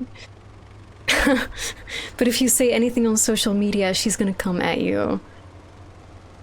And she's gonna fight you. She will. Because this is her fan project that she made, even though she clearly missed the mark on the Depth of Night. Huddy's going crazy. Oh yeah, like any sort of Reddit post where you post like where criticism of the Bed of Night is being vocalized, Huddy will literally like play a victim, then get hostile as fuck, forcing you to watch her video on the creation of it. And if you give criticism, like the entirety of the Reddit started hating on the person that said that they didn't like it and called him a narcissist and called him like downvote farmer and a baby, and basically they all started bullying to come to Huddy's defense just because this person did not like the title.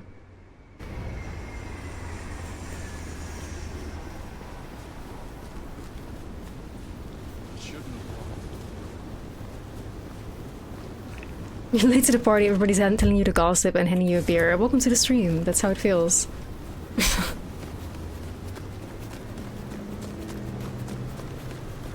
Like, it's so embarrassing, Erexial. Like, it's so embarrassing. It's so embarrassing. I need a raise. I deserve one. Like, that one comment by Huddy will, like, ick me out forever. It's so tone deaf. And then this is coming from a person that's supposed to be, like, a community ambassador. It's so...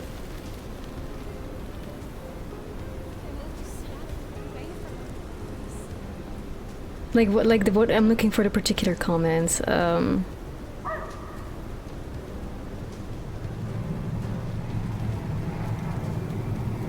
she's plugging her own video. You might want to watch until the end. You might hear how I got my start in World Darkness, and maybe consider who sees public posts, and then like one of those really like sarcastic smiling emojis that are like passive aggressive. Oh. And then people call the guy simply picking on her because he said that the Bed of Night was like the only thing that the guy said about the Bed of Night is that he did not like the title. Like, bruh. It's so bad.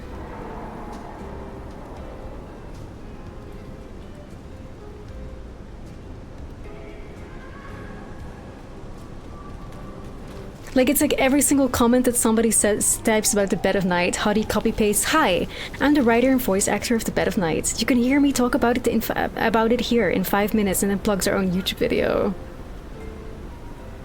And the saddest fucking thing is that whenever somebody gives their criticism and then Huddy reacts with that, "Hi, I'm the creator and the voice actor," it's like every single person backtracks and then feels the need to compliment her.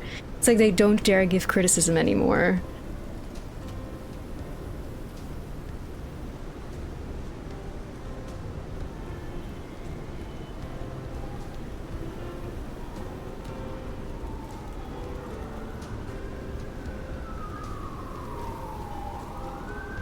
This place is a dump.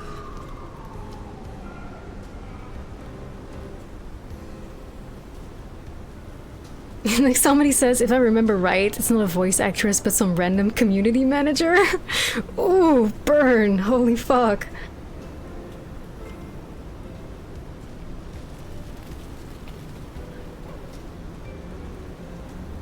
Holy shit. Some random community manager. Oof, that must have took some critical damage to Huddy.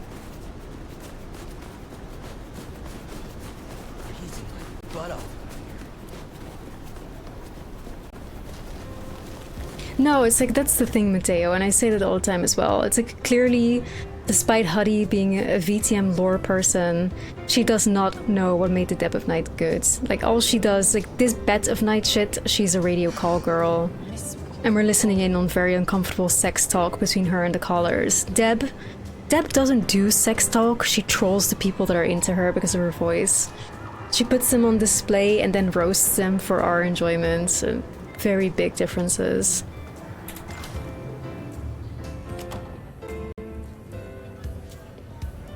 Deb is a troll and a Wonder how roaster, Nick's got along and with Bets your is just like a menu radio call recommendations. girl. Reckon Lou will be in a good mood? She did not strike me as predictable.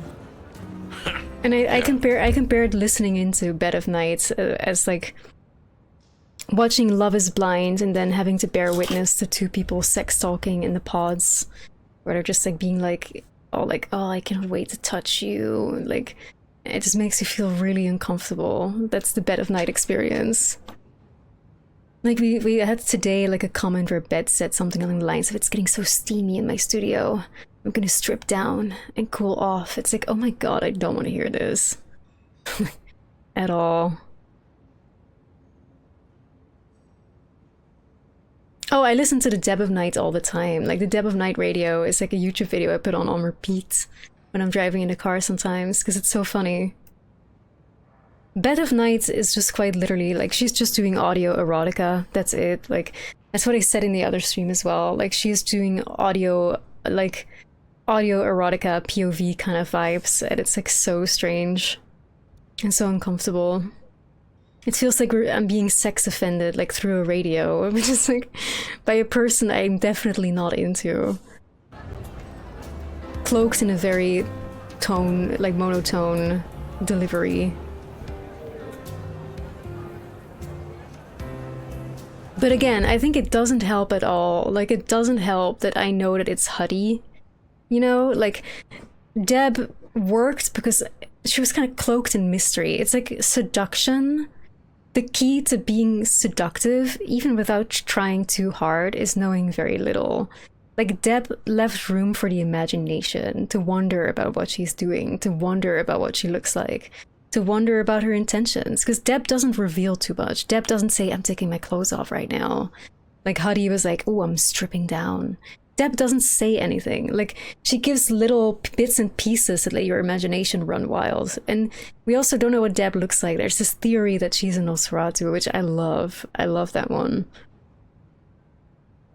But we know exactly what Huddy von Schwand looks like. Like, when I hear Bets, I hear Huddy. Make up your own mind on that. But for me, let me just say that it doesn't amplify the experience, knowing, you know, that it's her.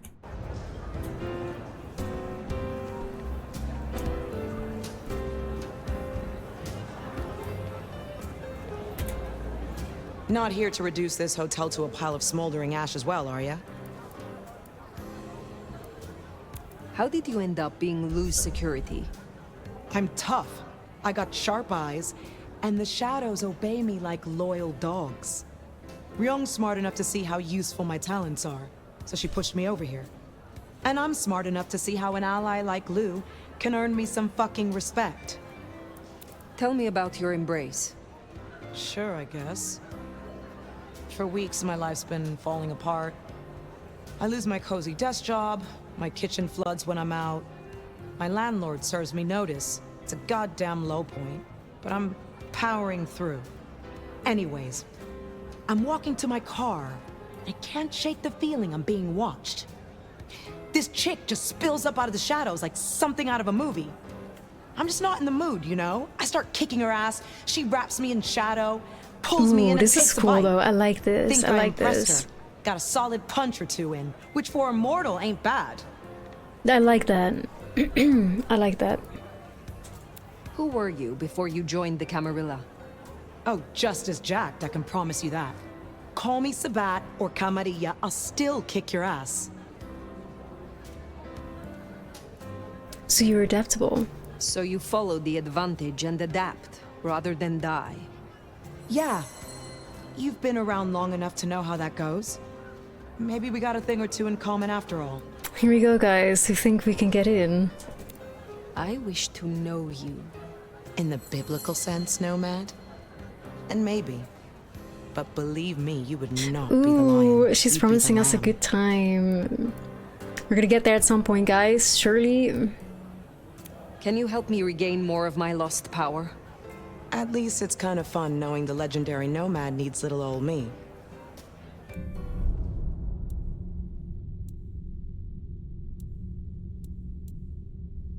I wanted a Ventru outfit. It's like, we need to talk. Where's the Ventru permit? Oh, fuck, it's him. I will speak to you again. Do we have enough points? I think I wanted mass manipulation. Oh, we're missing like 100 of those red points. We're gonna go get those.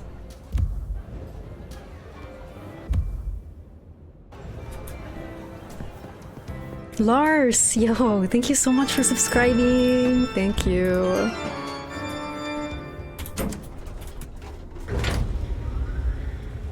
I would like to know you, 17th century Riz.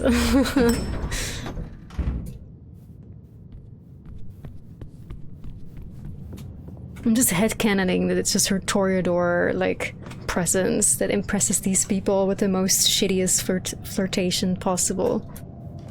Surely it must be because we're doing Toreador playthrough, guys.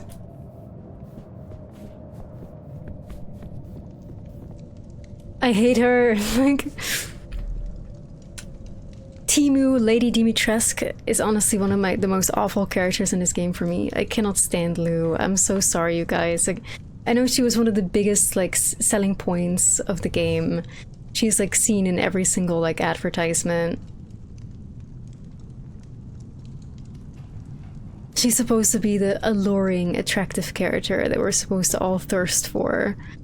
But she's so awful to me. She just strikes me as a main character syndrome narcissist that has no confidence in all arrogance. But there's interesting shit going on with her though, because she seems to be losing her mind fully. Like she's ill. Phyre! How unexpected. Is this business or leisure? Still seeing visions. You have had no more visions? You feel less troubled? No. To my great vexation, no. The dreams grow only stronger, more vivid. A24 involvement? Oh my gosh. I'm not sure if that would be a good idea. But there's gonna be no A24 after this disaster that this game was, that's for sure. Has the standard of your catering improved? Significantly. Whatever you told the stray worked wonders. A veritable feast for the senses. You know, just last night, she brought me the most darling young boy. An actor with a face like chiseled marble. Attended Juilliard. I couldn't pronounce his last name, but oh, he was quite the dish. She's not gonna like this. She's not gonna like this. Last time we spoke, we talked of matters usually prohibited by the Camarilla. It has since come to my attention that certain texts once existed on these Wait, what? I didn't press that dialogue option. You confiscated. Will you reveal them to me? And why would I do such a thing? Surely one from the clan of divas would prefer a picture book. Divas. Yeah, we are a diva.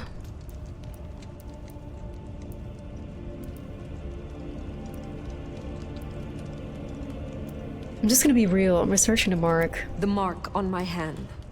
I believe this may hold an answer. I see. So, this is personal for you. I do possess the texts you seek.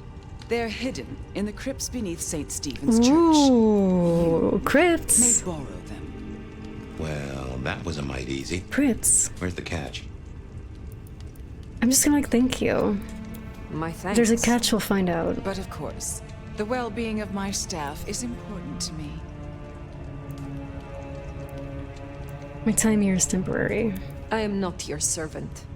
When I have found my answers, I will leave. But of course, my dear. Just you keep believing that. Now, you should run along. Just make sure that the desert is rust and ochre, and the goddess of wine and honey decays into dotage. She does not see the feast in preparation, nor the 13th guest, as the cuckoo calls it to sup. Cuckoo! Cuckoo! Why is Lou a better Malkavian than Fabian? Why is Lou, a non-Malkavian character, giving me a better Malkavian performance than Fabian?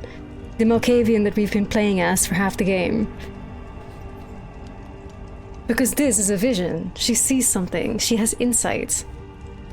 Why? Like, this is the type of shit Fabian should be doing. Why is she giving me a better Malkavian performance than the Malkavian character? And who is the cuckoo? The uninvited guest. The burrower in skin. The broken bread dressed with stone and iron. Where is the cuckoo? In the broken places. In the city of the East. A hand before. A world behind. The beckoning. A city in the East. Is this the beckoning? Are you called there, Lou? Oh, again. Oh, it happened again. Leave me, Nomad. Leave me! Very well. We will talk again. This is so interesting though, like this is so interesting. Like this is like little highlights of the game that I'm like, yes. Yes, like this is actually interesting stuff. Like I'm not bored. This is interesting. Lou being beckoned is so fascinating. Like that is such a good thing. Absolutely fascinating. Like this is mystery, this is intrigue, this is shit that makes me like, ooh, I want to know more.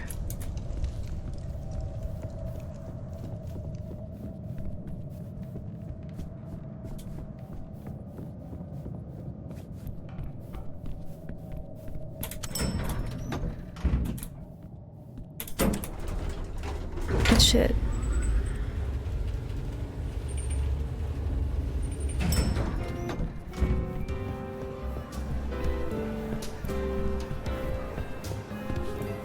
Oh, for sure. Like, that's one of the most positive things I say about this game, is the fact that it's so beautiful. Just walking around in Seattle, even though there's nothing to do, is still enjoyable because it's so beautiful to me. Great robbing to do. Oh, we need this person first. Stevens. St. Stevens. I reckon I was there not long ago. Yeah. Not for books, though. As for Lou's episode, you've seen her vulnerable. Thing apart. You won't take kindly to that. Get off me! Come at me. I hope the police doesn't shoot him this time. That was so fucked up, guys, yesterday. One of these dudes was running after me and the police just shot him to death, but...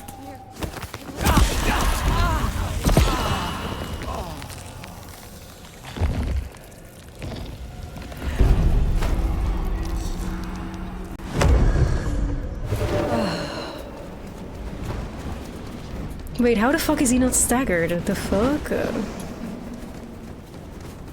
The fuck?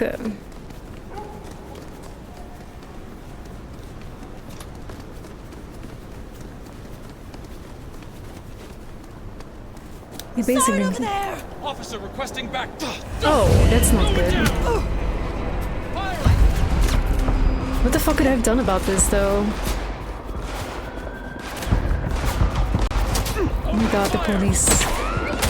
The police are the enforcers of the Masquerade, guys. The police work for the Camarilla.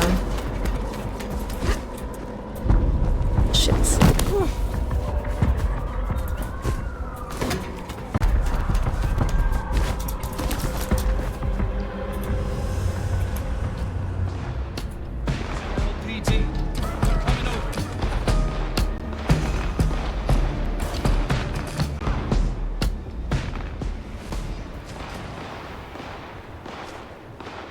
What the fuck? That's crazy, Dave.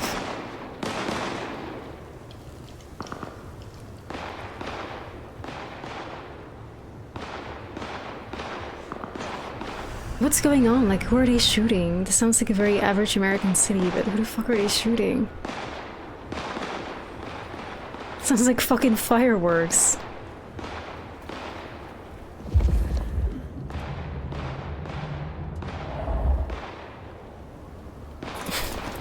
The officers are very trigger happy.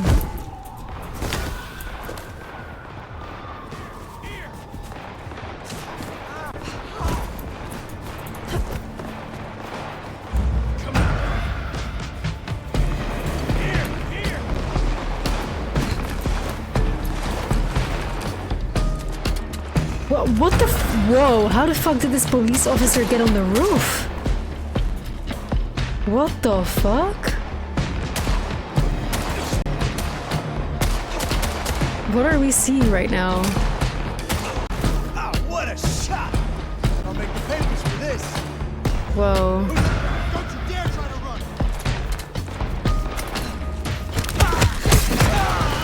run! Sorry, but fuck that guy.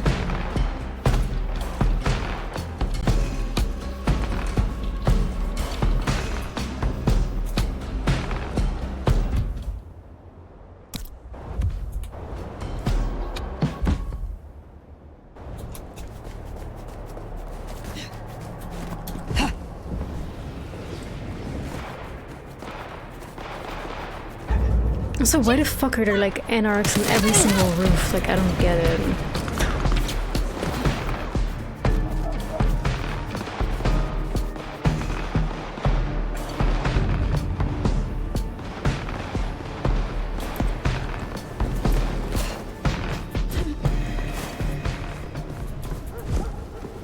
How big is the map? This is all there is. It's very small. It's smaller than Pokemon ZA, if that like gives you any sort of clue. Pretty sure the Pokemon ZA map of Paris is like bigger than this. ZA, yeah, that's European. I can say Z as well, but it doesn't sound right.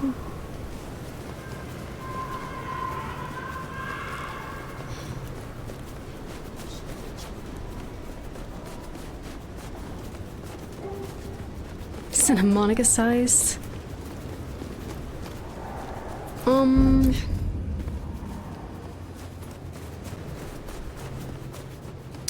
I find it very hard to compare like how big this game is to a more mainstream. Damn it!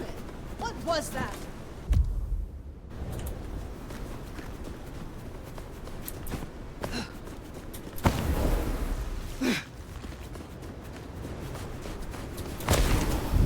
Yeah, Santa Monica and downtown together. That sounds about right.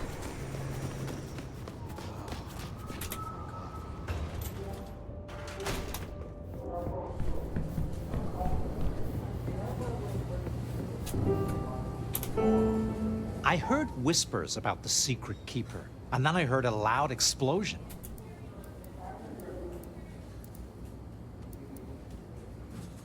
Tell me more about your mortal life.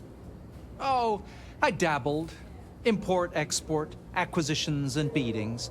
Lucrative, amusing, and a solid bankroll for my peccadillos. I fenced with the law from time to time, but my hobbies did get me noticed by the right people. Are you restricted in your feeds like so many Ventru? That's getting a tad personal. My apologies. My apologies. I did not mean to offend. Well, you do date from a time before manners. Wait, we can flirt with him? What the fuck? Do you ever think about leaving Seattle? I'm sorry, but I'm astounded Not that he's really. not gay. I had a touch He said of he had a male wanderlust lover in my as younger well. days, dreaming of the exotic. But booking nighttime-only flights is more trouble than it's worth these days. I wonder what happens if we say this. You interest me. The nomad finds me of interest. Well, that is a totem I will carry to my tomb. I require your help to recover my strength. I am eager to share experiences with you. Imagine somebody saying, you interest me. It's like there is.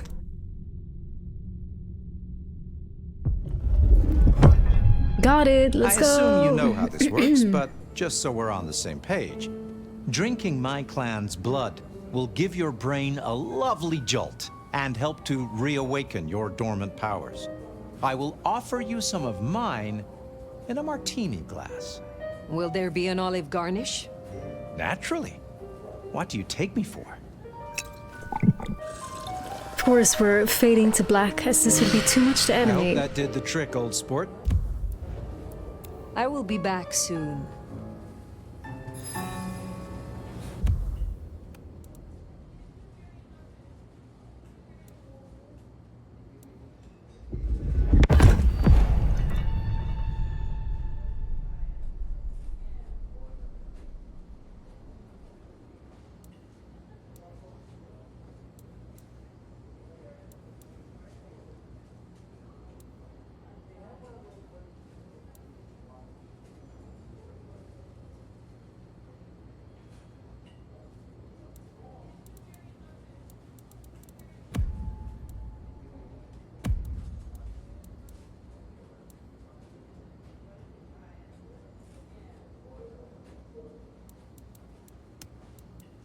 Anyway, this is what I did it for. Let's go! Wow! Oh wow! I literally farmed XP for this fit, you guys. I hope you love it. Period. Slay. I still like this better though, because this gives me more sheriff vibes, especially because like the weapon, it's like concealed in here. But I do love it. Heck yeah. Pimp coat. Drippy.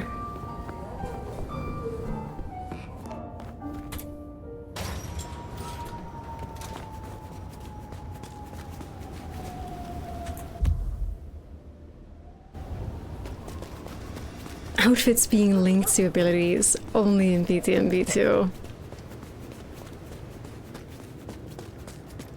Well, I like most of the most of the outfits I have I like. There's just a lot of really bad ones. Like this, we started this Toreador with this. I was appalled. I was disgusted. Like this is one of the worst things I have ever seen.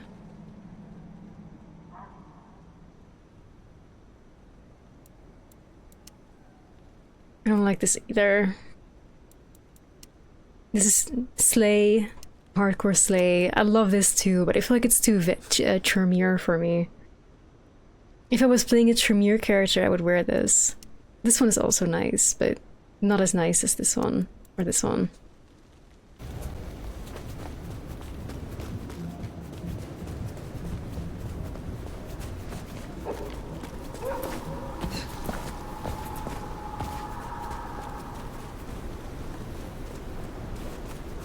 Here we are. The crypt is down in the foundations through the church itself. Wow, this is gonna be the first time we can enter this church, guys. I'm pretty excited because they did such a good job with the environments. Well, I mean, I don't really call myself a... Yeah, never mind. I know what you mean. It's pretty crazy that we can just enter this church and are fine with it though, like no thoughts. Because I'm pretty sure even in the visual novels, like, we were too afraid to enter a church. I wonder what the qualifications are. Because I'm pretty sure in Coteries of New York, or Shadows, no, Coteries I think, when we got too close to the church we just felt like we were burning. So how are we just walking in here, I wonder? Let me do some digging through lore.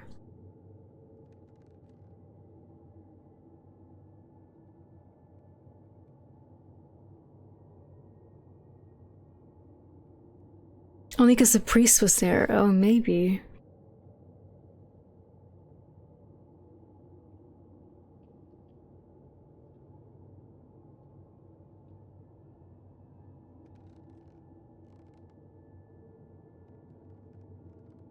Yeah, it seems to be linked indeed to true faith, which must be associated to a person.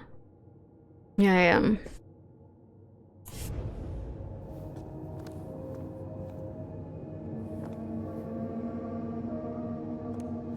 This is fucking gorgeous though. Holy shit. Ooh, confession booth. Can we go in? No? Okay.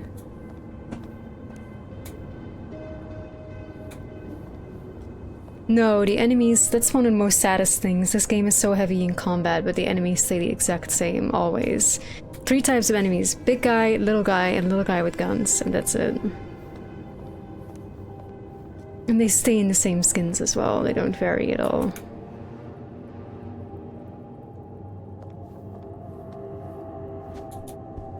Objects and relics can have true faith. Ah, I see.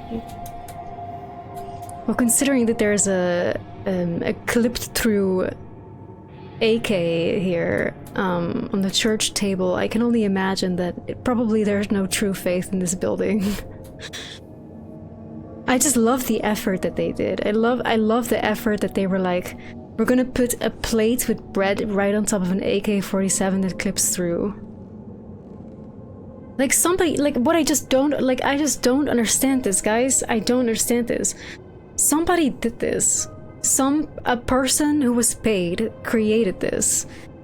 And then another person who was paid let this go through quality control.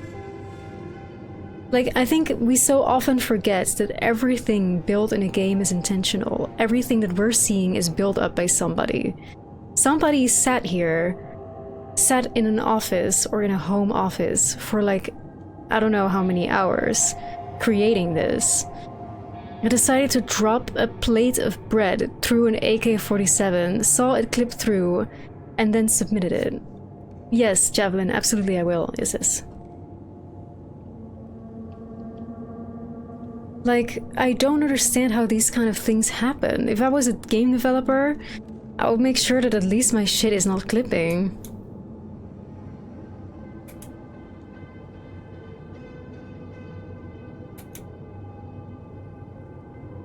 Like, how is this, like, and how did this pass quality control too? I just, like, it just feels a little bit offensive. You found me and you're fabulous. Thank you so much. I think you were the first person to ever come in here saying you found me on YouTube. Thank you.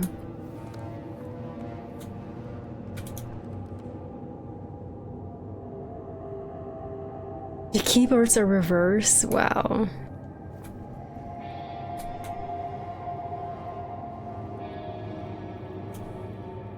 Like, there's weirdly clipped objects like everywhere. Look, this plate that's clipped through like the book. And a plate that's clipped through like the glass. Like, what is this, guys? How...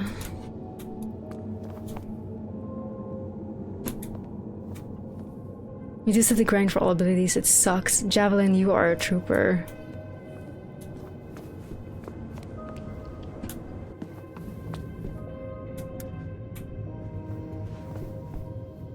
God, I bet it must smell really great in this room. Like, this room must smell fucking amazing.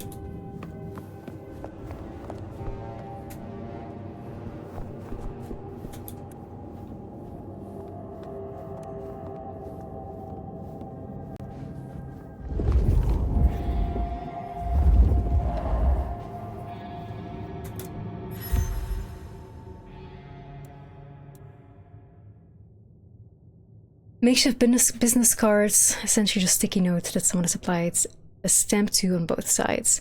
Ghostus with the mostest, .yuthub.com. Paranormal Investigation Yup channel. My back is a QR code alongside a handwritten edition. Contact deeds and link. Would love to feature your story.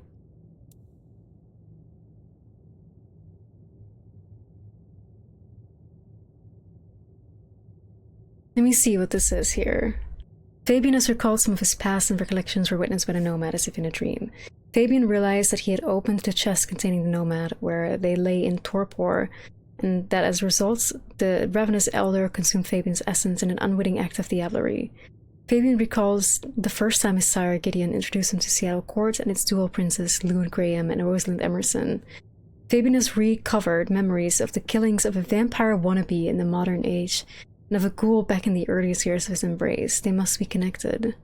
Prince Rosalind and the Blood Doll Ravenna both met the same fate at the hands of the Rebar Killer. William's embrace and the destruction of his sire back in the 1920s might explain how the Sabbat was able to recruit him. Wait, what? Why does Fabian keep remembering these old cases?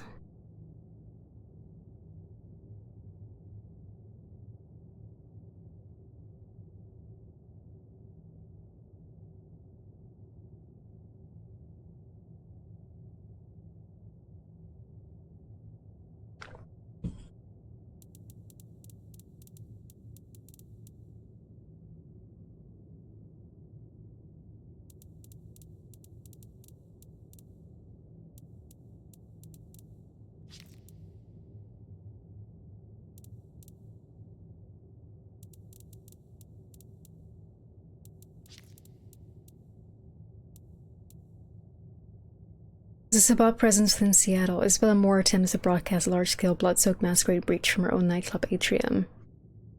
She was destroyed by the Nomad before any lasting damage could be done, but with the destruction there is no way to know how many other Sabbat members are active in the city, or what further plans they have in place. William Axel was tasked with taking away the secrets and information hoarded by the Camarilla that let them control much of Seattle. He was ruthlessly destroyed and begged for mercy, but he revealed that he took orders from someone known as the Gardener. Hey, Cuttlefish.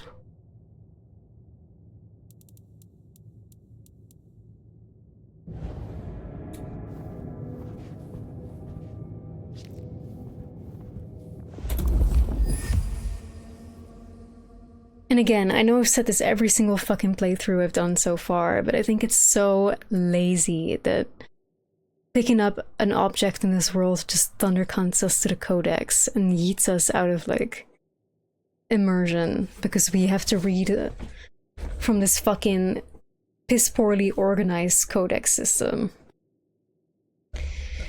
Safety inspection form on letterhead from Seattle, gas and electricity. Engineer Connie Hunt.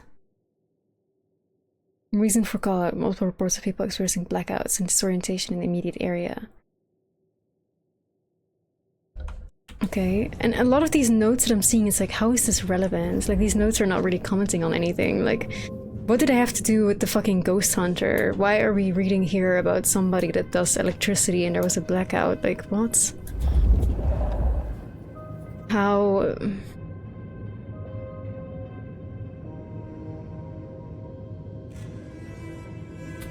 LARP Department Design Workshop.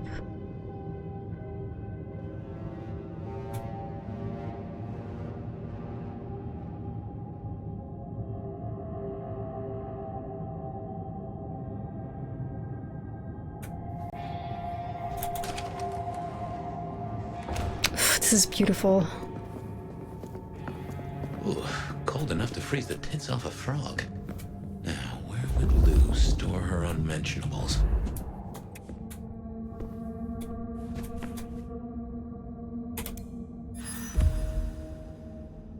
Gas safety certificates. Printed card with blank columns, hastily scribbled over multiple times with blue pen.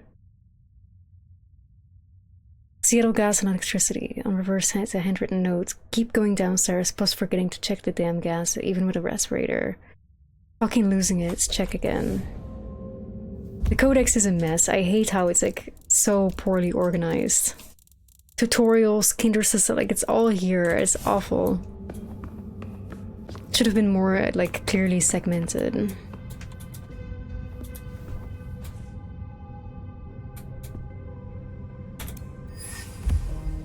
Baby toys. Pile of toys and books found on the ground. Some of the toys, like, why when we click on that bunny do we not hear Phyre commenting about it? You know what I mean? Like, in most games, if you see an object and you touch it and you examine it, you hear the voice of the character being like, baby toys. Some of these toys appear to be brand new, while others seem to be decades old. Like, why is she not saying that? Why do I have to read that in a codex? Especially when there's no note I'm picking up, I'm just clicking an object. Like, the notes, I hate it, but I get it. If you want to put that in a codex, whatever. But when you interact with an object and it just yeets you to the codex, that's weird to me. It feels like, again, it's like a shortcut. It's like they're just cutting corners in every area of this game. Like, an observation of an object shouldn't have to enter the codex.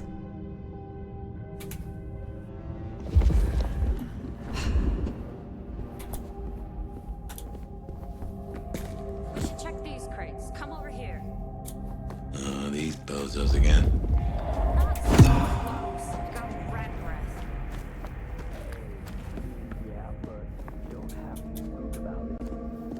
Just focus. Books, papers. Only Macavia scan, you know what? Fair point.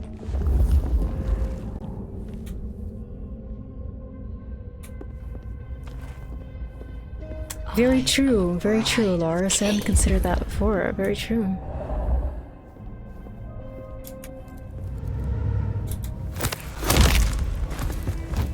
Sing silence. I listen.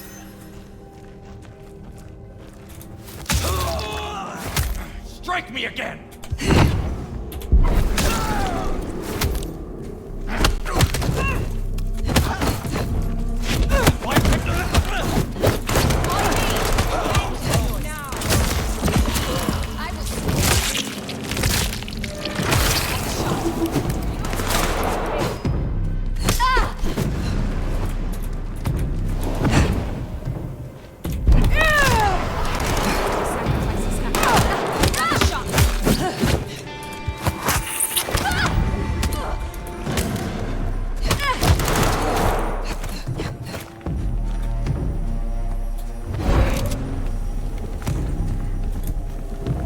Like, they didn't even want to make animations of us holding or shooting a gun, so the only way we can do it is by telekinesis.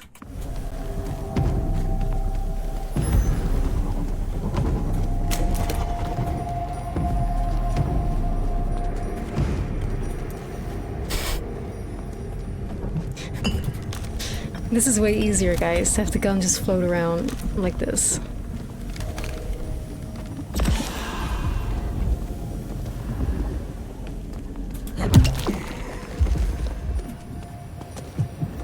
Are you serious? I am. I like how this baddie is staying with me for so long. It feels like I'm having a bodyguard.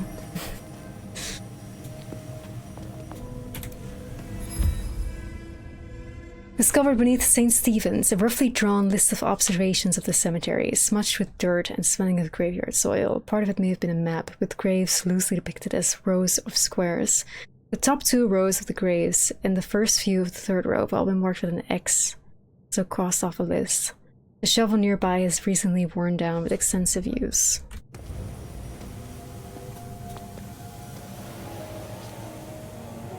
I love, like, this is not normal. I feel like at one point they snap out of it, but she just isn't. Oh, I should not have said that. Jinxed myself. Hey, Mr. Champion, how was the concert?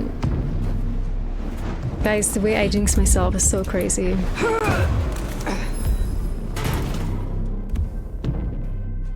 Ode to Hardest Thoughts. It's a highly decorative red cover, but the well-loved volume spine is falling apart. Torn pages indicate it's been used extensively, but has been since left to rot.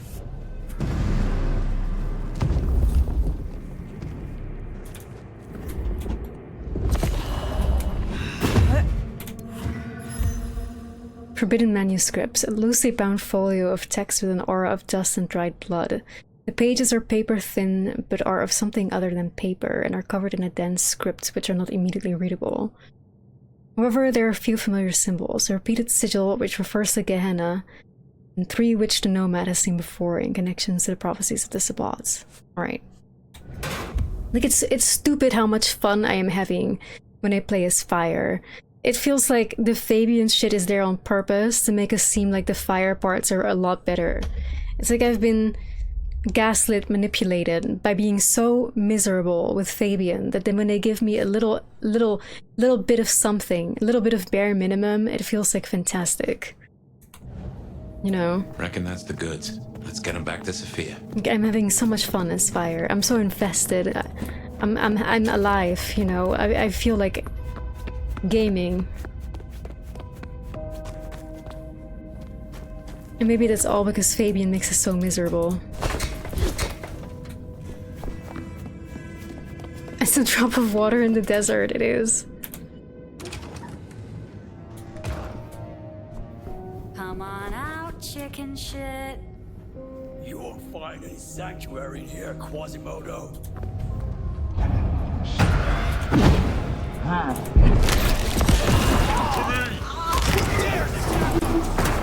Here's the big guy.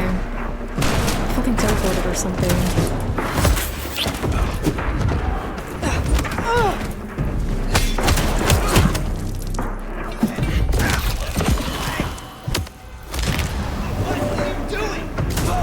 Nice.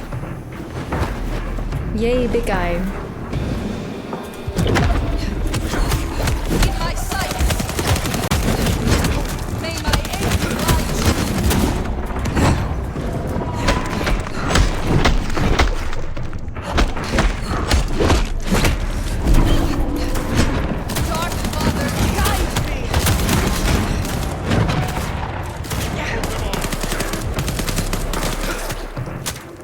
We're still shooting each other somehow.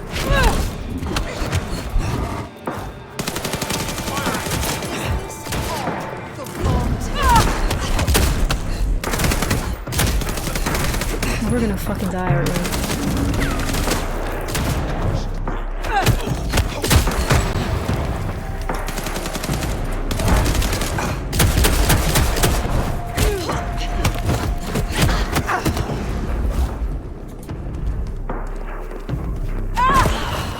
Let's see if we can do the famous drop kick.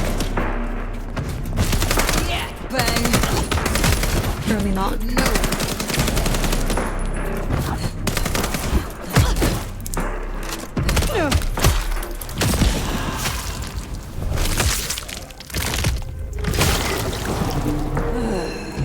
Right. Well, we can deliberate about that and what it means later. For now, we should get back to Sophia. Oh, that's the thing, Mateo, I've been complaining about the most. It's like we are an elder vampire. How we're literally consistently getting like fucking half destroyed by thin bloods and ghouls. It's like... But again, I think this is just like remnants left over from the original concept of Bloodlines 2, where we are just a lowly thin blood, so everything can beat us up.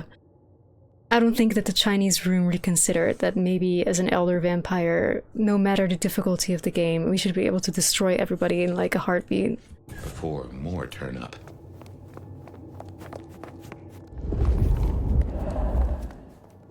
The combat is very meh. It's very meh. It's very bare bones, but this might be because I'm playing Toreador. I think it might be interesting if you're playing like a different clan. But Toreador's abilities are very like bad. This one is really good though. This one is a game changer, but without this one I was struggling so hard.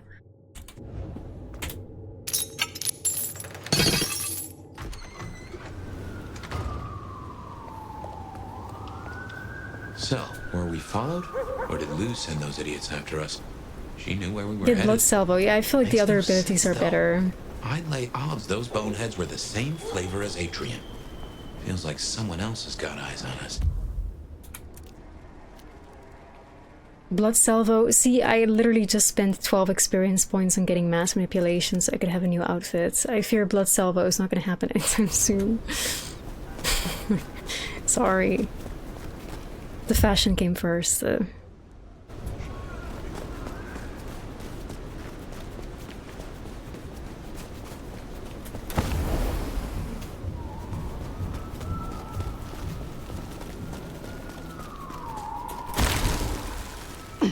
You're right, awful.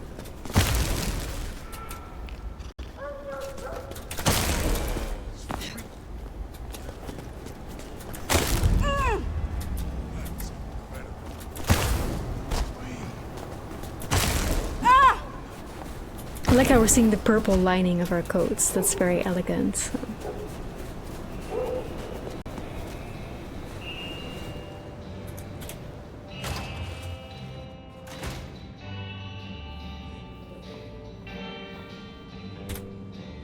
Well, if it isn't our noble sheriff, what are we up to today? Keeping the peace or blowing up buildings? Tell me about your role here in Seattle. I am a magister. I teach, as I always have. There are very few of us here Banning in her, Seattle. we're gonna try. I need to make a good showing for Let's our get clan. these granny panties Ensure our off. prince Holy fuck. understands our usefulness. That's so Make cursed. sure no one You'll try. embarrasses themselves or the clan. Your role's important. I can see why your role is an important one. I'm sure as an elder you can understand. Younger kindred need wisdom, instruction, and careful guidance. The little shits. Tell me about your mortal life. I was something of an occultist. Rather successful, I might add. Diva alert. Of course, back then, it wasn't really the done thing to cast curses and commune with the dead. But then, the whole spiritualism thing became fashionable. And skills like mine went from being whispered about to being performed in theaters. Mortals are so fickle.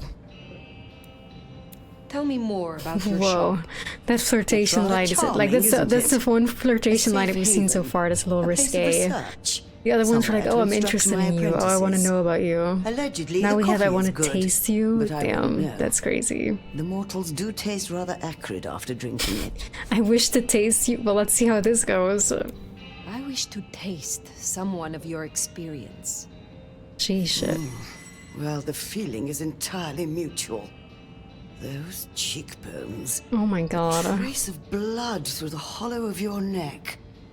Oh, you are art, nomad, in the proper sense. I'd like to pin you to a board. Clearly she is into kinky fun. But when does it happen? When do we make it happen, guys? When do we make it happen? When? Probably in the next go around. Enjoy your night. Imagine somebody says that to you, like, "Oh, you are art. I want to pin you to a board," and you're like, "Enjoy your night." It's the autistic Riz. Phyre's autistic Riz. Good night. Wow, thank you for saying that. We're out. You came. Do you have the texts? Here. Yes. Wait, you need to unlock all the disciplines to fuck someone? When you level up all the skill with one clan. No. So when you unlock all the skills, that's the only... Really? Really?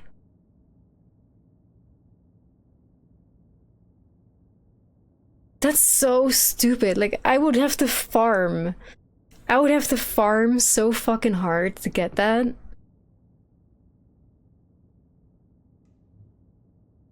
Like, we would have to farm just to get, like, what? A fucking Fades to Black sex scene? We'd probably have to farm for hours. Holy shit, though. Ugh, we'll have to see how long that takes us. This looks right. Het Alanam Estovishnam. These will take time. To study, I mean. I need answers now. I had a peek already. Take your time. I had a cursory glance myself. It is as you thought. They contain ideas restricted by the Camarilla courts. Notions held now only by those of the Sabbat. So I was right. This will be fascinating. And I spoke to Ryong. Ooh. She asked to see you tomorrow night. First thing. I hope we can romance Ryong. I feel like we can't, but... She's like the only person that I think is like, yeah, a baddie in this game. Haven't been careful enough. What if Lou somehow found out what your marks meant? That they could be tied to the Sabbat? Who knows what she would demand of Ryong if she thought you a threat. The old prince has ways of controlling her childer, making them do things they would not usually do. Totally would not let that happen. That's so random. I'm gonna be like, I believe in Ryong. We choose to side with the person we think is just the baddest baddie. Ryong knows her own mind. She may yet prevail against her sire. I don't think strength of mind plays too The large priest, a part. oh, I would love to have that one. Unfortunately. But if you say so. I should get on with my reading. Not that I don't want you to hear. I do, but you know. Let me know when you have something. I will. Good night, my love. You see what I mean? Like, this girl... Right. Ugh, the game is so much fun when we're not playing as fucking Fabian. Is the game bad? Yes. I'm having fun? Yes. God. So much fun when we're not fucking Fabian. Is the streamer Dutch? I am, yes. Okay, so what the fuck do we have to do, guys? Tell me, are you up for a little rumpy-pumpy, Nomad? I find myself in a frisky mood. And you would be a fascinating... Guys, it's happening. Like, we didn't even have to get any abilities. Guys, Riz simply so high. I don't have to unlock shit. Well, who's ready for some rumpy puppy with Granny, guys? Fucking hell. Oh god, this is gonna be so cringe. I'm ready. I'm not. I'm not. Oh. Rumpy puppy. If somebody said that, I would already be out, but fucking hell. Oh lord, let's go Gilf. Fuck man, I'm gonna cringe so hard. It's gonna be so bad. I am more than interested, Mrs. Thorne. Oh, excellent. If you'll Oh just shit, follow we me, need to follow I have her. a private parlor prepared for just I feel like such we're an not gonna see occasion. it. We're not gonna see it. There's no way. It's just gonna be Fade to Black. This There we go. I learned in Cappadocia. What's happening? We're hearing noises. Ropes?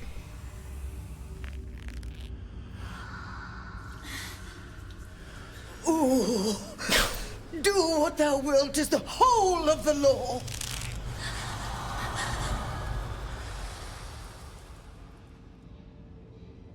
Ooh, I would call that an experiment well made. I have taken copious notes. That's it? What the fuck? Okay. Right. And you know, the funniest thing is, somehow that was still not as uncomfortable as listening to the Bed of Nights. Yeah. Yeah. Yeah. Yeah. Honestly, I would have liked to have seen it. I wish they were brave enough to animate it, but we cannot really expect that from them.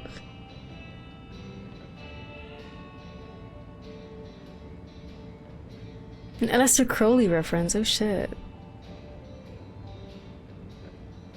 Yeah, I would have liked to have seen it, guys. I would have liked to have seen it. I would have liked to have seen like a Baldur's Gate 3 style sex scene with this granny. I would like to have seen it. So thankfully I did not have to unlock shit for it, because if I had to spend like fucking 3 hours grinding XP and those like blood points, and then this is all I would get, 2 lines, some noises of rope and some moaning, I would have been very disappointed. For a fully animated Mintara-esque scene, I would have done it. But not for this, no. You have something for me to do? Ah, now. I believe there is something to pick up in the alley behind the Crab Walk. I'm afraid it's in a dumpster, but I'm sure you can liberate it. Oh. Forgive the smell. We'll dumpster dive for you. We're the nomad and the sheriff. And we're a powerful elder, but we'll dumpster dive for you, lady. It's fine. Enjoy your we can night. do that. Well, in theory, rebellion, but the devs of the Chinese room cannot even animate us holding a gun. So I doubt that they can animate people having sex, which probably is one of the hardest things to do, I'm not gonna lie. Without the models like clipping into each other and all that. Finally getting somewhere.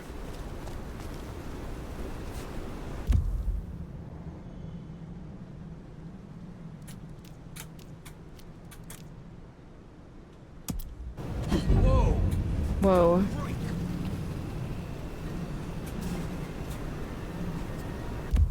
Yeah, I think Fabian was probably an active participant.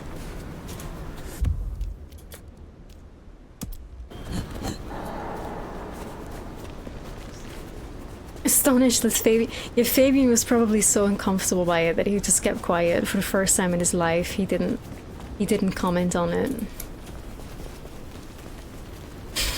Yeah, it's so sad, right? Like, the only time you want Fabian to actually say something, he stays quiet. Like, rip. Imagine if Fabian had made a comment on something the granny was doing. Like, that could have actually been funny. But of course, he stays quiet then.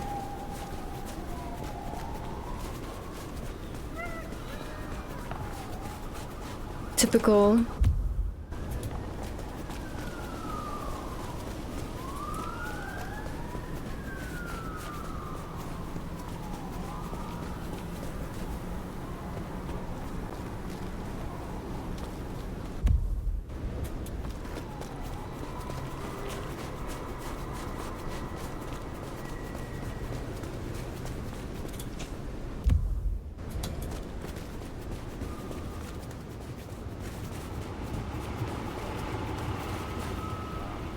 The Vampire Lestat? I've not seen the Vampire Lestat. We did recently rewatch Queen of the Damned in the Discord though.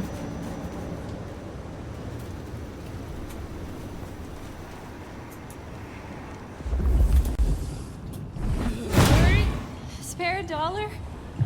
Really appreciate some help. Who said that?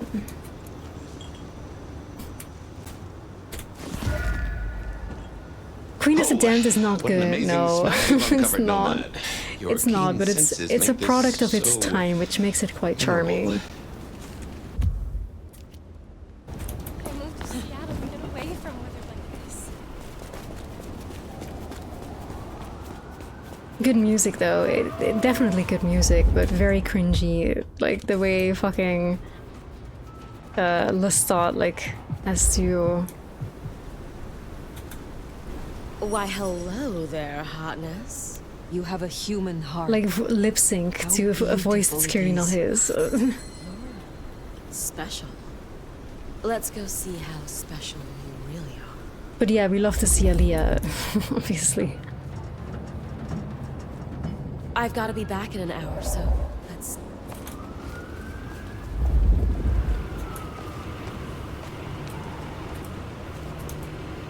You want me to play it nice or naughty?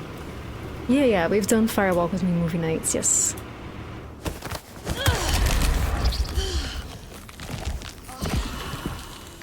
Aaliyah and Korn were gonna do an album. I didn't even know that, Yoga Medic. Ugh, that's such a shame.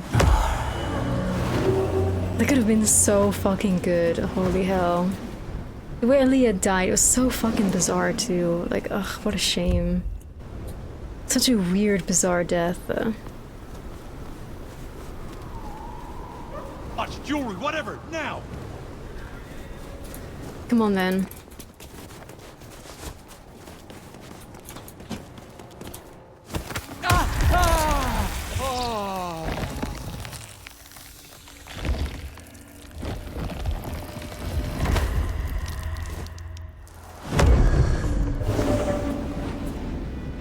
Wow, Santa.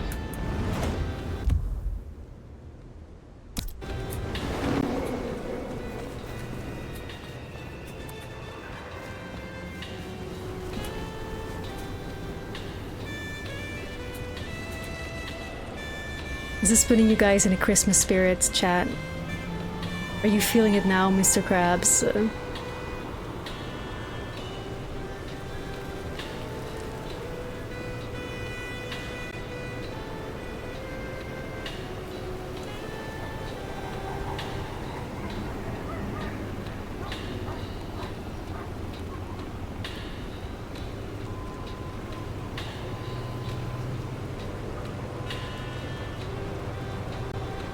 It's all royalty free.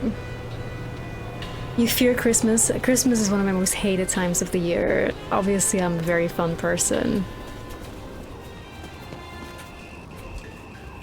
But what is this area, man? It seems like some sort of like Christmas walkthrough.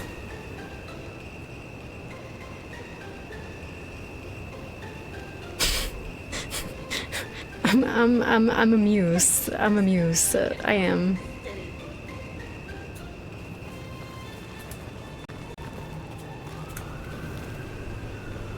Santa with a knife.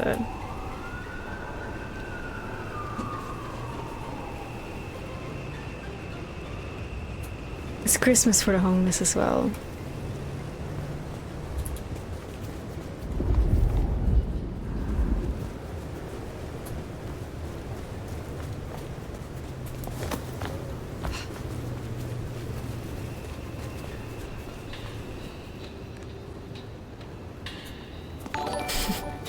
Yoga Medic, thank you so much for the follow. Hey. You know what? There's nobody around, right?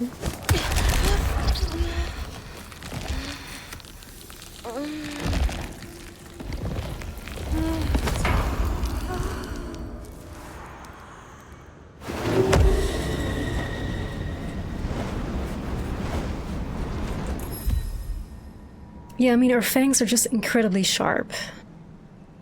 Like, honestly, when I play as Phyre, you bet your ass I'm doing like every side quest, no matter how repetitive.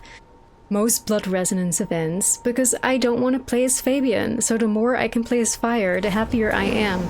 I am more content as Phyre running around, feeding on people, seeing my sexy character do sexy things, than when I play as fucking Fabian. All three. Yeah. Every single side quest, all three of them. Yeah, that's right, guys, that's right.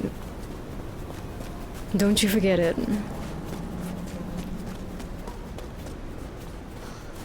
Damn, it's cold out here.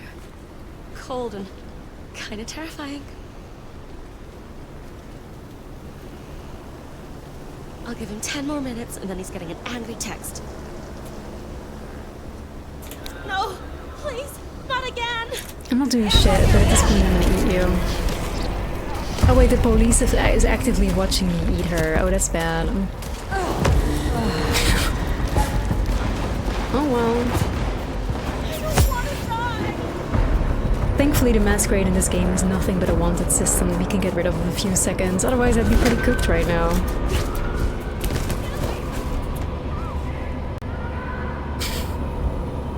Thank God there's no such thing as humanity or the actual Masquerade in here. We'd be fucked.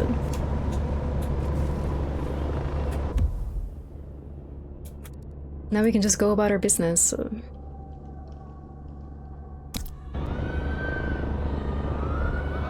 Rumpy puppy.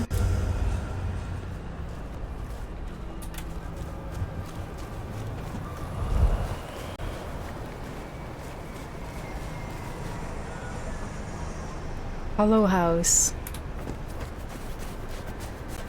Yeah, if anything, this game is damn beautiful. It's like that's the best thing I have to say about this game, just how absolutely fucking gorgeous it is. The parkour feels pretty nice as well. Basis, thank you so much for the follow, by the way. Nice to meet you too. Thank you so much for being here. Hope to see you next time indeed. Take care of yourself.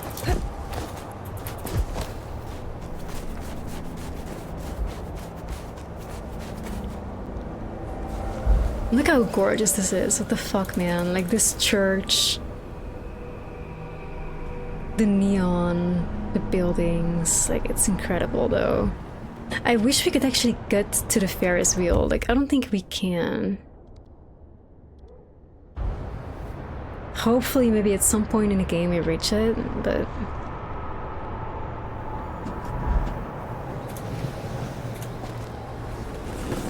Hey. I don't want the balance. We're fine. Hey Fabian, how are you? Welcome in.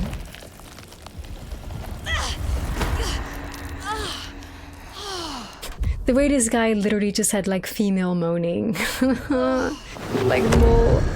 This game, I swear to God.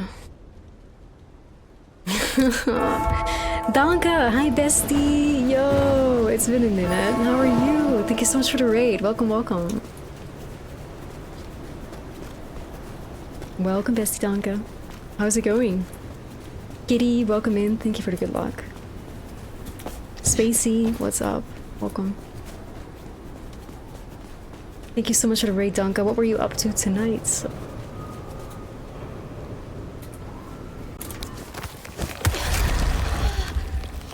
Molding at the Sekiro final boss? Well, that makes sense. I would not trust you if you didn't mold it.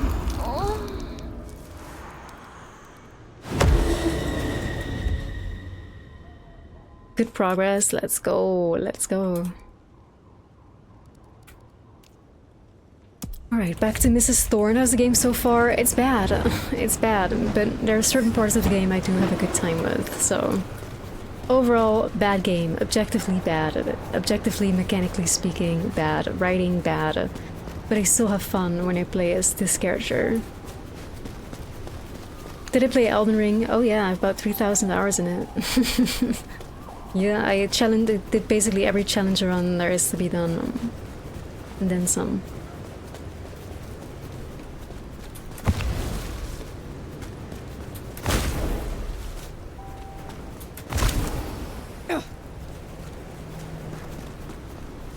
Convergence. I actually have never done Convergence. I was mostly doing randomizer stuff, like Deathless Rendo, all those things, but I would like to do Convergence.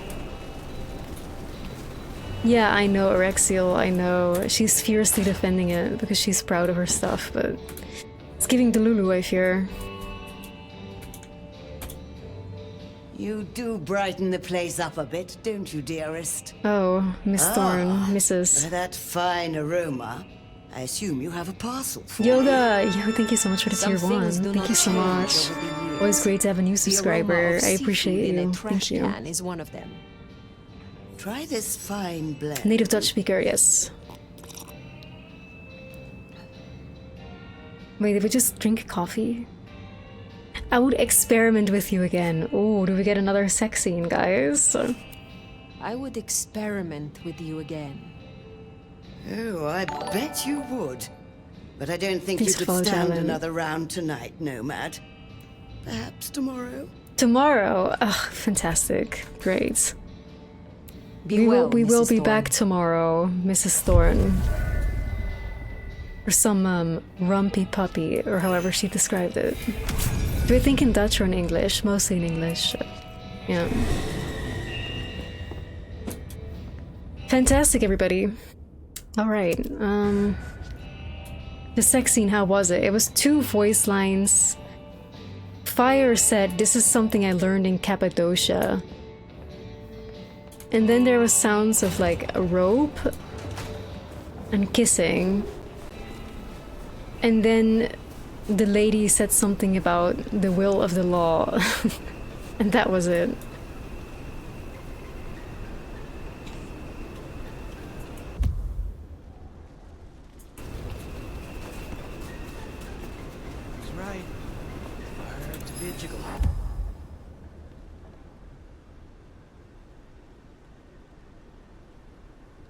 Rumors of a frenzied party gone awry swirl around Seattle's most exclusive nightclub, Atrium. Long famous for its boundary-pushing nights of high-class debauchery, Atrium seems to have pushed the boundaries too far last night, as locals report sounds of screams and bloodstains in the snow. Where police were called to shut down the party. Seattle PD deny reports of any such disturbance and claim not to have been called to the venue. Play with the granny. Well, I mean, I would have liked to have seen a full scene. Yes, I think that it would have been worth the money. We didn't get it. Oh well.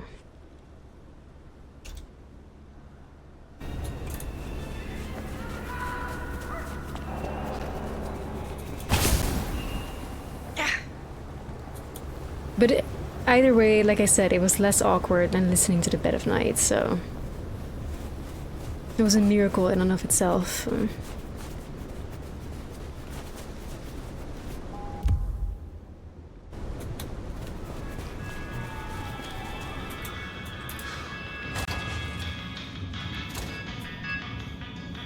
Let me guess, you need me to kill someone? Popresh, I hear you're blowing up warehouses now? Are you trying to break the Masquerade, Sheriff? I would know more about your shop. This is an old trade. It is interesting to see it in modern times. Oh, you wouldn't believe what comes through here. The kindred sometimes want me to part with rare artifacts and items they consider magical. Especially that old Tremere Veshtica. But I tell them, you may have nothing unless Where the is he mortal from? Does fails to anybody repay their recognize loan. the words that he's saying? So you honor the bonds of mortals. You have a lot of integrity. It is important to be honest at all times. He sounds even when Slavic, you're dealing or with maybe mortals. Balkan, but I do not recognize the words that he's saying. Is there someone who needs my attention? There is. This is Alicia's bracelet. Alicia signed the papers that condemned her mother Turkish? to life in a psychiatric hospital. Alicia snorted the remains of the family wealth up her nose. I have the scent. How do you know patients? I met them, and then we talked a few times. And? And now we talk a lot. Because they're just over there. How is business? Busier than I would like, unfortunately. This time of year makes the mortals desperate, especially the poor. They wish to buy gifts for their children, and feast on more than the tin ham and ramen their budget can afford. It's sad, but I suppose each Christmas means more to you, if you can only count on seeing 80 of them. Take care, Nico.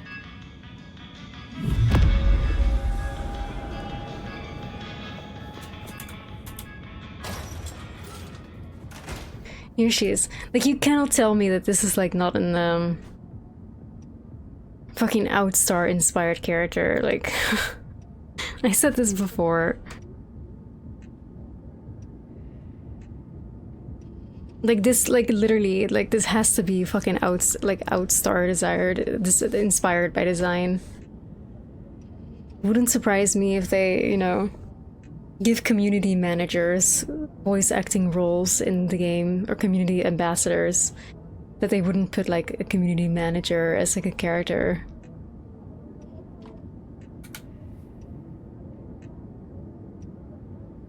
Well, like, this is, if you Google Outstar, this is quite literally what she looks like. Oh, so Erexiel, just to like, again, I'm right, because when you go to Outstar's Twitter, she has like her profile picture of this character, so I'm pretty sure that the two must be linked. Like, her profile picture is this character right here, so me thinks like there is 100% certainty that there is a connection between the two of them, if that's not literally her. Which I'm 99% sure that that's literally her.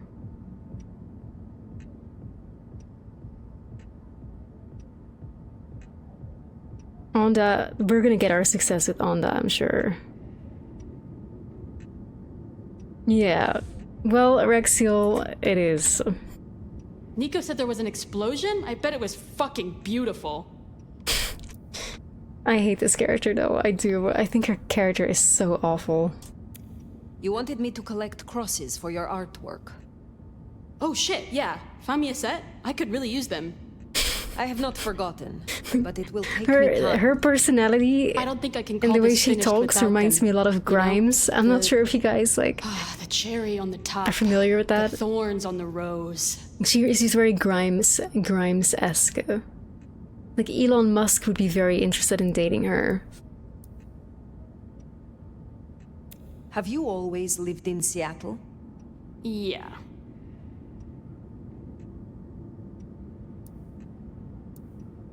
I may be stuck here for a while.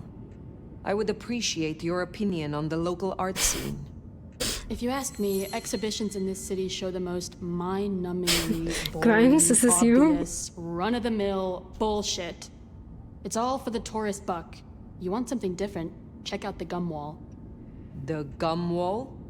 Yeah, it's real guerrilla art. A living, breathing, spit-soaked, This character is collectively like- created installation. And with kindred senses, man, it's like smelling the breath of thousands of people all at once. It's the coolest thing. She's so icky. Were you an artist in your mortal life? Oh yeah. My veins have always run with more paint than blood. Even then, I lean more into vulture than culture. Most other Toreador don't get it, but who cares what the vapid bitches like Isabella think? I'm gonna flirt with her simply because I want to know how fucking terrible the sex scene will be. Have you decided if you like me? Oh, did I not say that?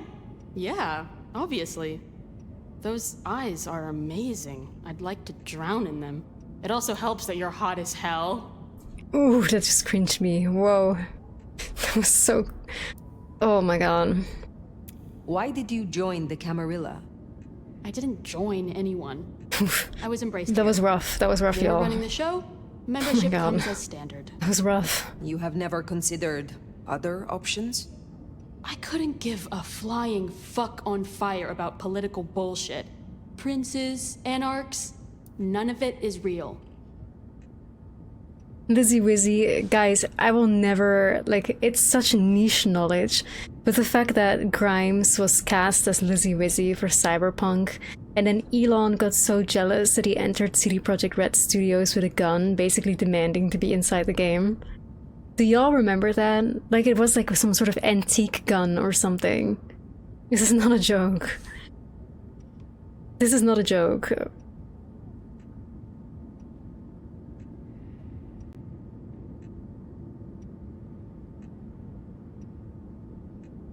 Yeah, he entered with an 18th century flintlock to basically demand being put in the game as well.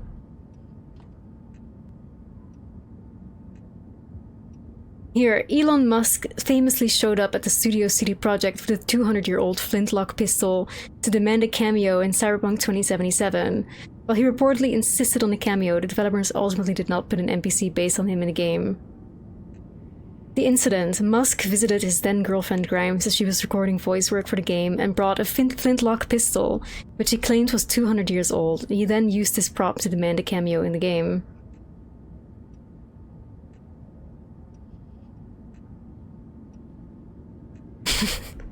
Like, the fact that this is such hidden knowledge, like y'all should all be knowing this, you know. Elon brought his gun to a Cyberpunk 2077 recording session. Like, it's so, holy fuck, it's so bad, it's so bad.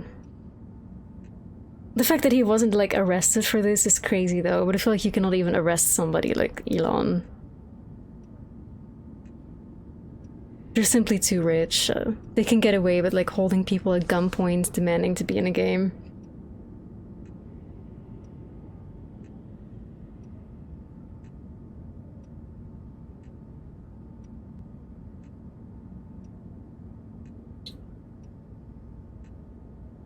Yeah, I used to really fuck with Grimes' music before she got with Elon. When she got with Elon, I was like, never mind, I'm out.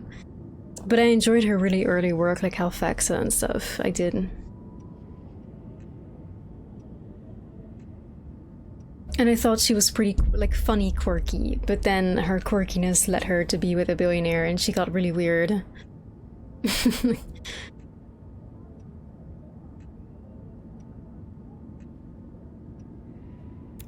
You wanted me to collect crosses for your artwork. Oh shit, yeah. Find me a set? I could really use them. I have not forgotten, but it will take me time. I will let you get back. Yeah, she's always been a trust fund kiddo, that's true.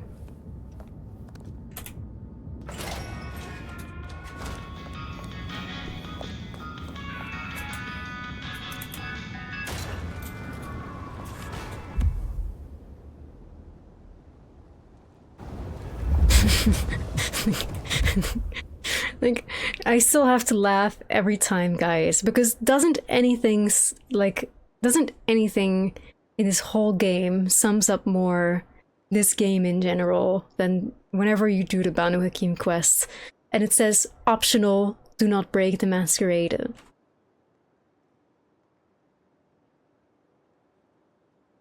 Is that not very telling of this game? And the way that the developers did research. Optional, don't break the Masquerade. Well, I'm glad it's just an option.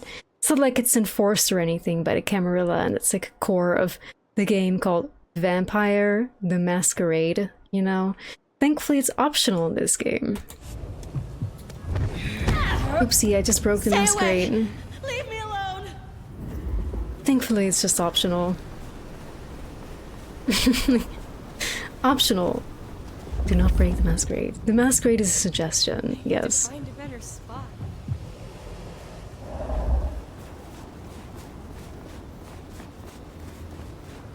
Fun is optional too. Again, I gotta say, on a scale of 0, I'm bored as fuck, get me out of here, to 10, I'm having the time of my life. When I play as Phyre, I'm sitting at a 7, I think. Really, like, my entertainment levels are pretty high. Now, this is because I'm streaming. I think I would be very bored if I wasn't streaming. But this game plus chat is honestly quite enjoyable if I'm playing as Phyre. If I'm playing as Fabian, I'm sitting at like a solid 2 or 3, if not lower than that.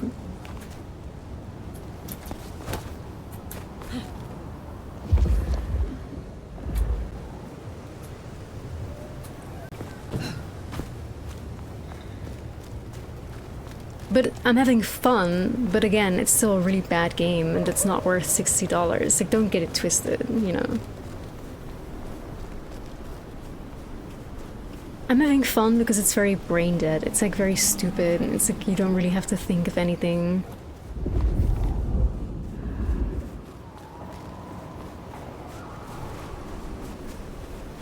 It's like the way I'm enjoying this game is like similar how I felt like having enjoyment when like grinding an MMORPG. Like when you just put on some music and you just farm the same type of enemy, like, you know, you're just fishing for lobsters for like 6 hours in a row. There's not really anything to do, but like you're doing something. And it's very brain dead, and so it's like a good activity to do. You know. That's kind of what I relate this to. It's like grinding in WoW vibes.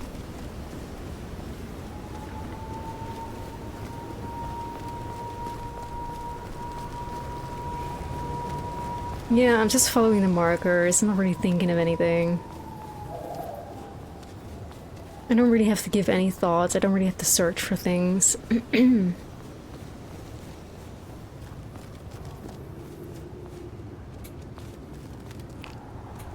The fuck? The trail goes inside the building. What the hell? Oh? Track down and deal with Alicia. How the fuck? What the fuck? Oh no, I feel like this quest is scuffed. Unless she's on the roof, but like, how?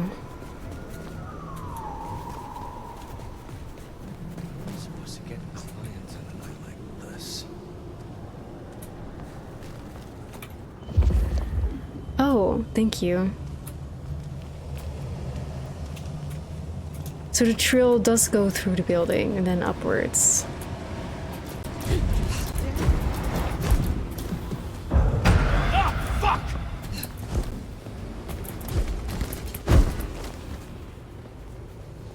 What was that? Over here! Anarch pylon! Your show's on!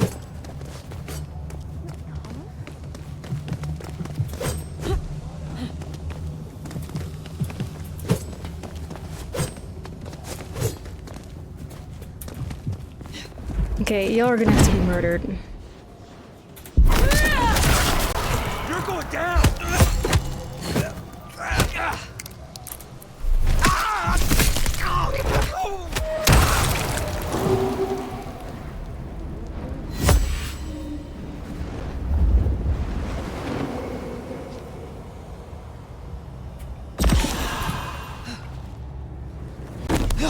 I should get paid for this. Pounder. Not harassed by the fucking cops.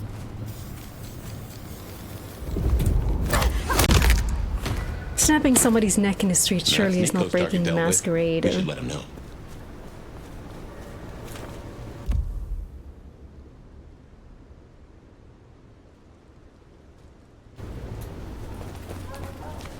Oh look, they're coming to look at her. Oh my god, like who would have done this? Sir, like who did this? I don't know, like... Someone, help me, please! What kind of fucking freak, humanless freak could have done this? You need to help! 1078, I repeat! Yeah, Got a police body. officer, who did this? Who did this?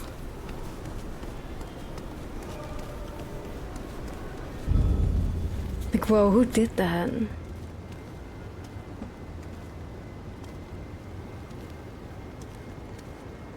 Motherfucker! Where are you? I have no idea. I think he went that way, officer. He must have gone that way. He must have gone that way. You heard me. I saw the perpetrator run to the left.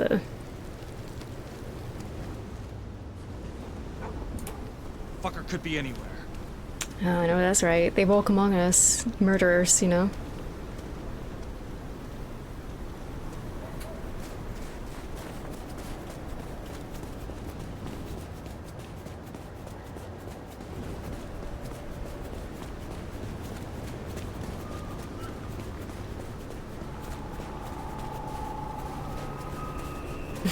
The cop is like, a dead body. The killer is not around. I'll just give up then. Killer is not in the direct 5 meters of the corpse. This must be, you know?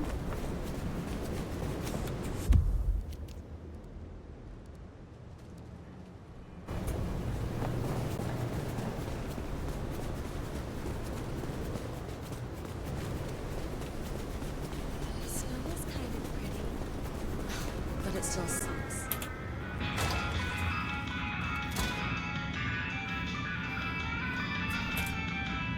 It is good to see you again.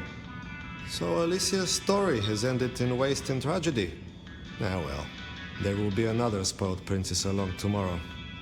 Oh, damn. I have some elixir you might make use of. There is no trade in it for me. Is there... I need to...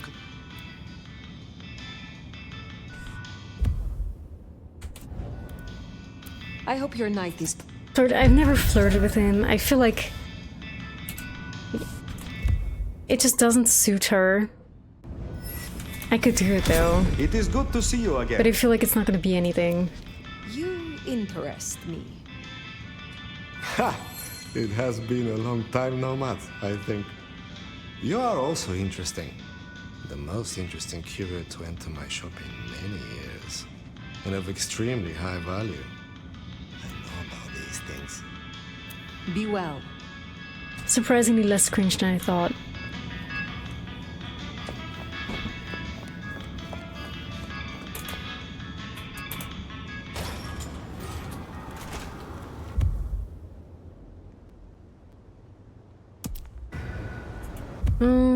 Glacier Hotel. Oh, we might get a scene with Onda, guys. Ooh. We might get a scene with Onda. View of what's happening out there on the streets.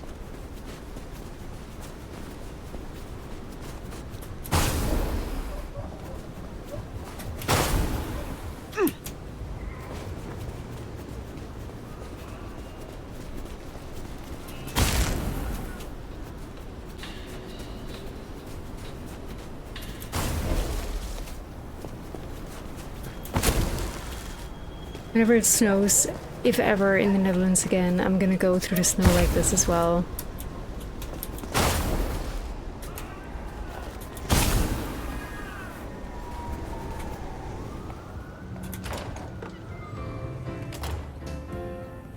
Right, guys. We're gonna flirt with Onda. I'm pretty sure this is gonna lead to a sex scene.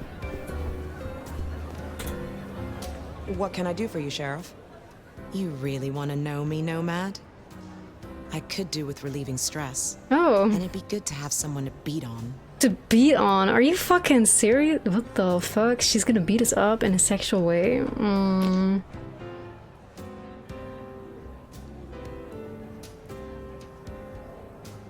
Alright. Well, here we go, guys. Yes. I want to know you. Meet me in room 1408 in 10 minutes. Be waiting. On your knees. Jesus Christ. Let's see you handle this. Handcuffs? I am yours to command.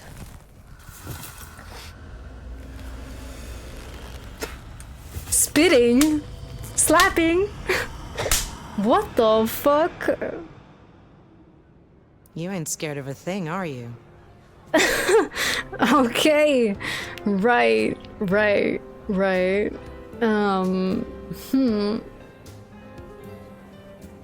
Yeah, at first I was like a clear slap of the hand, then there was a spit, and then there was a whip. Right. Okay.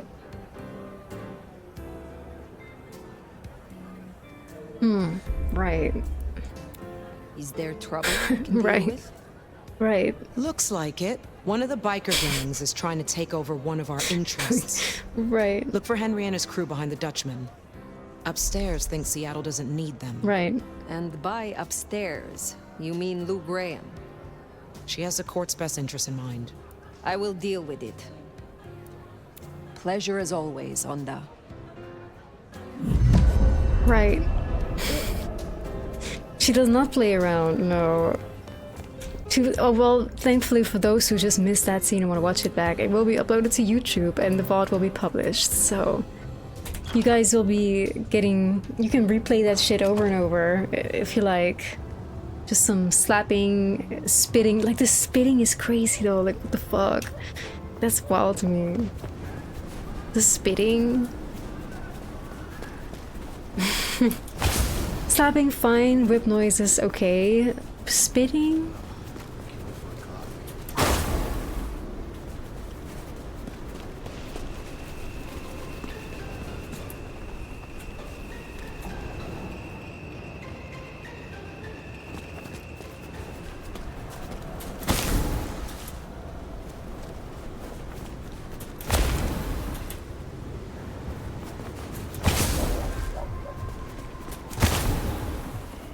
Now I suppose the hawk to fucking advertisements in the game makes sense.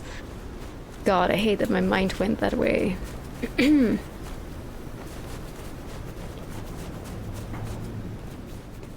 Sometimes I wonder how I can live with myself.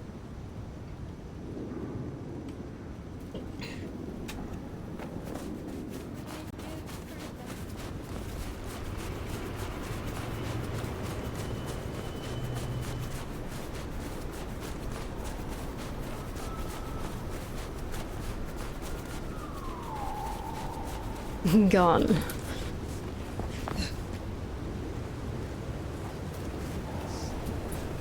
Pisses me off that they're advertising so many like strip clubs and shit in this game. You cannot visit any of them. There's not a hot toreador behind the doors of a strip club with an extremely soft personality.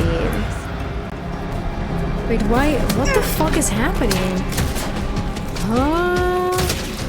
Who are these people? What the fuck is going on? Is this humans? Like, are you being ganged up on by humans?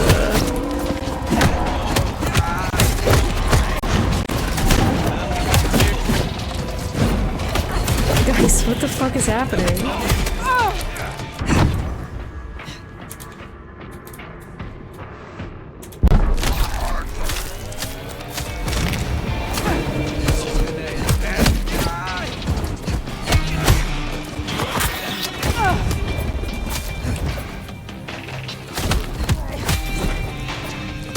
I swear to God, if humans are capable of killing me, I'm gonna actually lose my shit positively.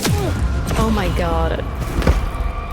A human being with a machete just killed an elder vampire 300 years old.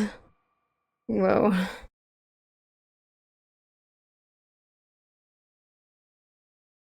Crazy thought. Let that sink in. Let that sink in.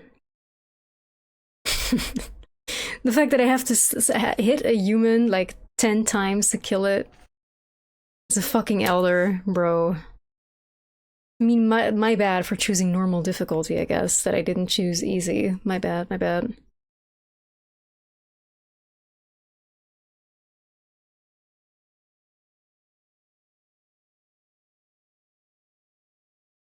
Oh my god, do we have to go all the way back now? Hello, Ondo. It's kind of hard to think of you as a legendary nomad. Now I've seen you in a more vulnerable position. Bitch, what the Did you forget you've a troublemaker to put down? I wish to visit room 1408. I hear room 1408 calling. Nuh-uh.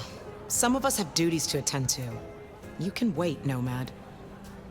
Have a good night. Yeah, it's kind of sad, I think.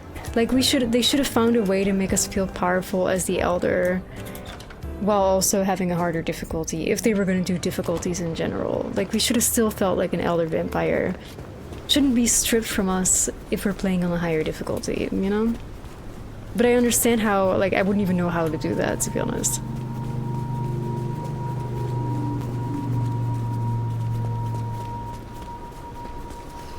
I swear to God, that's a werewolf howl. Like, it sounds to me so much like a fucking werewolf.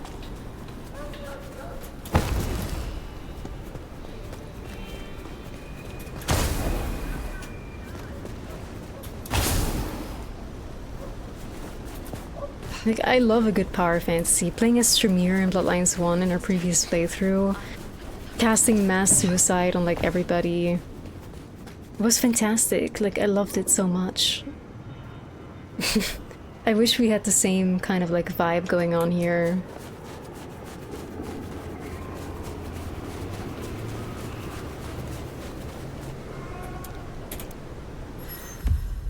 Porta potty notice.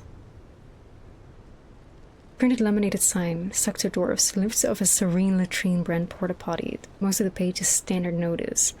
There's a section that appears highlighted near the bottom of the page. Strictly no loitering. Use these facilities for employees only. Next to the information, someone has scribbled in a permanent marker, along with some typical homeless symbols. Don't shelter here, danger. Yeah, I'm gonna be real. If I had known that this game would have no charisma or Riz mechanics, I would never have picked Toreador. I would have just picked like a cool combat class or something. Probably would have picked Banu Hakim. I feel like Banu would have been really interesting.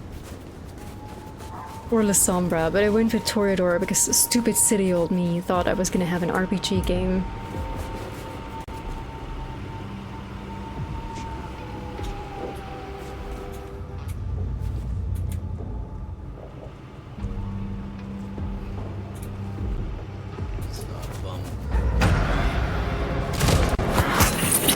work for me now. Okay.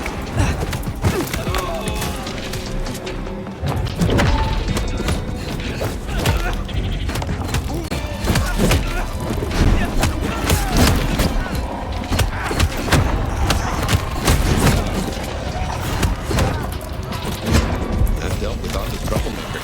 Nice work.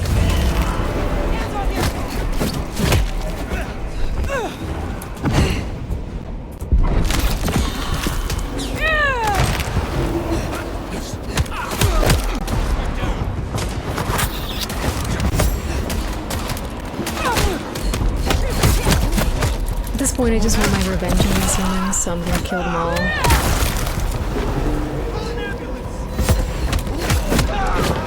Oh shit. Knock knock. Huh. Whoa, did you guys hear that? This is the first time I'm noticing that when I... Yeah, it was Tolly. The fuck? Tolly staked us. The fuck?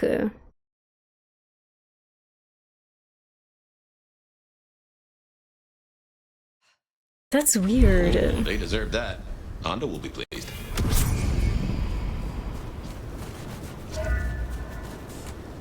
Huh, I had no idea that Tolly was the one to execute that.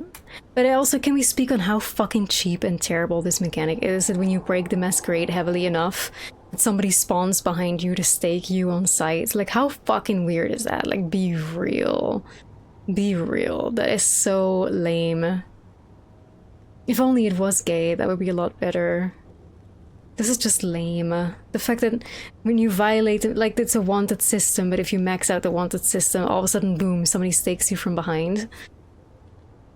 That's like, what the fuck? Like, why? That's so... It's so cheap. It's lazy. That's the thing. It's lazy.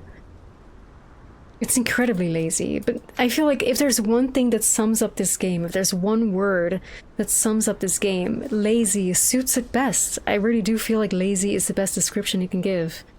They cut corners wherever they cut corners, and it's just visible throughout everything, whether it's the dialogue, the characters, the clans you pick. It's just lazy. Like, the laziness is like all... It's all throughout it.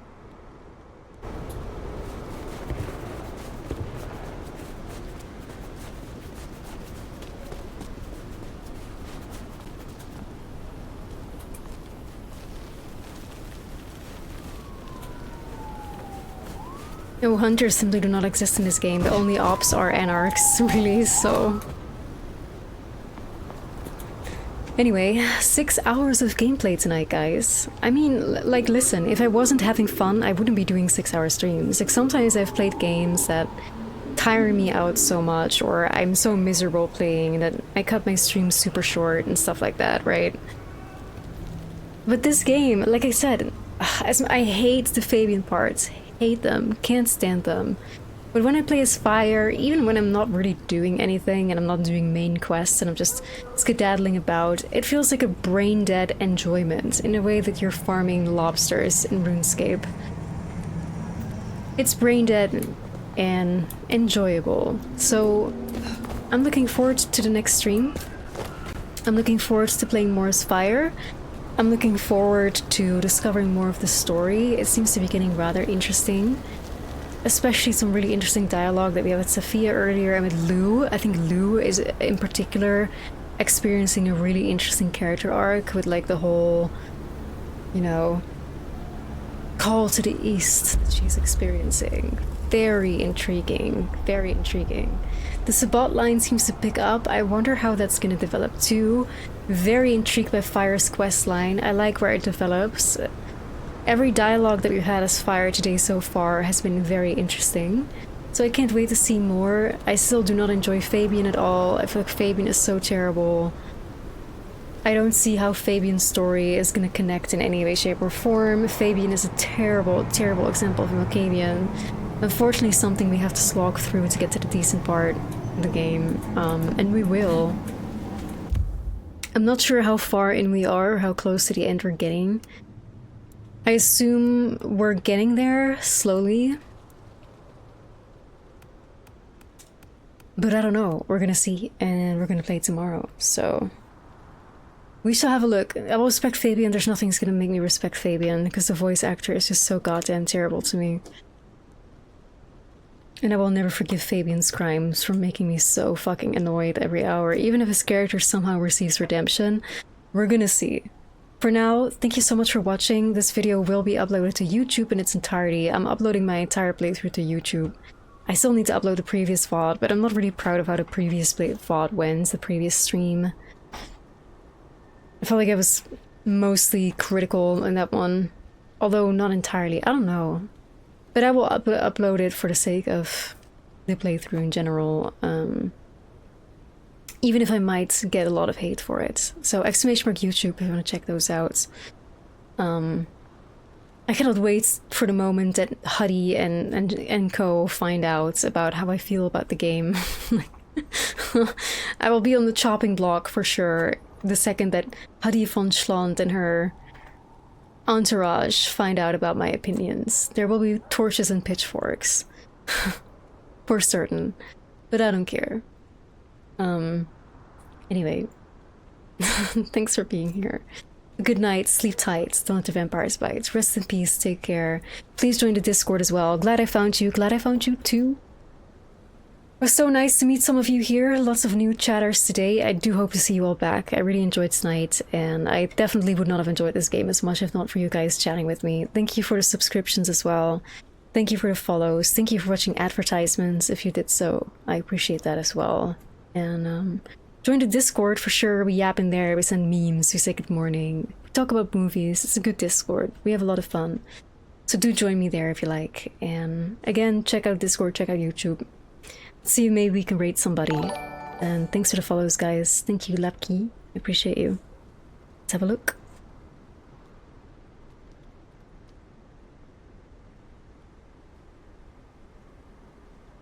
Candy is still on. We'll give a rate to Candy. It's been a minute. Candy's playing Tormented Souls 2, of which I thankfully received a key unexpectedly. They sent me a key without me even having to ask. So maybe I'll play that game at some point.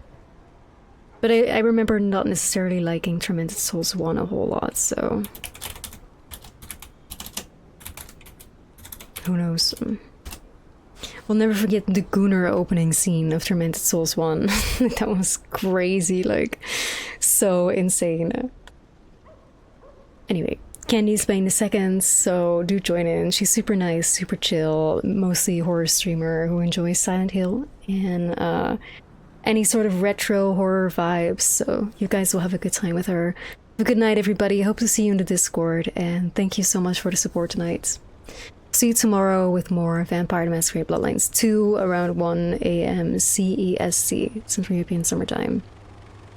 Good night, guys. Take care.